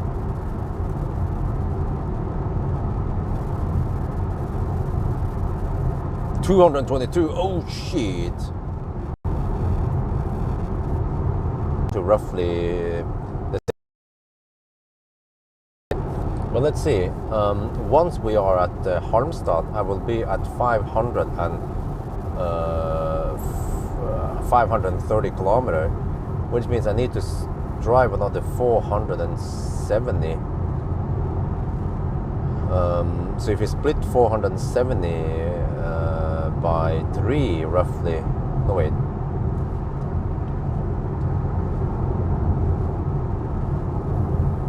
That's 156 kilometers each.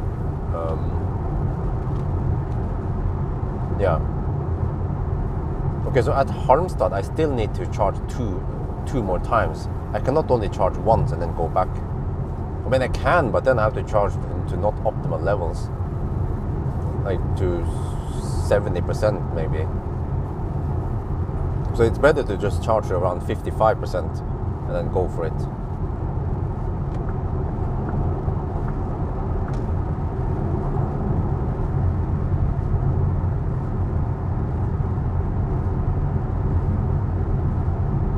To switch to from where to next month. What do you think about differences in recuperation between? I think they're fine. When you use B mode, you get okay regen. Nothing I would complain about. But I think Tesla might have slightly stronger regen. It depends. Well, here if you use the blended brake, I've seen 100 kilowatt regen even.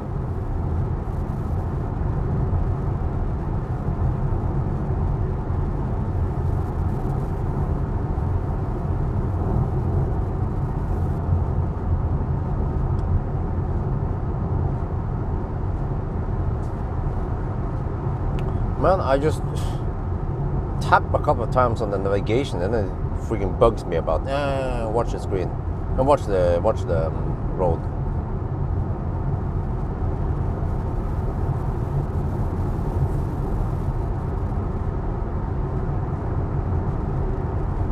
Ljungskile, no, those are not fast enough. Wait, actually, did they upgrade them?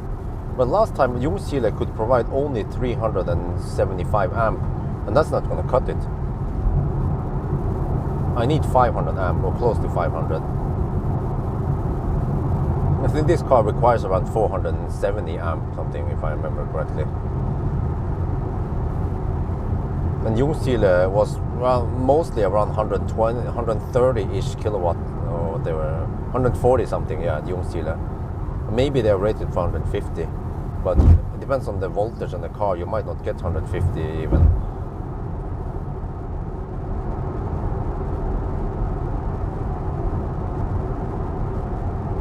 But I think it's pointless to go. I mean, we need to from Halmstad. We need to go only around 150 kilometer ish, right? 155 ish on each leg.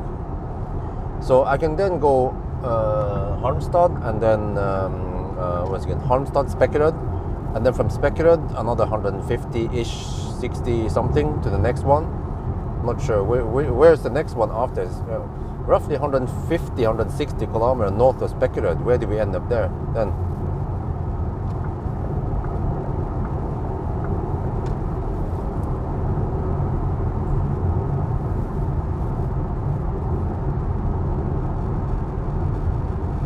But I know Spekerud Strømstad is 200. Right, the Spekerud Strømstad is only 118 kilometers. So then there must be something north of Strømstad.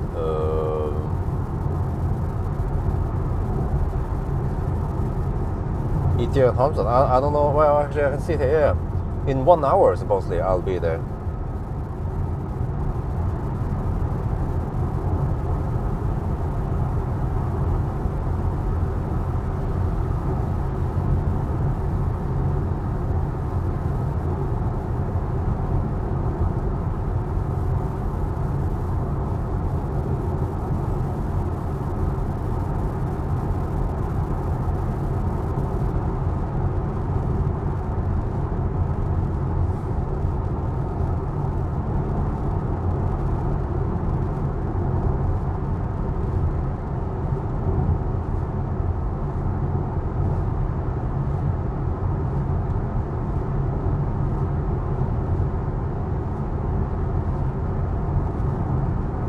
So but the route planner is a bit annoying because while we are charging, it doesn't show me.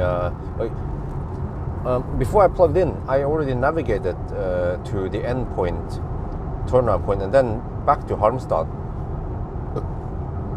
But the route planner just said this route is no longer viable. Or some shit. Like, it should at least say, oh, you're gonna arrive at Halmstad with minus 50% battery or some shit. Because suddenly it worked, and then suddenly it told me, oh, you will arrive at Halmstad with 13% battery, which is 10% on display.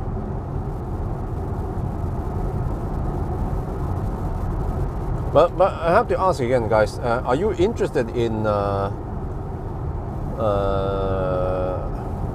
acceleration noise test on summer tires? Because I might do that after all. First I thought about skipping it, but it might be a popular car, so maybe I should do it after all.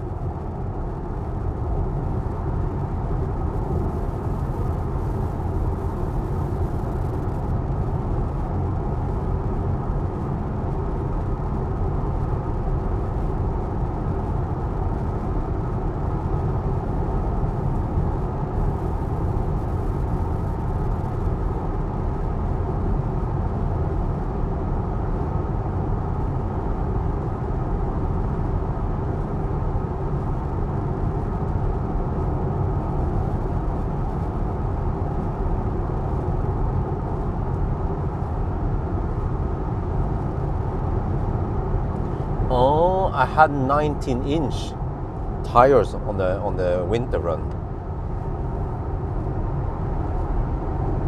Yeah, I had 19-inch winter tires, of course. So then it was nice and quiet. So yeah, I think I should do it.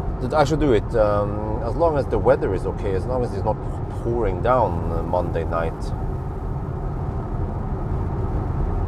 Because if I spend only 1 hour for the test and then a little bit of extra after the test, then I mean, I'm interested also in the noise level, because it seems to be okay, the noise levels. Not over loud. I'm gonna get flashed at.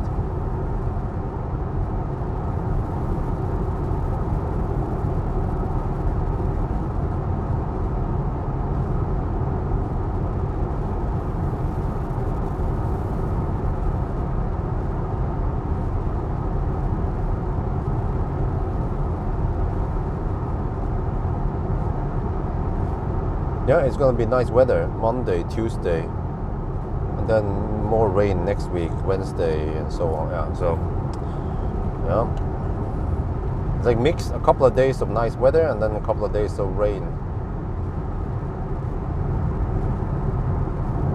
Yeah, well, 0 to 100 time, it's just it's included in the same stretch I do the acceleration test anyway. I mean, the noise test. Maybe what I should do is do a braking test. That could be interesting. A big family car. Well, okay, not so heavy, fortunately. 2.3 tons. So how is the braking distance? Is it on par with the other German cars? But there's something I haven't been able to explain, which is that the German cars in general, they seem to have shorter braking distance than other cars, even Tesla. Can you guys explain that? Because yeah, some of the German cars, they have fatter tires, but there are some German cars that has like same tire dimension as Tesla. Tesla is lighter, but the braking distance in the German car is better.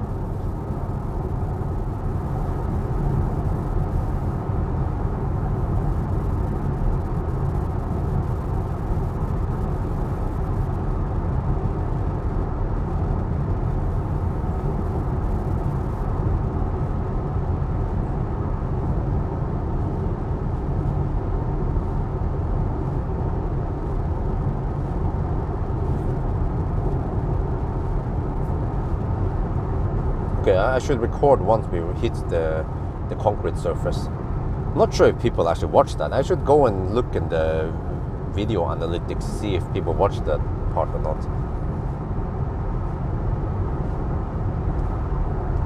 Huh? Ion's regular size plug is 160. Oh, wait, supercharger size plug. Oh, wait, speaker size plug. Yeah. Yeah, okay, perfect. Okay, we have a charging plan now. Yep. Halmstad, supercharger Halmstad, supercharger Halmstad, Ionity Speculate, and then supercharger Inspiria, and then home. Yeah, it sounds like a plan. Wait, but then on the last leg, 120. Yeah, then on the last leg, I charged to only around 40-45%. Then I go finish line. So I mean, it's not perfectly balanced, but we are roughly there. You know, around. Like we go no higher than 60% actually. 60% now seems to be the highest we go for.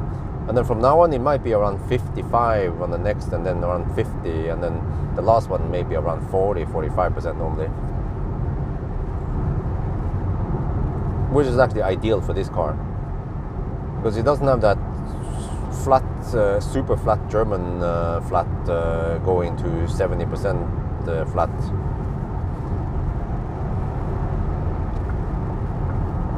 So we're riding on the 185 kilowatt wave in the most runs. And then that means that average charging speed should be maybe 160 kilowatt on the sessions.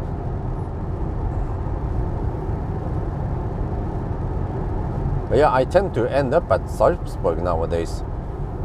Before I moved to Home, then Sarpsborg would be too close to Oslo. But nowadays, Sarpsborg Inspiria is perfect distance, and we have superchargers, and as long as we have 400 volt cars, then that's perfect place to stop. I should mention, once we are on the concrete surface, that I've got flashed at many times. Here's Himmler, by the way. Yeah, but it wouldn't make any sense to stretch it. Yeah, when we could charge to, let's say, 70-75%, and then go around 230 kilometers on each leg. But it would take longer to charge up there. I mean, even I was also kind of surprised. It took 20 minutes to reach 60%. Well, that was from 5% of what they had when I arrived. So I mean, it's not the super fast charging cars that does 10 to 80% in 18 minutes. It will do it in 23 minutes, I think. Oh wait. Was it 23? Really? Wait. Sounds to me like the charging session was slightly slower than normal. Man, I've been flashed at so many times today. I just have to avoid looking straight at the oncoming traffic. Otherwise, I'll be blinded.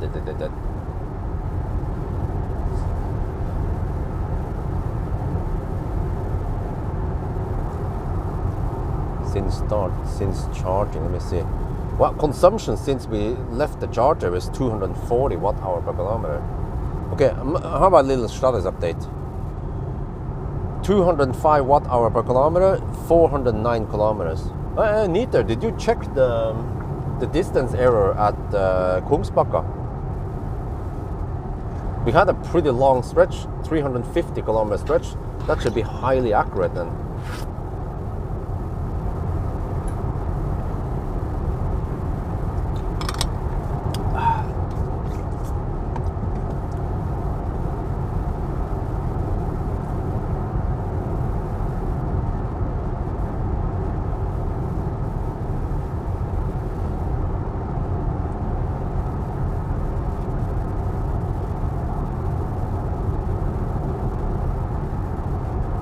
Okay, 0.2%. Okay, so I could count to 998 kilometers, right? But that's usually just 1 minute difference. So, yeah. We could just count to 1,000 and we say that, well, it would we just shave off 1 minute.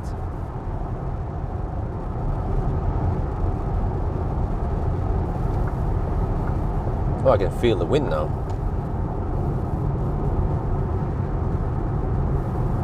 ETA 9 hours and 10 minutes. Really? What? Okay, it's I think it will be more accurate the further out on the challenge we are. Oh, I know. It is. The estimation is of course really low now because we drove so far on the first leg. We drove 1/3 of the challenge already on the first leg. Wow. Most cars they will be able to go around 200 to 250 kilometers before they charge.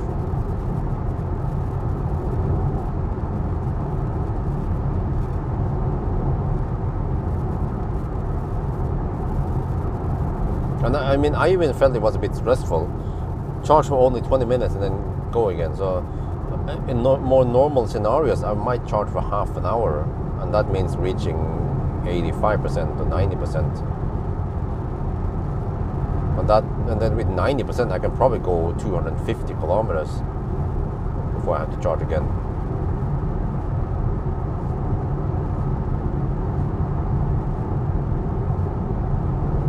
But that means that the Halmstad session would be maybe just 18 minutes or 6, I don't know. It might be 15 minutes because I suspect I will arrive with 10% at Halmstad. But there is no point past Halmstad I can go for. There, concrete surface. Wait, not yet. Soon. Pop. Getting close to Falkenberg now. Wow, 240 watt-hour per kilometer. Oh shit, hope I have enough. Yeah. But a high-speed stretch is not gonna last forever.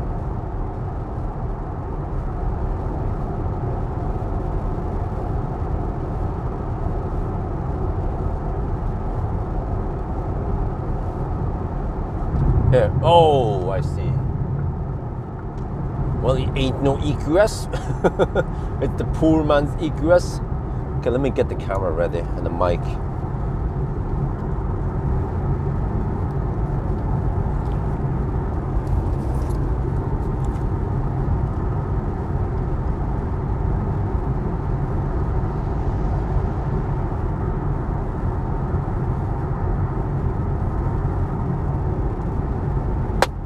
At Falkenberg.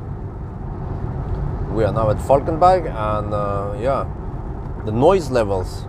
We're now on this concrete surface. Listen, ooh, I have 20-inch wheels, so 19-inch would be better, of course.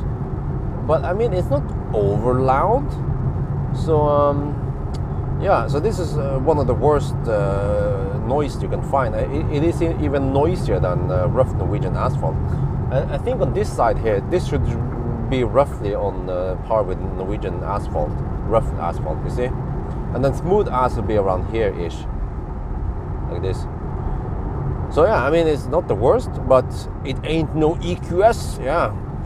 This is like the poor man's EQS. It still has the space and the comfort and the range, well, yeah, kind of ish as EQS. Oh, man, I don't know if you see it. I have been flashed at so many times today. These matrix lights, they are wonderful. They turn in a curve. They shine bright and wide. They do some matrix stuff, but they tend to turn off late. And also, if the road is a bit hilly, then over a hilltop, then it cannot detect oncoming trucks. So trucks fire up all the LED bars at me, bam, and then I'm blinded at it.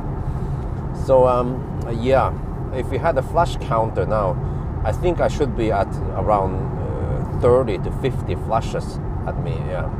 The Blitzkrieg, okay, no, maybe I shouldn't say that, that's inappropriate in a Volkswagen. But yeah, okay. Hopefully it's gonna be bright soon. But I don't want to turn off the the auto high beam thing, because it still lights up the right side very well. So yeah, and I'm camping the left lane because the right lane is going to be noisy. I can show you here. Oh yeah, oh yeah.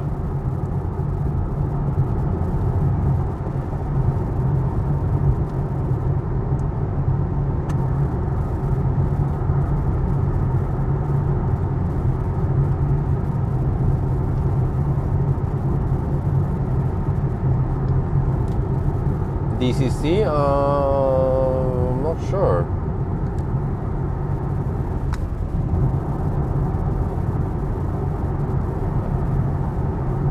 I have to check the settings here. Oh. Driving profile, if I can customize it. Yeah, hi DCC, yeah.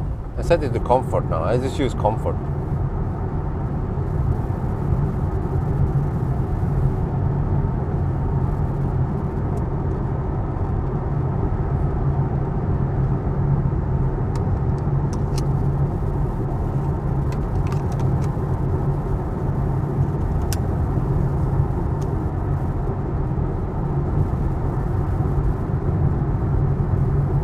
heck was, what did DCC stand for again?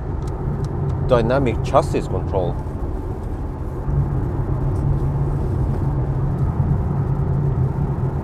Okay, I want some pelvic rotation again. Let me see. Maybe we should time it, how long the pelvic rotation lasts.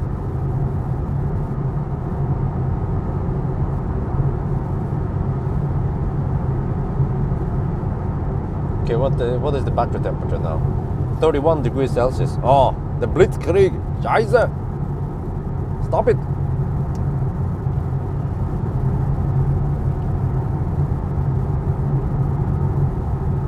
Okay, so tonight, Monday night, I have to do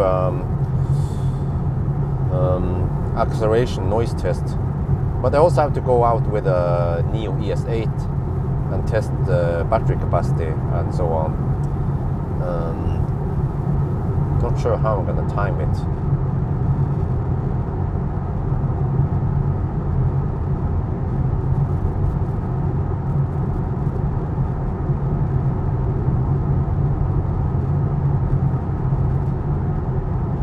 I have 138 NOK on grid reward in August, and I have 1158 NOK. Let me count the left lane. It's quieter. I'm gonna talk to you guys. Yeah, that's better. So I have 1158 NOK now total on grid reward. That is about 100 euros. And I did the math, and how is this again? Including grid fee, net layer, right? For May, June. Wait. Sorry. For May and June, the total price, including net layer, right, grid fee, everything, is around 1 NOK per kilowatt hour. But then for July, it was 0.7 NOK per kilowatt hour. But we also have to consider that the spot price on July was lower than the other month. But still, when we look at the spot price plus whatever Tibber,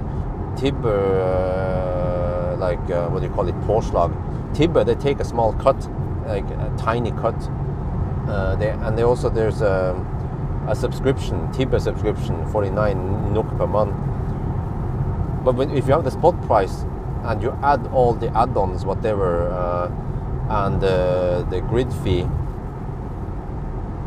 all the add-ons becomes roughly 60 øre per kilowatt hour. But for July, it was only around 40 øre.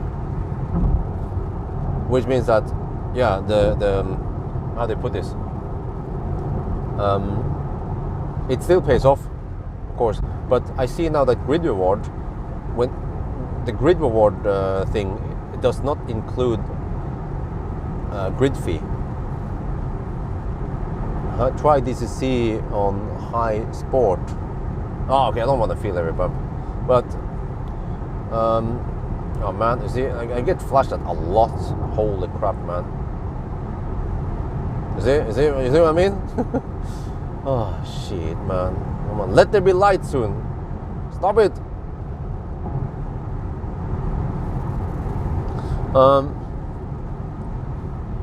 Too bad we didn't start a flash count. We could have been at 50 flashes by now. But so that means that, well, it depends how you count everything, because some stuff is variable, some stuff is fixed. So in a way, the more kilowatt hour you have, the lower the average. I mean, the fixed stuff, like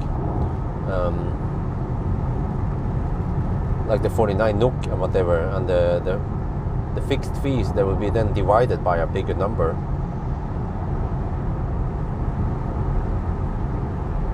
But actually, there are times when I get only, let's say, minus 40 øre in grid reward. Then it is barely worth it.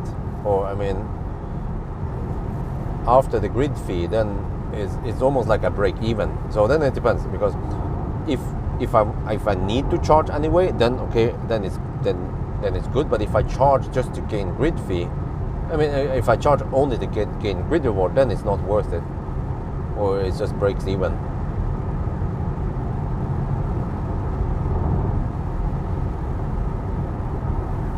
Because this could be interesting, since I'm now, like, you could hook up something just to burn electricity, but it might not be that much to gain. If you hook up some resistive heater to burn 2 kilowatt, 3 kilowatt. But depends, if you need to heat up something anyway, then it's worth it.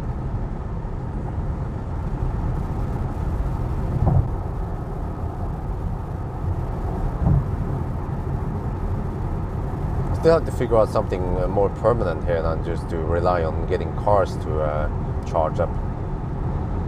So I need some kind of home battery. Yeah, that's the next level. But my partner is kind of on the case. He knows what I want, what I really will want.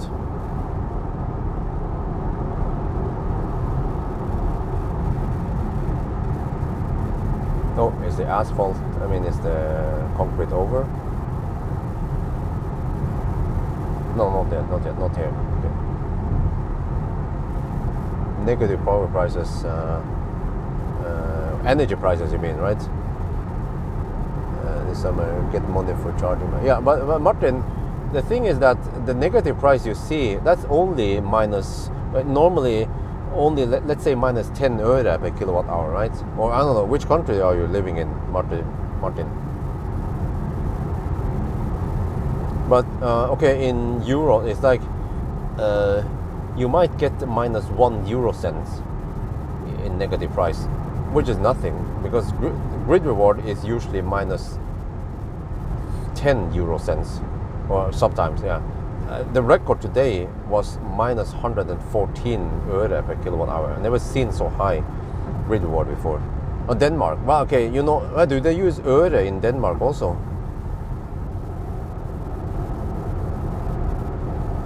But it is a bit counter-intuitive, but you don't want to charge with negative price. You want to get grid reward instead, given that the grid reward will be able to fulfill your energy needs for the charging for the car.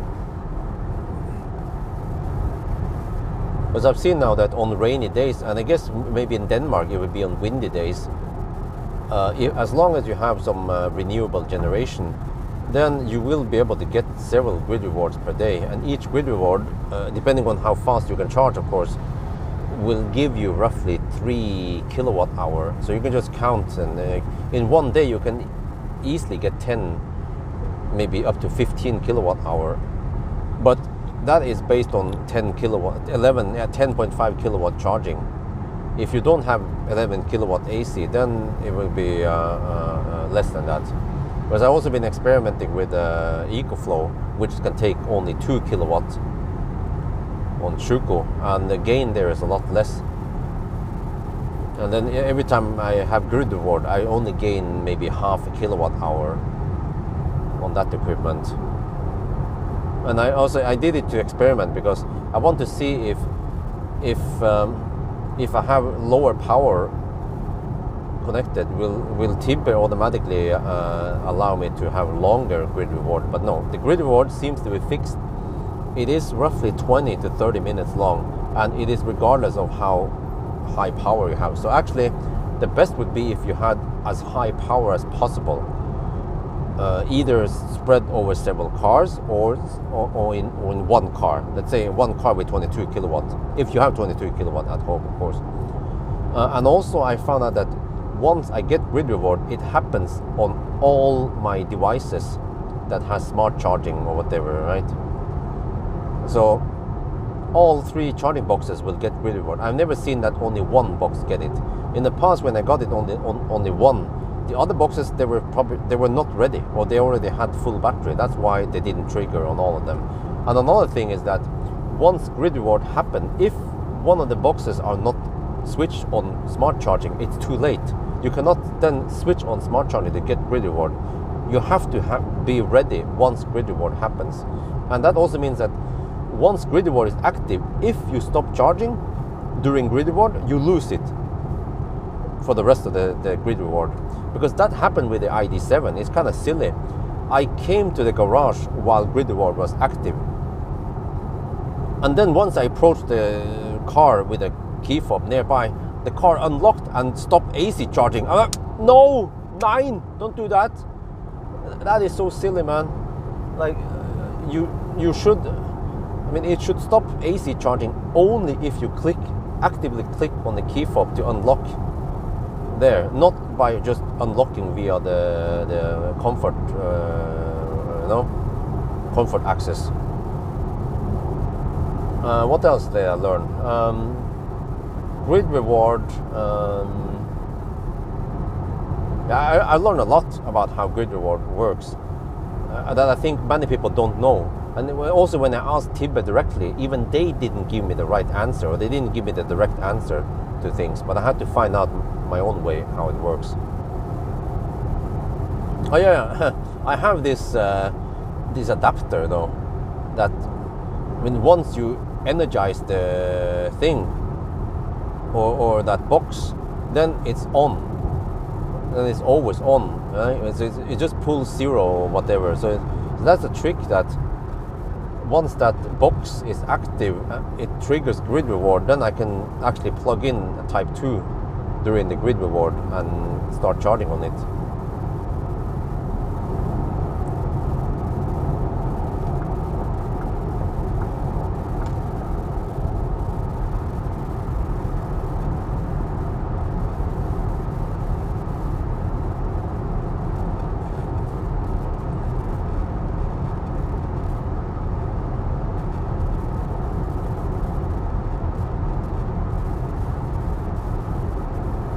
So I have to gather all the stuff I know and then just make a script about what I'm supposed to say about grid rewards. I just try to hammer it down a video within around 10-15 minutes. All you need to know about grid rewards. Is it worth the hassle? Well, good question. I take extra. I mean, I do a lot of extra stuff that I think most people wouldn't bother doing. It's extra hassle, but I'm doing this to learn, and then I can spread the knowledge, because it's not that much hassle. It doesn't require too much. You need to know your driving needs, your driving habits, and your car, of course, and then also your equipment and stuff. And as long as you have 11 kilowatts at home, then you can just set charge limit to 90% or 100%, whatever. And then you can just camp on grid reward. Yeah, there was one thing I learned, which is that the Tibbe will, for some reason, sometimes set up smart charging. So even if I set no departure time, most of the time it just camps there, but from time to time it will have a smart charging session, and I don't want those because they tend to be long, and you're filling up the battery with the smart charging, which I don't want, because then you're just smart charging on the regular positive price. I want only negative price. But the trick I think I found out is that what you can do is that once smart charging is active, well, if it's like 6 in the morning and you're not up, then you can just disable smart charging at night, but then you might lose out on some grid reward during the night. But if you are able to catch it while it's smart charging in the beginning of the smart charging session, and the smart charging is supposed to last for 2 hours, you can just stop you disable smart charging, and then you enable smart charging again, and then that resets everything. So then the remaining 2 hours smart charging is then not done.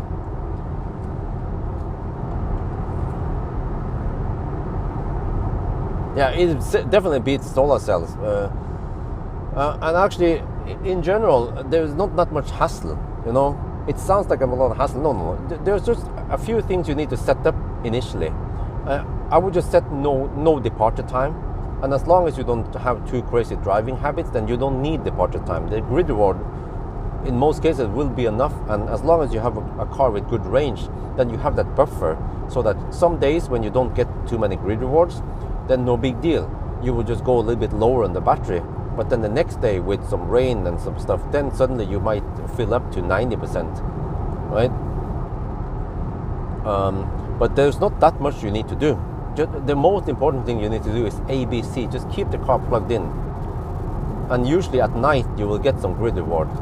But if you park at work in the daytime and the car is not home, then you are missing out on some grid reward there. So of course that's also one thing I need to consider, because I have been able to park the cars at my home all the time, but I have to expect that people are out driving or they're not home, so then they might only get half of that in grid reward.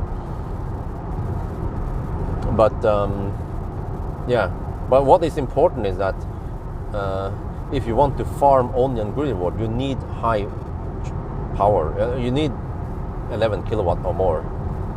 If you have only Shuko or 3.7 kilowatt, then the grid reward you gain is so low that it might not be enough to cover your daily needs. But I should try to gather some data, more data. Well, actually, it's not that hard. I know plenty. I mean, I have lots of experience now. How much you can get, and usually how many grid reward it triggers per day. It's usually somewhere between 5 and 10, but sometimes only maybe 3 when it's not active or the sun is shining all day, for example.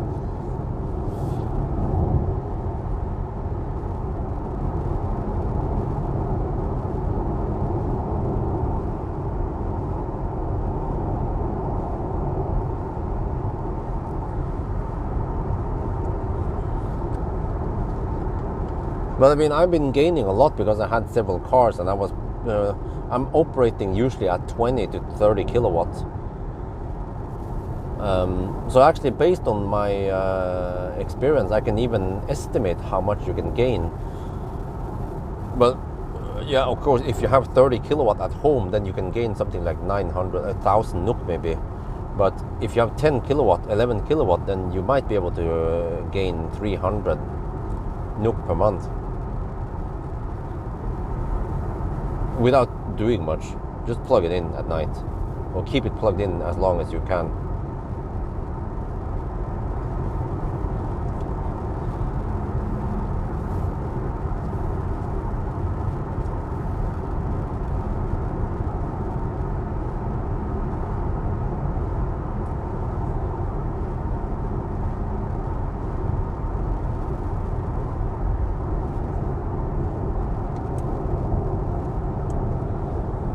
Okay, we are 25%.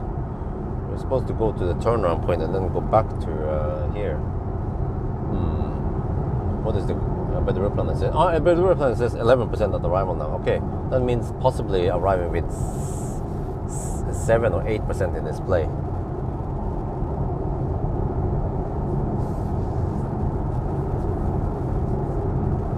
But yeah, I mean, what I'm looking for is that I want to find a method that works for most people, because there are plenty of people who has Subtech or Easy out there, and you don't even have to have a car with app support, you know.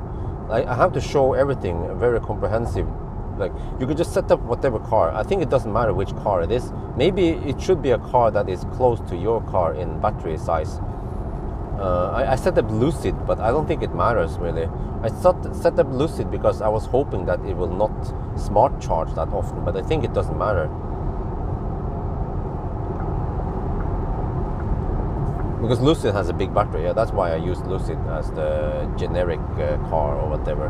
But the generic car that Tibbe uses seems to be bugged, because it gave me some weird bugs in Tibbe, but then eventually the bugs went away by itself. So that's why I tell people to stay away from those generic Tibbe cars. They're not good if you have no app support.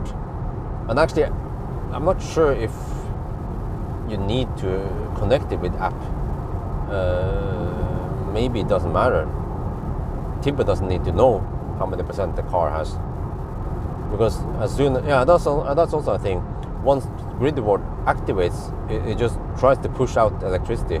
And if the batteries are full, then nothing is going on. Or it just charges for 5 minutes and then the battery is full and then it stops.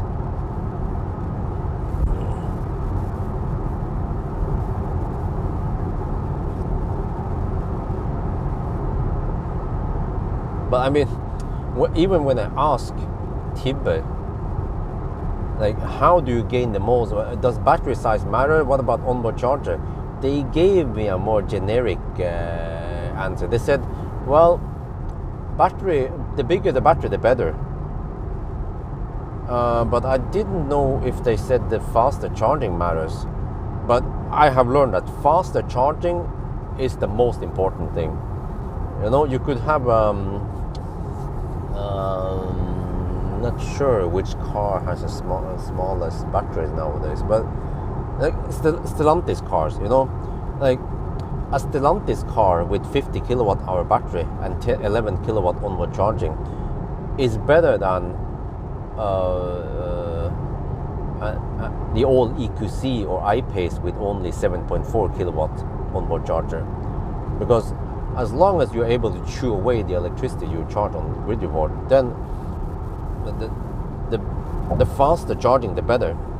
Even classic Model S or some of the modern EVs with 22 kilowatt AC would be even better. Yeah, if you live in Denmark or somewhere and you have 22 kilowatt at home, it's not that common in Norway, but I think in Germany and Denmark at least, 22 kilowatt is somewhat common. And if your car has 22 kilowatt onboard charger, you can get a lot of grid rewards. And actually that would even be better, because that means that actually on each grid reward you could grab around 6 kilowatt hour, which is a lot of driving.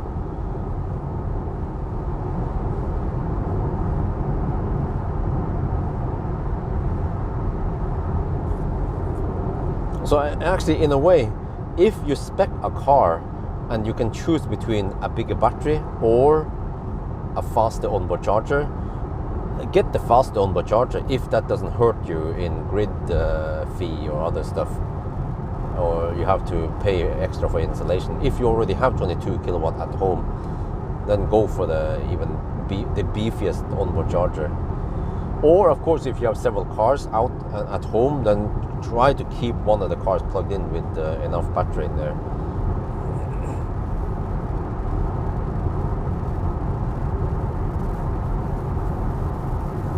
Oh, you need. Oh, okay. They don't want too high power then. Oh, okay.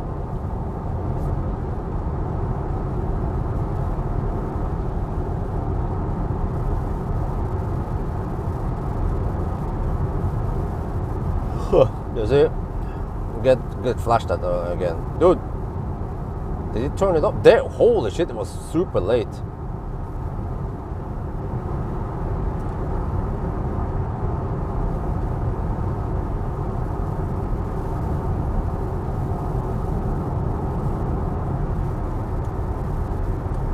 Snow bulb coming. Battery has cooled down to 26 degrees Celsius. Cooling is really good on these cars. We already noticed that on the Q4. No, wait, was it Q? No, it was the ID4, yeah, with the broken AC unit. Only fans was sufficient to cool it down. Yeah, but what kind of subsidies are you talking about, Max Knudsen?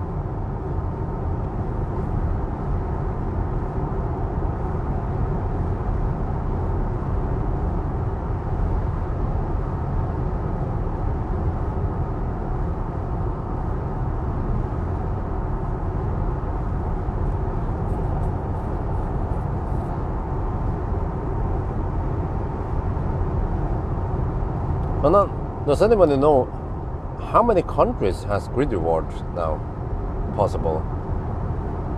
Norway has it at least. And even some of the followers I talked to, they also have some grid reward at home. They said, I made 100 NOK on grid reward last month. So people start to know about this.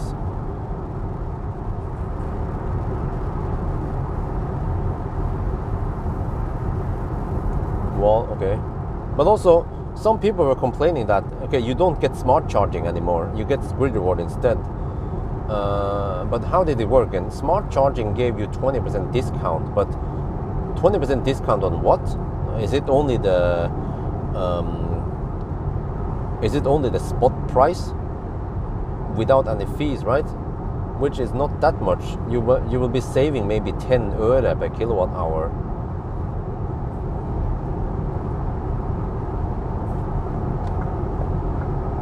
Which means that if you want to make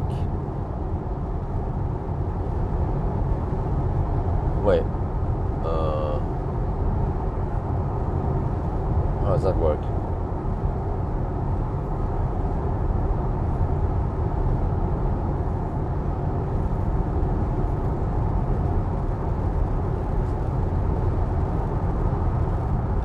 Yeah, okay.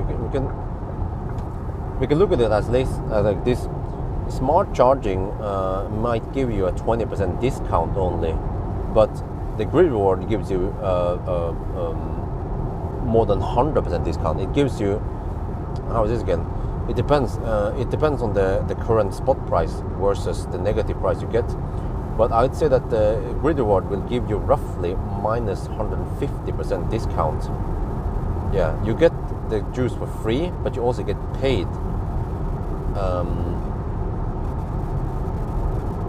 No, wait. Is it more? Instead of paying around 40 öre, you get 40 öre, and you get more. Yeah, so that's roughly minus. No, wait. How does it come? If you have 100% discount means free.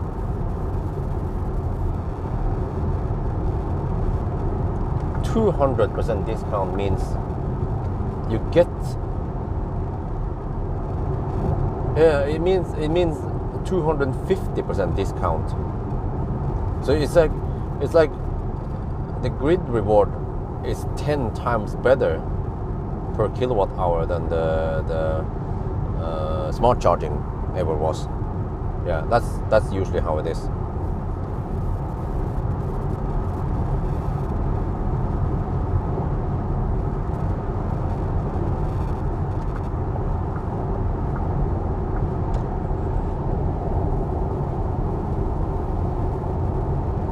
No. It's not based on Nupol, because the grid reward has their own price, and it's well, I wouldn't say random, but it's different every time, and it is even different on each charging box.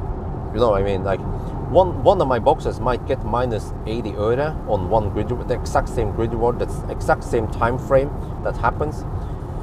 But the other box might get minus 100 öre, you know, and the other, yeah. So, but it happens at the same time on all three easy. They get grid reward exactly in the same time, and it stops on the exact same time. But the prices I get per kilowatt hour, the negative price, is different.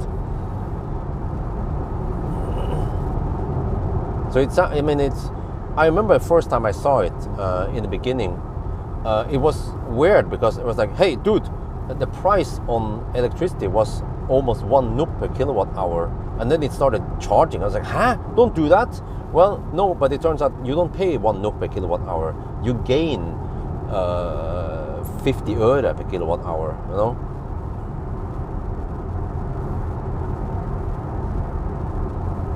You're getting, minus 0.65, no?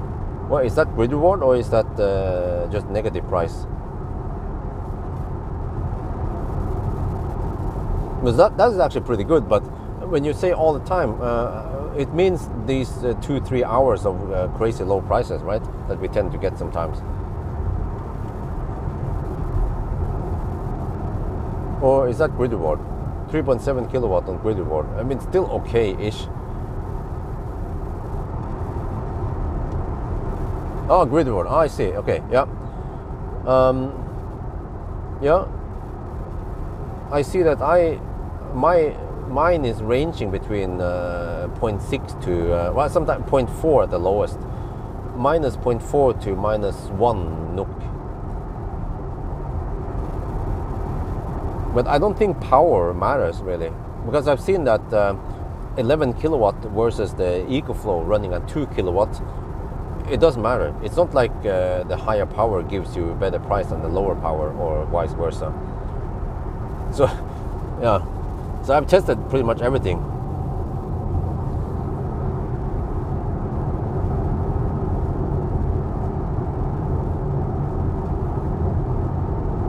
Getting down to 16%. We're gonna turn around soon, and we'll supposedly run with 9% now. Huh? What is the car saying?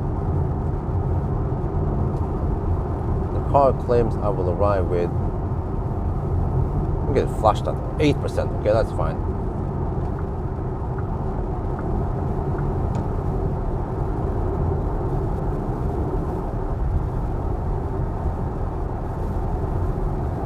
you're getting same negative price. Huh. Okay. Oh, maybe it also depends on where you live. Yeah, I forgot about that. Some areas might give you better reward than other areas.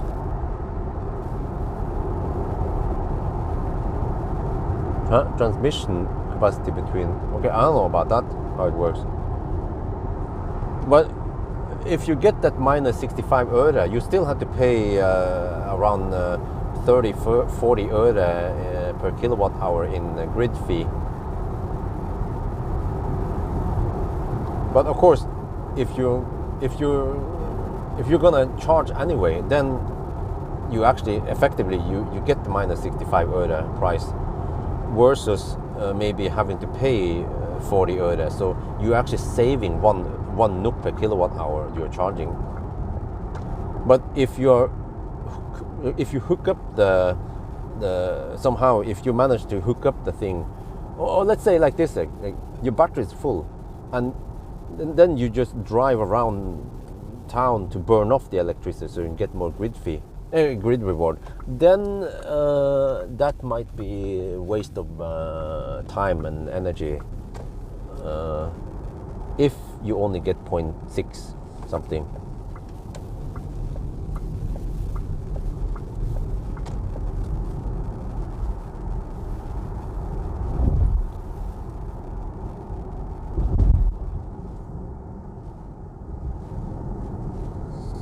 But for me, it's kind of funny. I have to show that setup.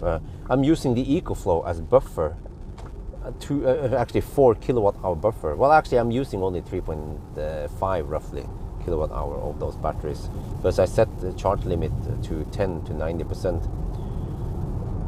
But I'm running a dehumidifier which pulls around 200 watts continuous. So that means 2.4 kilowatt hour per day, roughly. So that's enough to generate some grid reward on it.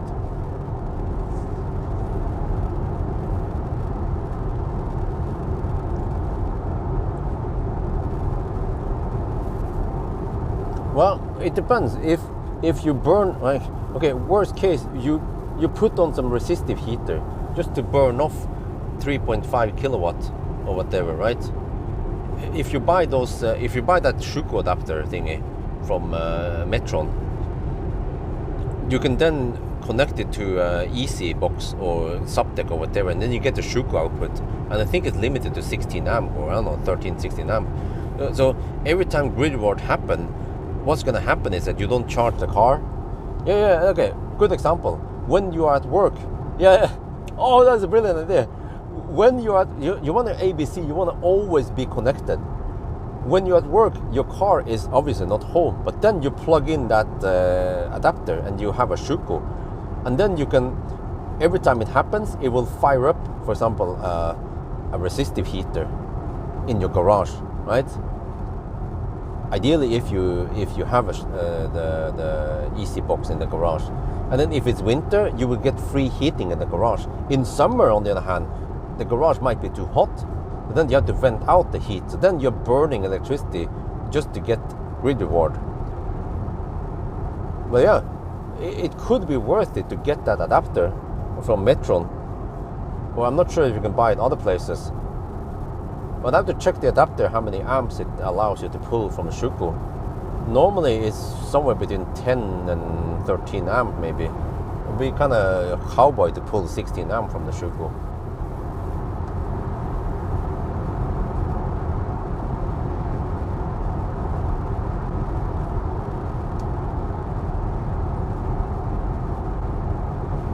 I don't know what else you could use it for that makes any sense. I tried the pool. I mean, I thought about the pool, but I'm not sure if the pool is probably not. No, it's not a good idea with the pool, because the heat pump ramps up so slowly. So half the grid reward time will be pulling only I don't know, 1 to 2 kilowatt, not 3 kilowatt instantly.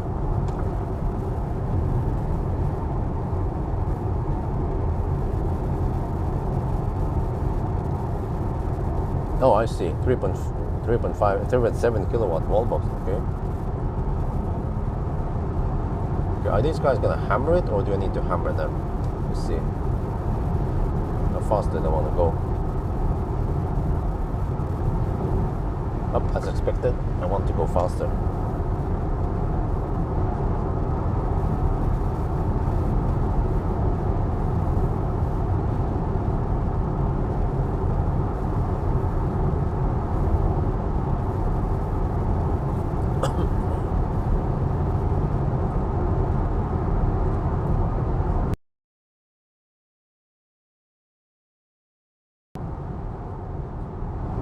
But I still haven't explored how you can use other smart devices.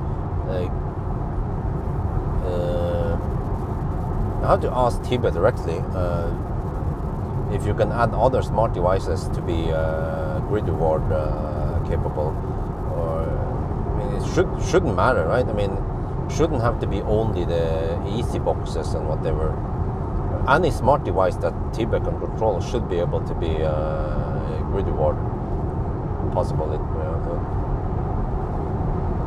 Well, water heater, that sounds like a good idea. The only problem is that grid reward is highly unreliable or random, whereas the water heater, if you don't get enough reward, then suddenly the water becomes too cold.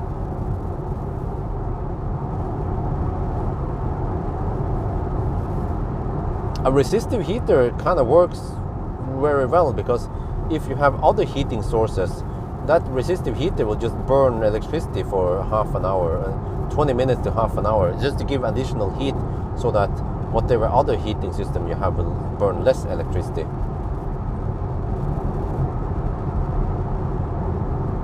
Ideally, we need something that has high power and that you need to burn anyway, but not constantly.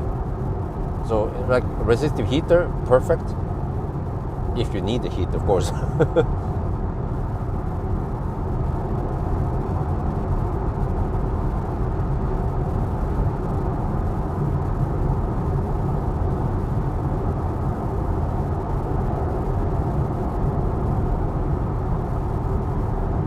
But also, I don't want to overcomplicate things. Ideally, we need a battery, a home battery, but that's expensive.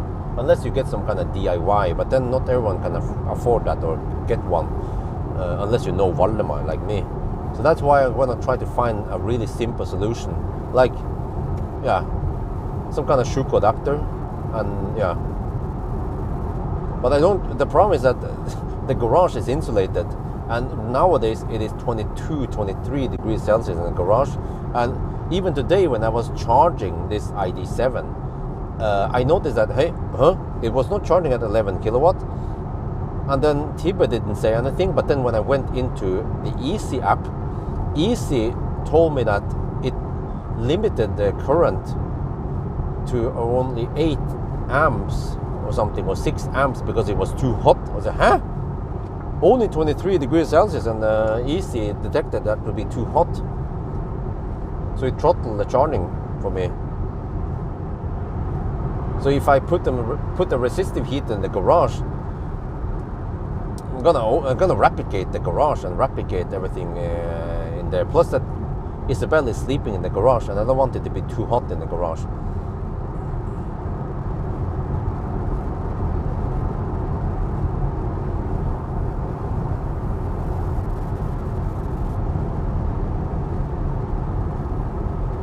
Okay, we're down to 10%, and we are still not there yet. 15 kilometers left. Okay, this is good. We go deep. Oh, the consumption. Okay. Since charging, wow, the consumption since we left was 239 watt-hour per kilometer. All right. What the heck, man? This dude, he slowed down. He hammered and then slowed down. That's kind of annoying.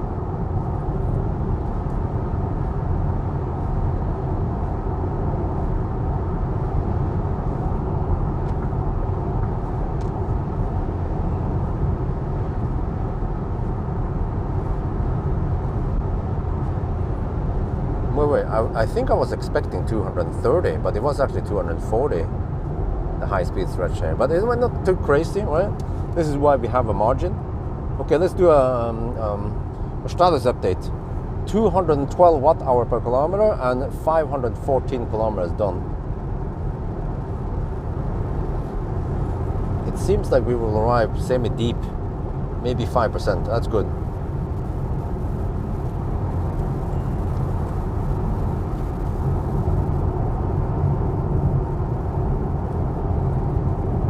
I have another idea, of course, is that during winter I will run resistive heater in the garage if one of the spots are not taken. In summer I could run an AC unit in the garage to cool down the garage.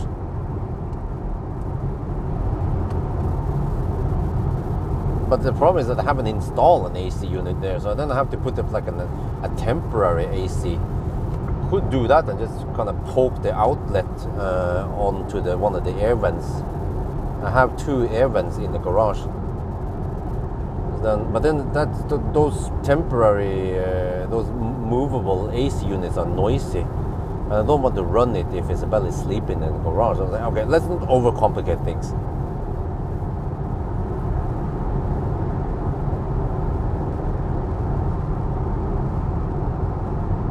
Yeah, I actually had Homey at the old house, but then I gave it away to the new owners there.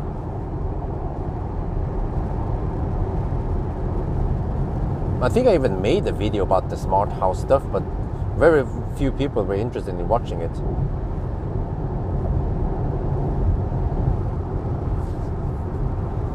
Well, I have to play around with that Shuko adapter from Metron. You know what it is, right? It's a Type 2 that you plug into EasyBox, and then it creates a Shuko.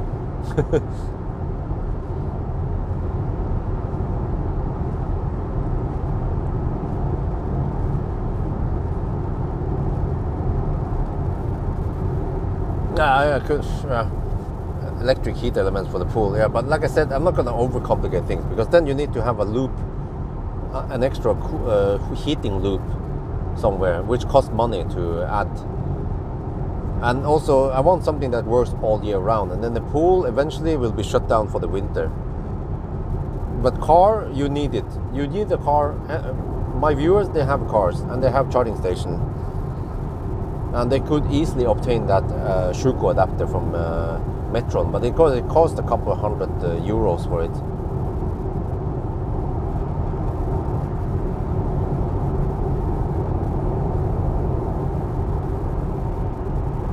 Trouble with followers trolling you on the road. Nope.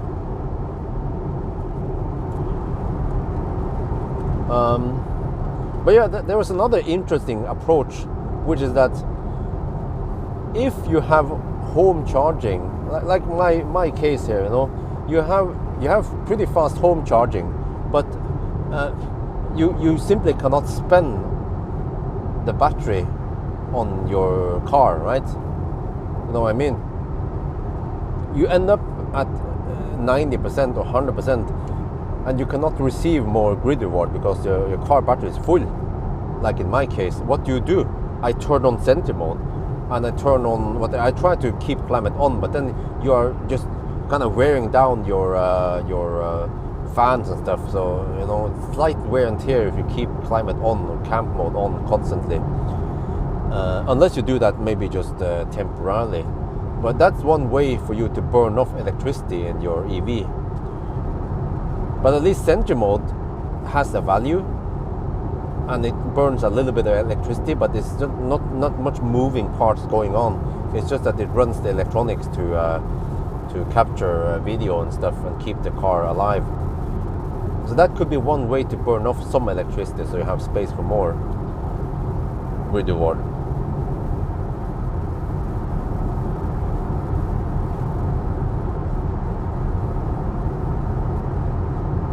But it also means that if you can charge for free at work, and if you have pretty fast charging at home, it actually, you should not charge for free at work. You should reserve that space for grid reward at home instead.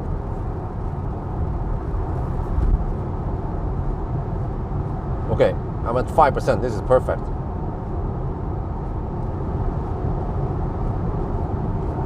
I'm gonna get ready now.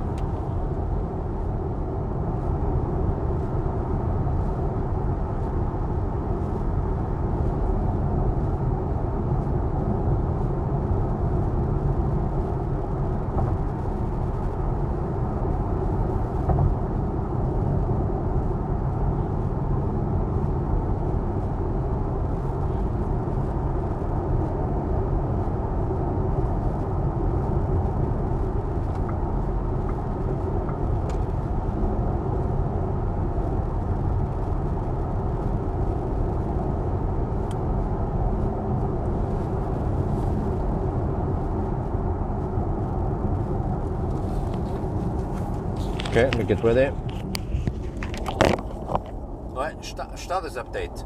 212 watt-hour per kilometer, 527 kilometers done. Okay, now to focus on plugging in. We should get maximum speed here. What is the time now? So we're gonna start the part 2 soon. It's supposed to start at 3, but we can always start now.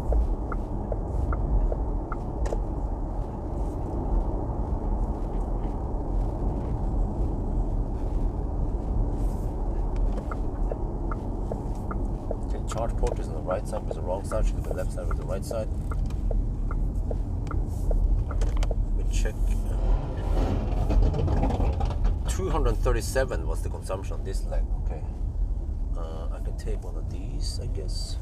Wait, I want some distance so it doesn't get too tight on the tone.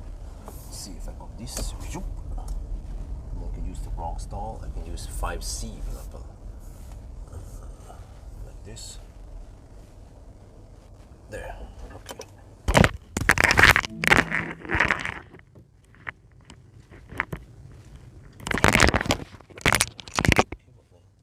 Okay, so this is Harmstad.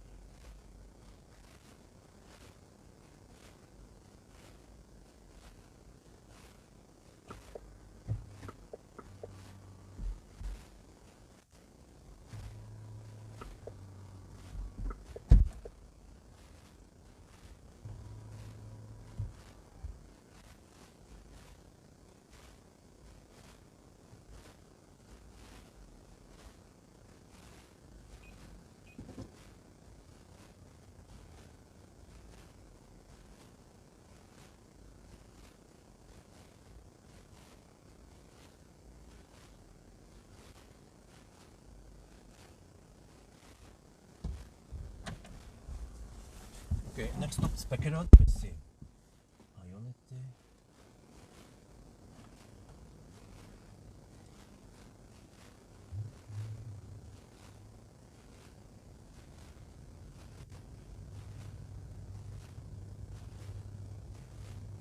There. Oh, it's running HVAC.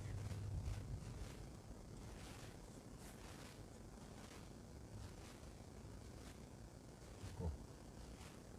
Let me check now. Hey, we're a bit around 5%. Oh, we're getting 179 kilos. Oh yeah!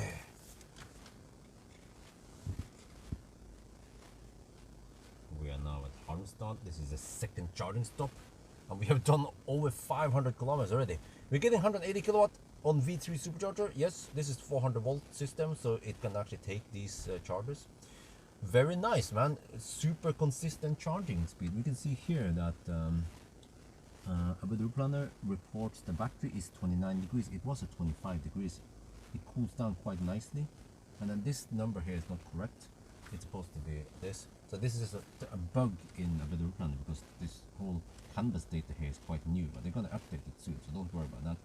So the next stop is going to be 178 kilometers away, which is Ionity Spekerod. We're going to skip by, we skip a bunch of stuff, and we go straight to over there. All right, but man, like this is so stressful because the charging stops are quite short. We're talking about roughly 15-minute charging.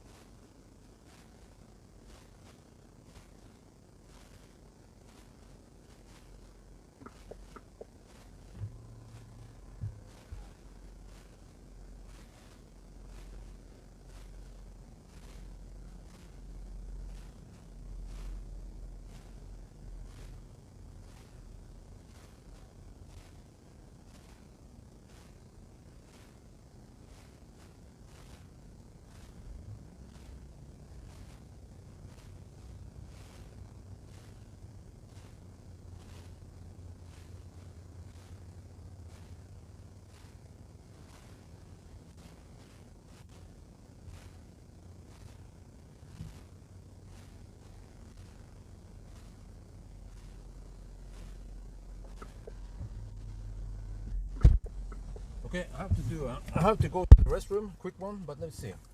I have somewhat limited time here, so maybe I should show you guys the Tesla charging screen instead. Or whatever, it doesn't matter. We can just use this one. Well, it's a little bit misleading. That's the problem. Let's see if I go to the Tesla stuff instead.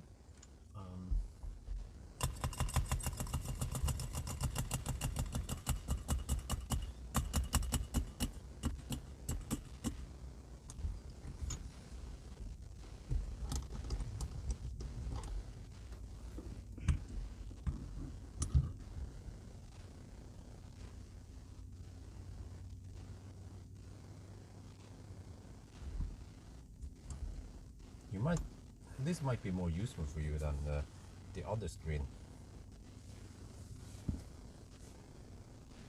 I have to check something. I got oh, okay, I don't get any yet. Okay. Yeah, so here we go.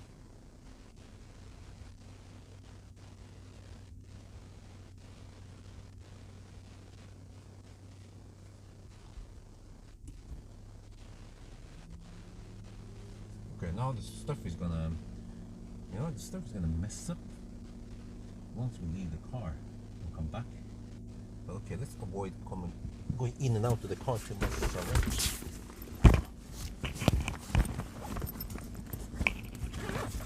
We need to do a quick food again.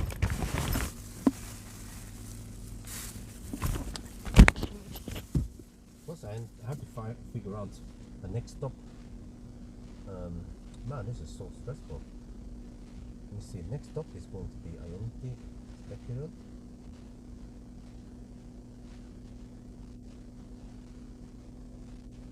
Right there.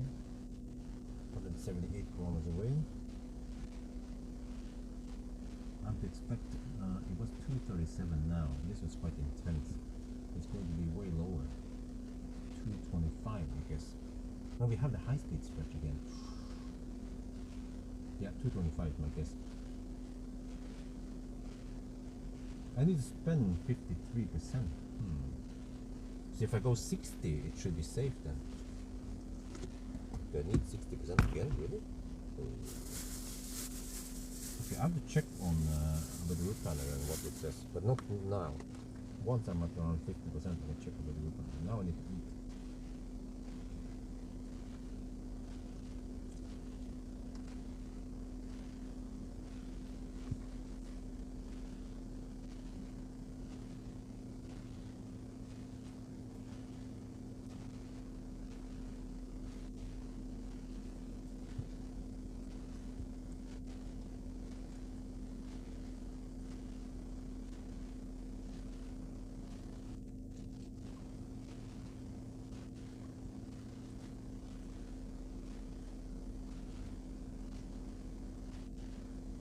Man, look at that speed.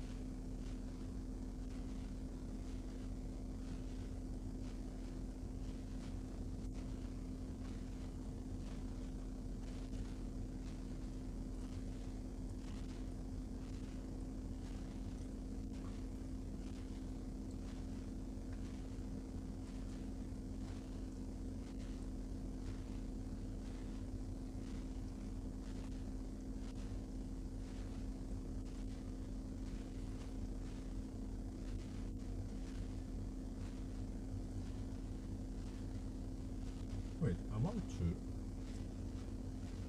avoid opening the door, open the closing door. Maybe I'm doing it.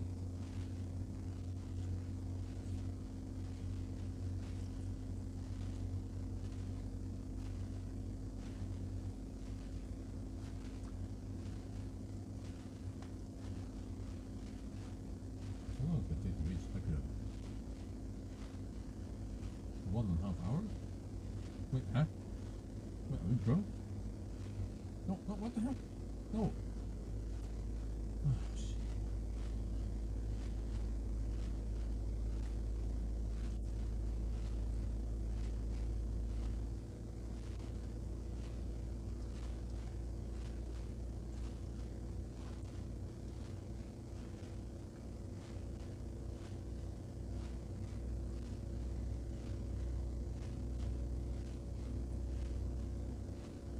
think it was going slower before.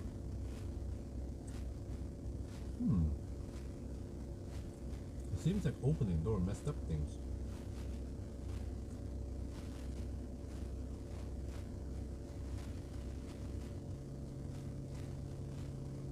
I'm not recharging now.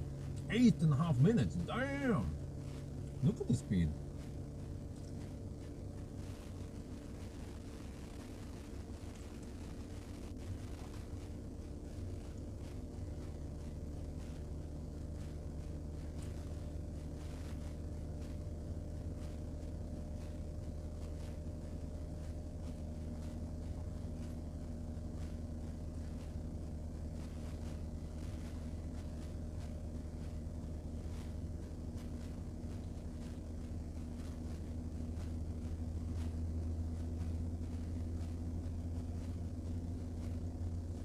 So it doesn't need 250 kilowatt like Tesla, but you can at least have flat charging curve, maybe two. Yeah. I think you can match Tesla to around 50%.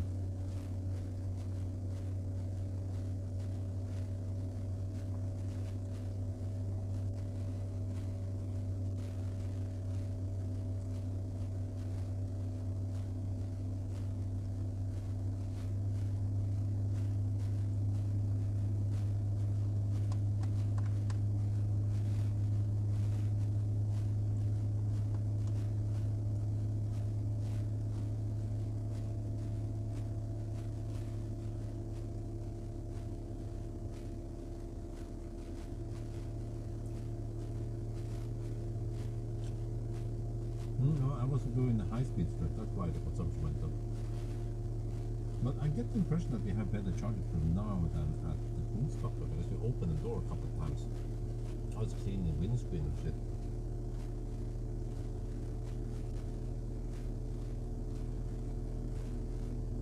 Every time you open the door, the compressor stops temporarily, which seems to mess up the charging.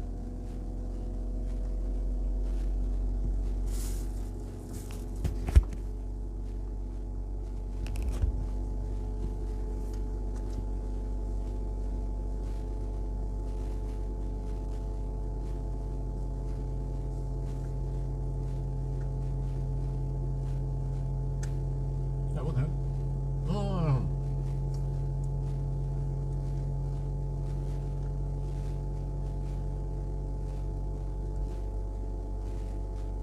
Interesting. It seems like we are charging faster now than on the previous one. See here, we came at 5%. After just 11 minutes, we are already at 44%. But here, 158 kilowatt is what the charger delivers. And then this is probably what goes into the battery. So there's roughly 8 kilowatt of cooling. Well, from the sound we hear now, that sounds plausible. But, okay, I'm not going to demonstrate now because we're in the middle of the challenge. But last time, at Kungsbacka, when I opened the door, the cooling temporarily stopped. And then we had to ramp up again within around 30 seconds. But that was probably enough for the charging to drop. And we were getting around, yeah, it was going slower actually on the previous stop. Because the previous stop we charged for 20 minutes. This time it seems like around 15 minutes is enough. Okay, I'm not gonna go to the restroom now. I'll just sit and wait here. We go for Spectre instead. I don't want to mess up anything.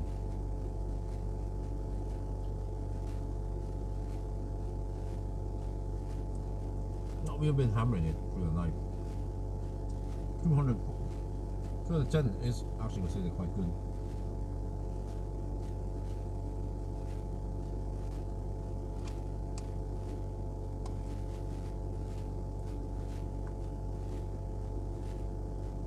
Oh, now we're down to 115 kilowatt. Okay, so throttle is kind of sudden.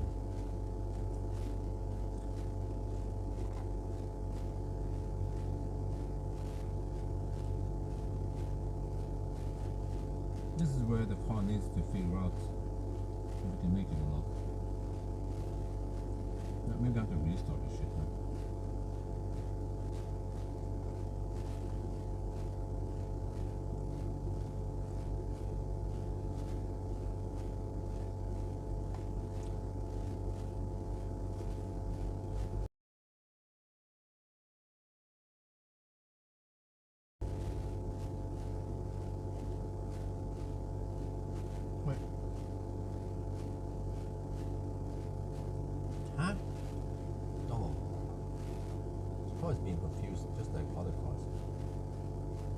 sure we can make it there now. The car tells me I will arrive with 9%.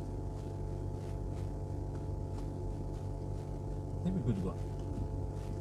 No. But roof gun is tripping. We have to get ready to leave.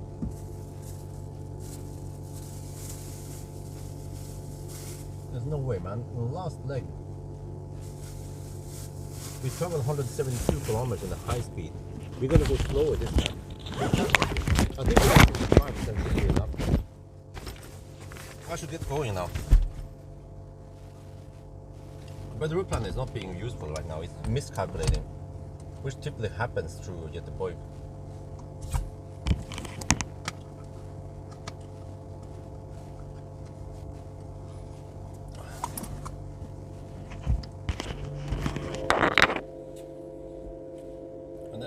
But the route plan is just tripping right now. It doesn't realize that we can make it there.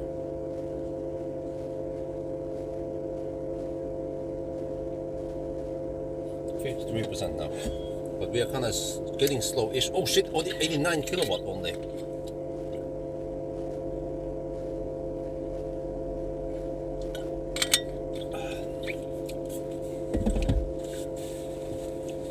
Well, let me try to calculate. Let me do my double calculation. 178 kilometers away, okay. 54, 75 kilowatt hour. I have 40 kilowatt hour divided by 178. I have a budget of 227. Yeah, we can make it there. We have to drive through Gothenburg. Plus that I have now... No, we have the high-speed stretch now. Oh, shit, I forgot about that. But I think we have tailwind, right? Let me double check here. Wind might be slightly... I mean, it could be significant right now in the high-speed stretch. No, we have most of these crosswinds. Oh, we have slight headwind around Falkenberg, Halmstad. Oh, I have to be careful about that. Okay, in that case, I might go for 60%. I'm not sure now.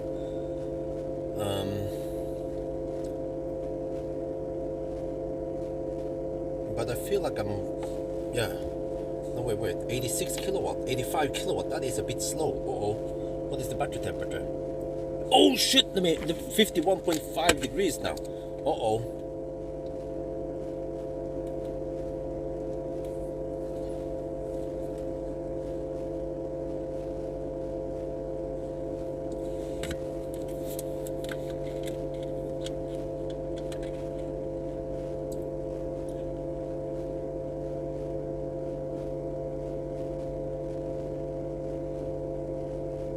Okay, I'm gonna leave soon. Anytime now. Just getting ready for some stuff here. Uh-oh, look here. We are taking only 83 kilowatt at 57%. And okay, we've been charging for 16 minutes now. Okay, I'm gonna leave soon. I can see the problem why it is charging slow-ish. 51.5. Wait, can you see it? 51.5 degrees Celsius. The battery is getting kind of hot. Uh-oh. I'm not sure what the heck happened here. We're charging so fast earlier, but we should have enough now. 58%. Okay, let's go.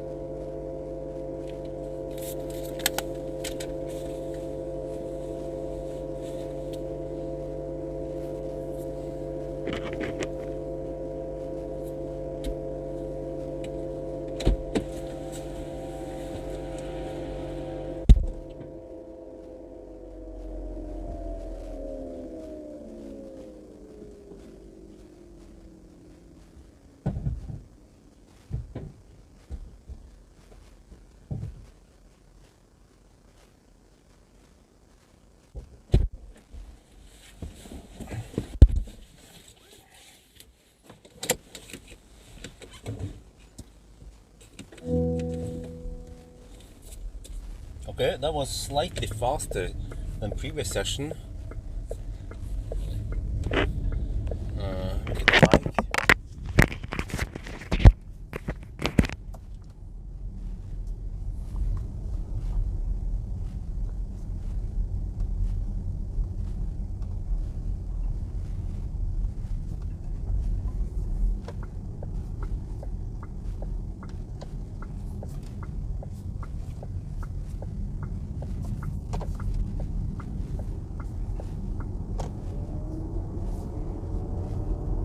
Oh, it runs the cooling now. Oh, damn.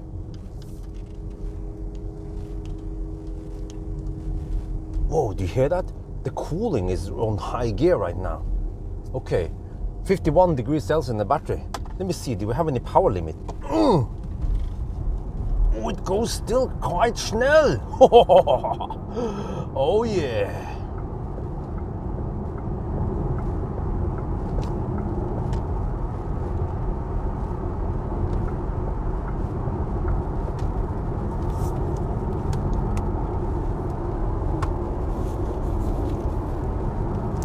I bet it's dumping some heat into the cabin also.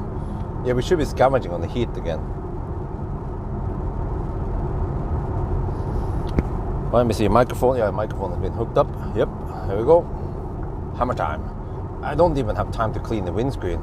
I might have some time at the Spekkerød, but I will not wipe now because it's gonna mess up the windscreen for the camera.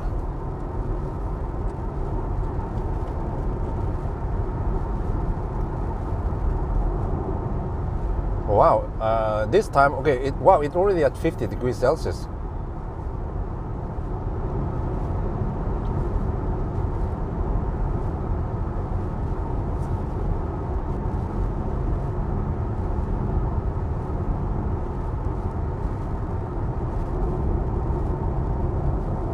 So there's some condensation in the windscreen there. I'm not sure what's up with that. I think it has something to do with the cooling of the battery. And it is suddenly switched to heating mode, or I don't know, scavenging mode.